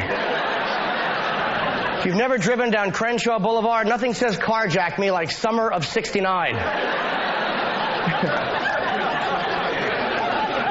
It's interesting as a white comedian, sometimes when you say the word race, how there was always a few white people in the audience that are like, oh, we're not with him, not sure where he's going with this. Yet if a black comedian mentions race, the same white people are like, oh, hon, this is going to be a doozy. Wonder what we did now. We are guilty of that.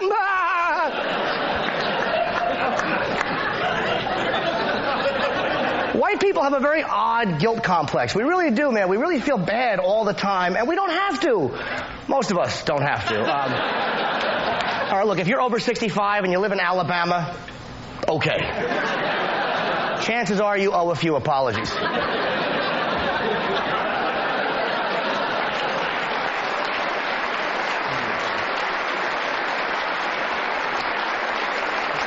And we don't even know we have it most times. It comes out in very odd social moments, very weird interactions. Like, you ever accidentally let the door close in someone's face?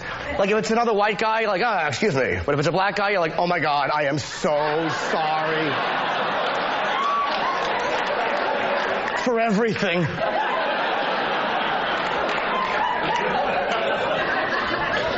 Another line of thinking I never understood is homophobia. I don't understand people who don't like gay people. And I'm not gay. I'm not. I don't think it's fair to judge a person by a few dozen incidents.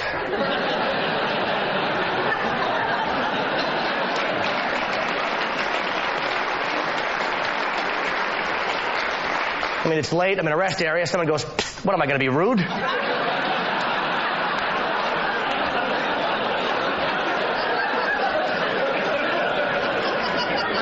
What's interesting is most people don't even know they're homophobic. You ever talk to someone like that? They say things like, hey, I don't mind gay guys if they don't run over and touch me. They never do. I see them every day in New York. They never just walk up to strangers. Mullet.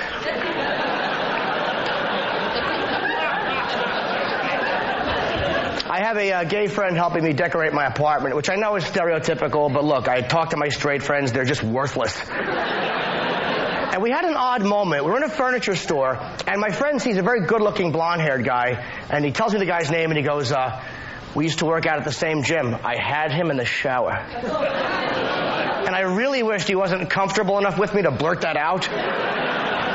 Yet I still found myself going, what happened?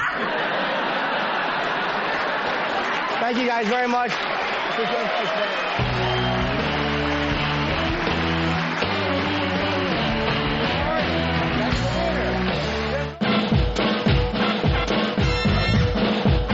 We're back in the New York groove.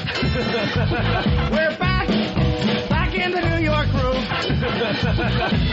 Welcome back to the Opie and Anthony Show.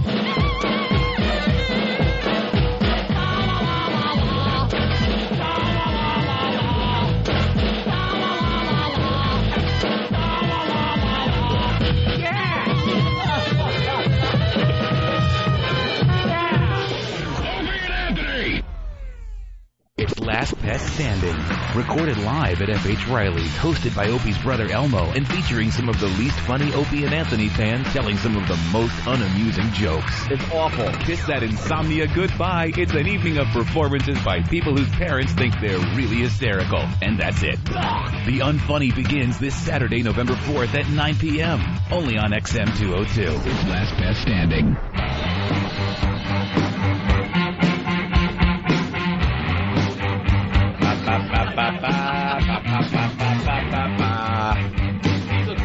All right, well, a woman gets half of her lip waxed off. So what, motherfucker? In Harlem. We were just talking about this yesterday with Tara Reid.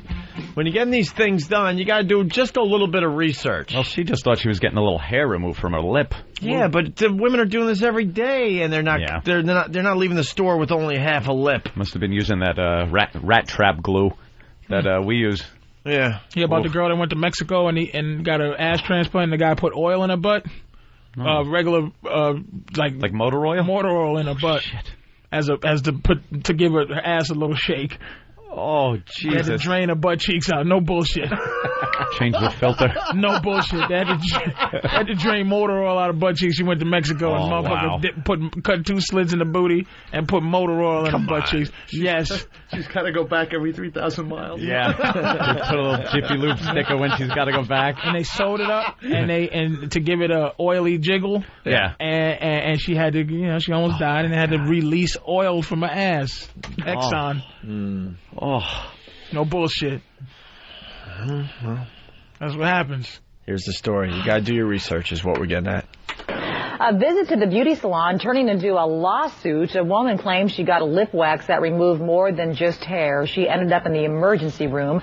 Mercy Ago says hot wax disfigured her. Ago was a regular customer at the Master Nail Salon in Harlem. She says the wax was so hot it ripped off part of her upper lip. The worker applied some ointment and used bandages to alleviate the pain, but the damage, it was already done. The public assumes that they know what they're doing, that they're educated, that they're licensed, and that when the wax comes off, the hair comes off with it, and not your skin. This all happened. The salon says it is now doing its own investigation. Ow. Are penis pumps accredited? I don't think so. Shit. You use a penis pump? No, not yet. You're thinking about it? I want like a 10-incher. You're not that big, huh?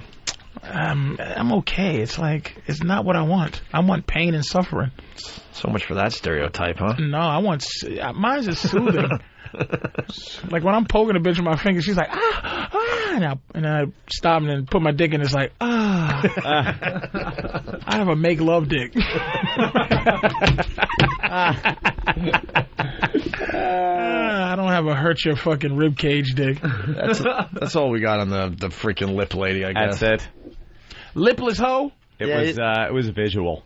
You just got to do your research. Yeah, the pictures are horrific. She had a big... Black lady? Yeah, and she had one half was still the mustache because she only waxed that one half. And the other half was a big... you got to do the other side and make it match. What the hell? I know. Unfortunately, it was the first half of a mustache that ripped off the skin. Now, my girl had a bad wax day. Yeah? Fucked up. Now, where? Now, there. Yeah. It didn't destroy it, but it just was like, oh. And then I said, look, we have pussy day from once a week. So I shave her with a... Oh, you do? With clippers. You have pussy day? Pussy day. Aw. Where it's very business-like. It's like, I shave her legs, shave her pussy into whatever shape she wants her hair when it grows back. Wait, she doesn't go bald? She doesn't... She likes to have a little hair do something. Something. So I'll shave like a little... Is it up to you to pick the shape? Yeah, well, maybe a thunderbolt, maybe a fucking... maybe a heart, maybe a fist, a power fist. Black power. Black power fist. And then right after I wipe all the hair off, I eat a pussy. So she come, and it's very businesslike, and it's very thank you very much, sir. Not a hair in your mouth? And I go downstairs and... You don't get hair in your mouth? It's pussy day. It doesn't matter. Stubble? It's pussy day. And then go downstairs and play a video game. I give her a release. I give her a happy ending. You're a good man. And I go downstairs and play my video game. She goes to sleep. Good boy. People are saying, Patrice, if you didn't have a fat pubis, you'd have a 10-incher. A fat pubis. Oh, the meaty thing? Have you pushed all that back to see how big it would be? I've done that before. Does it add I've anything? I've even shaved. Oh, to give it all shaft. And trust me, look it, man. It's not. Put it this way: when I watch porn, I get upset. Yeah. I seen a guy get a double-handed jerk, and I just almost fainted out of sadness. I have a fucking good-sized dick, but I don't want a good-sized dick. I want this mic stand. I want to fold it like this. I want to adjust my dick. You want to fold it before you go outside. I watched porn last night. I couldn't sleep. It was 2:30 in the morning, so I said, let me just jerk off and get in the shower afterwards, right? So I'm I'm watching some Oriental gangbang, all black dudes banging these Asian girls. Jesus, every night. Afterwards, they do a thing where they judge the girls, and they go, what do you give her, man? And they're like, 10. I give her a 5. I give her a 7. And dudes are standing there after the aftermath. Yeah. And some of the guys' dicks are so big that where it would stick out and then hang down. Some of those dudes, the sticking out, hang down part where the dick starts to bend. Yeah. That part before it hangs down is bigger than my dick. Is a full dick. Is a full other dick. And it bugs me. That's gotta suck. It bugs me. Filled up, it's decent. Like I said, if my dick was in Vietnam, yeah, some dudes' dicks can kill a whole village. Come in, everybody dead. My dick crawls around in the bushes with a knife in his mouth. Might take out a foot. Cut your throat and then hide back in the forest. Hey, with that, let's go to Mike in Canada. Mike. Hey, Patrice, thank you so much, Patrice. You give me a lot of great advice. I used to think you were just a prick, but now I know you speak the truth. I do the same thing with my wife's pussy, but I just got to call you out and ask you what a thunderbolt looks like. It's you got to wait till the hair grows a little bit. You start from the clear and you just go up. What he's getting at, it's a lightning. You know, a lightning bolt maybe. You said Thunderbolt, so well, they have that in They say that shit in cartoons. It's Thunderbolt, you bastard. All right, picky. That's how dumb I am. I would have been sitting there going, yes. And he would have said Thunderbolt. I would have been like, Lord of Jesus, Lord, Thunderbolt. What's wrong with Thunderbolt, sir? Let's get to one of the big stories of the day. This is just a wonderful story. Boy, that lightning was loud. We heard about this today, and we have a procedure in our church for an independent board to come in whenever there's allegations of a problem, and then they do a thorough... This isn't the actual story, unfortunately. That's a thorough investigation. Is this are they talking to the dude? Talking to the dude, yeah. That got caught? Yeah. And now he had to quit? Yes. All right. The story goes, the president of the National Association of Evangelicals, an outspoken opponent of gay marriage, has given up his post while a church panel investigates allegations he paid a man for sex. It's the post that was up his ass. The Rev. Ted Haggard resigned as president of the 30 million member association Thursday after being accused of paying the man for monthly trysts over the past 3 years. Once a month for 3 years. Haggard, a married father of 5, denied the allegations, but also stepped aside as head of his 14,000-member New Life Church, pending an investigation. I am voluntarily stepping aside from leadership so that the overseer process can be allowed to proceed with integrity, he said in a statement. I hope to be able to discuss the matter in more detail at a later date. In the interim, I will seek both spiritual advice and guidance. And I guess they got to interview him on CNN this morning. We heard about this today, and we have a procedure in our church for an independent board to come in whenever there's allegations of a problem, and then they do a thorough independent investigation, and they have the authority to fire me or discipline me or to exonerate me. And so they've received a phone call already, and they'll be coming in and talking about this and investigating it and deciding what they need to do. So they've already started that process? We started that process tonight when we got the word. I received the word this afternoon that there were questions rising, and my name had been mentioned in Denver. And so actually it was your calls tonight that confirmed that I was the one he was going to talk about tomorrow morning and make the allegations against. And so we have a system for that. It's totally independent of the church. It's a group of men that will come in and meet with the person making the allegations and then do the research and then discipline me if I need to be disciplined, fire me if I need to be fired, or exonerate me. Nah, he's hoping for the Sounds discipline. like he's looking forward to it. He's hoping for the discipline. Can only imagine what kind of discipline they have at that church. Old-fashioned hoods in the and basement. all chanting. A lot of candles lit. Paddle. Yeah. Robes with hoods. Damn. Fraternity paddles. Yeah. You've been bad, boy. And then reporter asked if he knows any gay men. Do you know Mike Jones? No, I do not know Mike Jones. Do you know any gay men in Denver? Well, we pastor a church with 14,000 people, and so I know a lot of men and women, and I don't know that I know any gay men in Denver. However, there could be people that come to the church that are gay men or whatever that I know that I don't know are gay men. Okay. Have you had a relationship with... I have not. Oh, boy. Oh, no. You have. Yeah. That sounded a little... I've studied speech and... gay men that I didn't know were gay men that sometimes were gay that I was with at the church, but not with, because they're gay men. First of all, the voice a little gay. Does he have the gay voice a little bit? Second of all, he answers the question before the question is... I already got an answer. Right, officially asked. He answers it poorly. He answers way too fast. That's someone that is like... or whatever that I know that I don't know are gay men. Okay. Have you had a relationship with... I have not. Any kind of... I've not. No. Have you? No. Stop it. Okay. Have you had a relationship with... I have not. Any kind of relationship I've never had a gay relationship with anybody, and I'm steady with my wife. I'm faithful to my wife. And so I don't know if this is election year politics or if this has to do with the marriage amendment or what it is, but I'm not even the guy that'll investigate it or question it. I don't know what the dynamics are, but this independent group will come in and do that. All right. Well, good luck to you. I guess what happened, the guy that was servicing him... Yeah. Just had it with this guy saying that he was against, all this gay stuff, gay marriage, and he finally had it. Like, what a hypocrite. You kidding me? All right. I'm going to pop you right out of the closet. Yeah, he's calling me once what did he say, once a week or something like that? Once a month. What is this? Press 9 to hear more options. Press How's that? 0 to replay this message. Press 4 What happened? Patrice's message. About this message. Is it me? Today.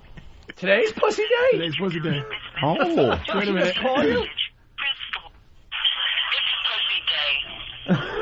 Is she listening? No, she just is reminding you that it's pussy day.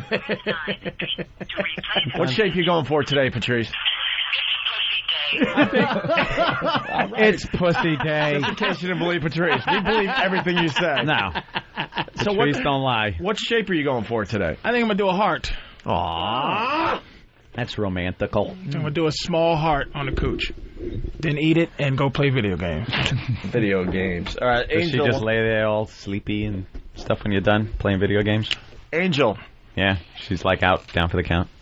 Took care of her. Done. Angel. Hello. Hi, Angel. Hi. How's Ohio? Oh, pretty good. I just wanted to ask Patrice if he was interested in swinging with me and my husband. We're full swap. You know what? Wait, what's full swap? Well, yeah, I fuck her and her husband fucks my girl. But there's other options? I thought if you swing, it's... Well, swinging could be, it could be two girls, a guy. That's all swinging. But a full swap is that's you. I fuck her and her husband fucks my girl. And what are you just in the same room and? Well, yeah, and it's not just like looking over, ready, set, and fuck. It's like I start with her, with my girl. He does his thing with his woman, and they kind of show each other. We kind of show what we do with each other. And then as soon as, everybody's feeling like, this is getting hot, I like what you do to your girl, and I like what, and you go, and action. And then it's like, and then we both kind of are looking at each other, see what you're doing to each other's girl and see what you're doing to each other's guy and shit. And then you kind of get into each other. And you size each other up? And do you size each other? Make sure that there's no code that he's finger popping me too hard or he's sucking something I don't want to be sucked. It's like you looking and once your girl's comfortable and his girl's everybody's comfortable, then you can go at it and then you can add your own little touch to the whole. Do you say that though? Or do you go, it's bigger than mine? Nah. God damn it, he's got a big cock. Because we swung one time and the guy had a decent sized jammy and my girl went at it, but I was cool because she was into the dude.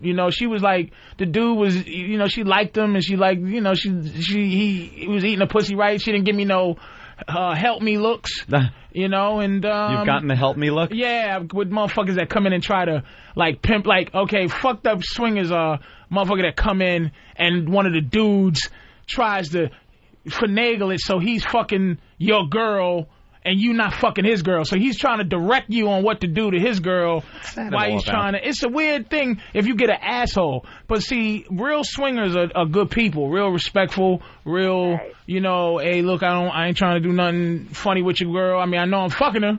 I got two questions. No jealousy ever? Not there because it's like I don't get the mentality, man. I would be out of my mind. It's hot, man. But see, you're I don't know how long y'all been together, but there will be a time where you go, what swinging is just somebody else into your person. Like if you get a little bored, if you get a little bit taken, like you take for granted the situation to watch another person pleasing your woman, and she's watching another chick being like, she's saying, yeah, she like, for a guy it's more like, damn, this guy finds my girl hot and I like that. For a woman it's like, oh, my man can fuck like I thought he could because this bitch is into him. You Listen understand? to her. Listen to her. Oh, yeah. Angel knows. Here's the other question. Do you worry when you're in one of these situations and this guy is really turning on your woman to the point where she wants to now leave you for him? No. Oh, hell. That's not how it goes. Nah, wow, it's not. It's like you want that to happen. I have no clue. It's like you just want, especially because swingers probably most of the time during their own personal sex life are animals. You know what I'm saying? Me and my girl, when we have a real session, man, we're just despicable people. So it's like it's normal fucking when you're swinging. It ain't what you do at home, because if you're swinging, you're not regular fucking at home. You understand? You're not doing no missionary, and she's not going yay and yay. She's she's being choked, she's being peed on, she's being tied up, and now it's like, hey, let's do a little swapping thing. Cause, you know, and that's what swingers are despicable anyway. But I say that in good terms.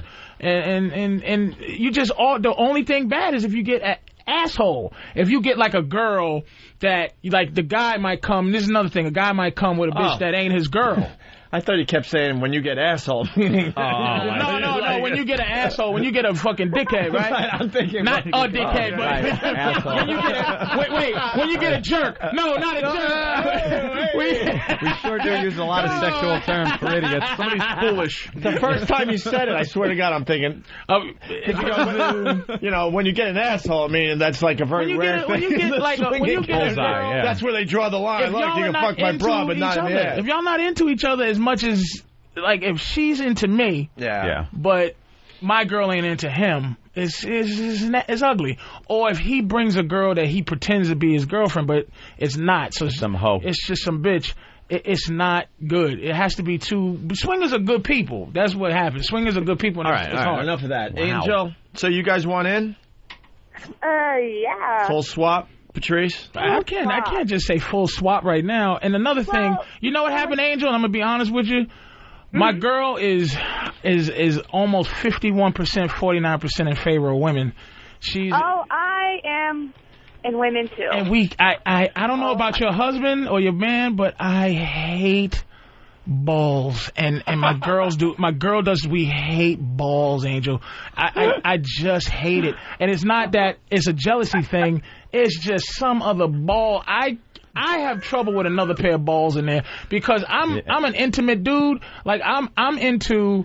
I want two girls to lick my nipples. I want fucking one sitting on my face and one riding me. I don't. Oh my gosh. I just don't really want another guy's balls. And I don't blame him if he don't want my ball. I'm a mess. I don't want to be around up some other dude naked. Well, you're honest, and that's the way to be. You're honest about what you want. You're just looking for Angel. a girlfriend into a relationship. Yeah. We're letting her go? Well, I don't know. What you looking like, Pumpkin Puss? I have you ever heard of Swing Lifestyle? Oh, I thought she was going to mention a disease.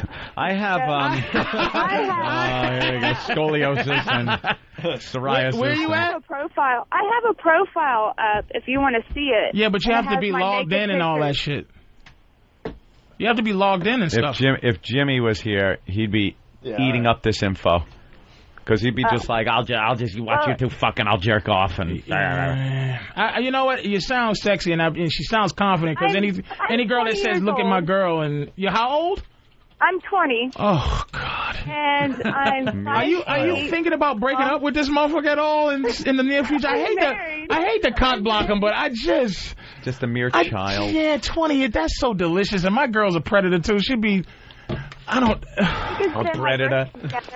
I'll be 21 in a couple of weeks, and we can go celebrate my birthday. Oh, all right. See if we all like each other. All right. Oh, delicious. That's give us some illegal booze in the next couple of weeks. Angel, hold on the line. Okay. They want to give you a prize. Yeah, that's They want to give you a John Mellencamp CD for that call today.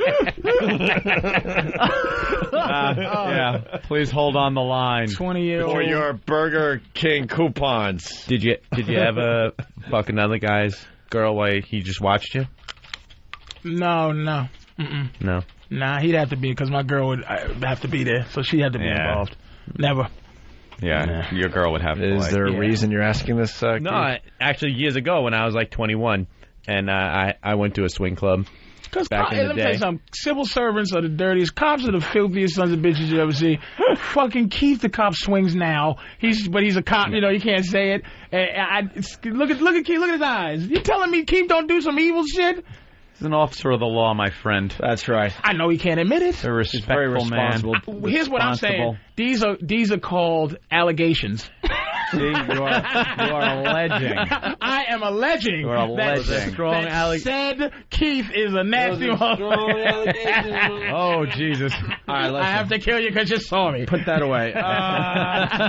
DJ, light bulb from Post Whores. I've never heard someone say, I hate balls that casually. Holy shit, I'm dying over here. Yeah. Hey, Patrice, when are you going to do another Black Phillip show? Let us see. How about December? First week of December. Why that late? Fucking out of town for the next few date out. All right. We'll figure it out off air because everyone's asking. Because now the questions are coming in about swinging, and this is what Patrice would do on his show. Oh, yeah. Tim in North Carolina. Yeah, I want to hear Paul R. Nelson. Please play it for me. Oh, shit. All right. We'll end the show with that today. I promise, Tim. One last time. Paul R. Nelson remix. The election is around the corner. Ryan. Oh, by the way, if you're just tuning in, make sure you listen to the replay because we did talk to Paul R. Nelson. Yeah, the real Paul R. Nelson. Yes, we did do that. Ryan, what's up? Yeah. Hey, how's it going, guys? What's up? Hey, man. Hey, I had a question for Patrice. Me and my wife were wanting to get into swinging. I must say first, congratulations, man. Both have the American dream. Women that like to have their cake and eat it too. But what's a good way to get into swinging? Go to a swing club. And then you meet somebody who's deep in the game, and then they give you. It's a very secret society. Like there's places you can go, but what you want to do your first time is meet like a unattractive old couple that have been doing it forever that you wouldn't want to fuck. So like a video game, you got to work your way up. Yeah, it's levels. Got to work your way through levels. The Russian gangsters, then the Chinese ones, and then the fucking boss. You want to figure out how your character moves. Yeah, you got to figure out. It's like the training fucking level. And then you got to push XX, up, down, square, left, right, Y. Triangle, L1, L1. Can I go immediately? Yeah, give me the cheat codes right away. You just meet an old couple, and they'll tell you all the places to go because the best ones are like at someone's house and stuff like that because it's like a swing party. Yeah, it's really on some old everyone's nice shit. It ain't like everybody fuck.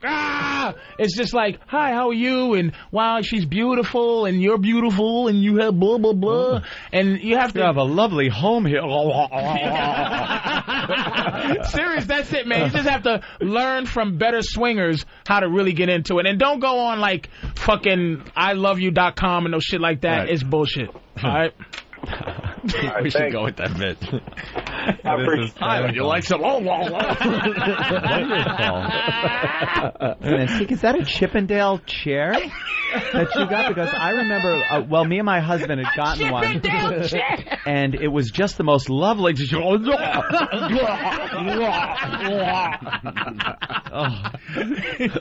Don't come on the chair.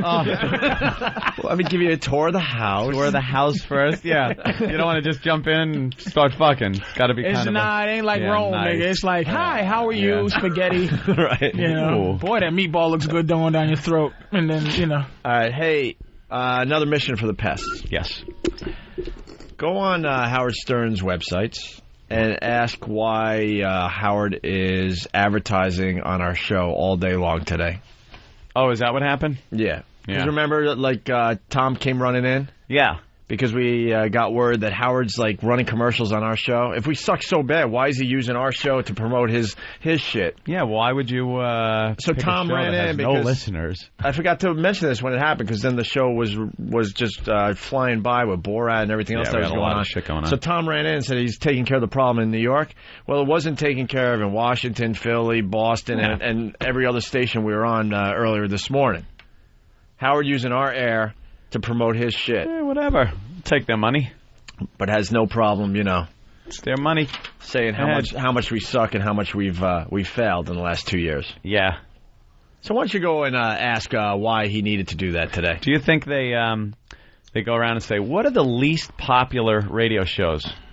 Book all those. Let's buy those, the ones that don't have any listeners. Or do you think they sit around and go, who really has the but he has big to prove audience? all that, and he just shows that he's full of shit. Of course. That's what I'm getting at. Of course. You won't hear us advertising on his show. No. That's for sure. Well, we would do it as a goof just to get under his skin, probably. I don't think he's doing it to get under our skin. He's just that desperate. Yeah. See how we spin things? That's what's happening. Are we ready for line of the day? It's the goddamn truth. Line of the day? Oh, boy. Everyone wants to know where they can see Patrice. He's going to be at the Helium Comedy Club in Philly. No, the 17th, 18th. You got it all figured out? Yes. You usually come in here with like a very vague plug. What's today's date, Dan? November 3rd. Okay. 2 weeks from today? Not November 10th. Oh, boy. Right now they're thinking November 10th wait, now. No, not November. So we got November, that Thursday, November 15th, 16th, and 17th. No, November 16th. God. Listen to me. No, listen. Don't go nowhere. November, wait. Erase everything they just heard. November 16th. Which is a Thursday. 17th, which is a Friday. And 18th. Which is a Monday. Which is a... and that is at the Helium Comedy Club in Philadelphia, PA. Right. The Helium Comedy Club in Philadelphia, PA. All right, we got a guy calling from Philly. It's Jim. What's up, Jim? Hey there, Jim. 15th, 16th, 20th. Okay, got it. No worries. Patrice, when you come down to Philly, we'll have to hook you up. I actually DJ at one of the clubs, and we'll have to get you and your girl in for nothing. Oh, thank you, sir. Bring you down, have a good time. Thanks, man. It's a good time, interesting, always. Oh, thank you. Good, thank you, sir. Let's say hi to Kenny in Jersey. Kenny? Yes. Today I learned from Patrice that he doesn't mind eating chickens because chickens live a chickeny life. Do you believe you said that? Like, you know how chickens are. What? Just walking around being chickens and shit. They just lead a chickeny life. These motherfuckers just bark till they die and run shit. Run up the ramp, run down the ramp. Nick in Ohio. Peck. Nick? Repeat. Hey, what's going on, guys? Hey. Well, I had something else, but now that you're switching on lines, I think line of the day would be Patrice O'Neal. I learned that his dick is running through the woods in Vietnam with a knife in his mouth. That was a great line. Yes. But he spelt it out perfectly with that analogy. That's a great line. All right, punch it out, guys. It's all about being able to communicate. I want to know if you've ever been to a key party. I've never heard of that. That might be above my so knowledge. old school. That's old school swinger. You know key party? It's like one of those things that used to be like in Playboy magazine. Back in the old days, you come in, you put your keys in a big hat or a bucket or something, and then they would pull the keys out, and whatever key you got was what couple you went with. That's pretty fucking cool. The key party. That certainly, I haven't been up But those haven't been around since fucking, But that would be cool because that would be certainly Jerry exclusive. Lewis and Dean That would Martin. be super exclusive. That would just like be everybody there would want to fuck each other. Right, So you don't know who you're getting. Yeah, that would be cool. All right. So they all better be good. Let's get into line of the day. You don't want to get the keys to an old Rambler. What the fuck is this? That's the Ferrari keys. Line of the day, sponsored by BowDogFight.com. Log on and watch American fighters battle for the right to represent the U.S. in a bout against the Russians. It's all on BowDogFight.com, a mixed martial arts tournament and docu-reality unlike any seen before. We got two runner-up lines of the day. Two runner-ups. Here's the first runner-up line of the day. And I eat 14 hamburger and 2,000 packets of this red soup that's called ketchup. And now this morning, after what just happened, my anus, it hang loose like a mouth of a tired dog. He killed. Is that funny? Yeah, we didn't know how to handle it. We weren't sure how to handle him, I should say, but he made it real easy. Rock, man. All right, here's the other runner-up line of the day. Anal. A lot of women have been talking about your film and saying that it doesn't show them in the best light. Like you're. Thank you very much. That's it. That's good. That was funny. I like the taking photographs of women making toilet. Making toilet. Or making the toilet, Making the toilet, yes. I don't know what he said. Best he just say it. I'm going to congratulate Patrice O'Neal. I think he got line of the day. Oh, okay. Oh. Here it is, line of the day. I don't know. I'm just guessing. Jimmy's song gets cut off again. I was professional. I was going to talk up to the singing. All right, just play it.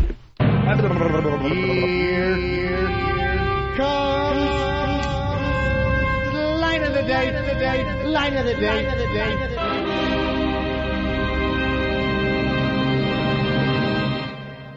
If my dick was in Vietnam, some dudes' dicks can kill a whole village. Come in, everybody's dead. My dick crawls around in the bushes with a knife in his mouth. Might take out a That is that's a great line. Wow, you guys pull that one fast. Yeah, no kidding. You beat out Borat. Helium Comedy Club, Patrice O'Neill.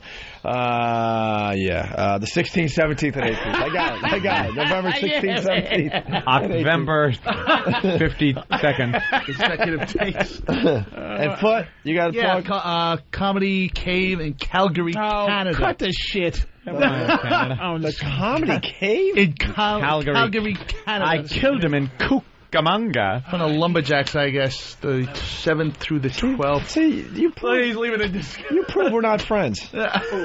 Mics are just about to be turned off and you're already out the door. Patrice has to leave before He's we're already done. up. I understand. I didn't see him out on the sidewalk making a call. It's Pussy Day, though, so I don't know. Oh, Pussy Day. Get the hell out of here. It is Pussy Day. He's got to leave early. He's got to go to like a stationery store and get all those things and figure out what shape he wants. What are they called? Yeah, boss. Yeah, I gotta leave. I gotta leave early. That Johnson account's gonna have to wait. Yeah, Pussy Day. You understand, boss, right? Boss understands. I thought it was done. Who's not going to give you a sick day for Pussy Day? Secretary, could you run to the store and get a card? It's Pussy Day. Thank you. Get me the read file. Pussy Day.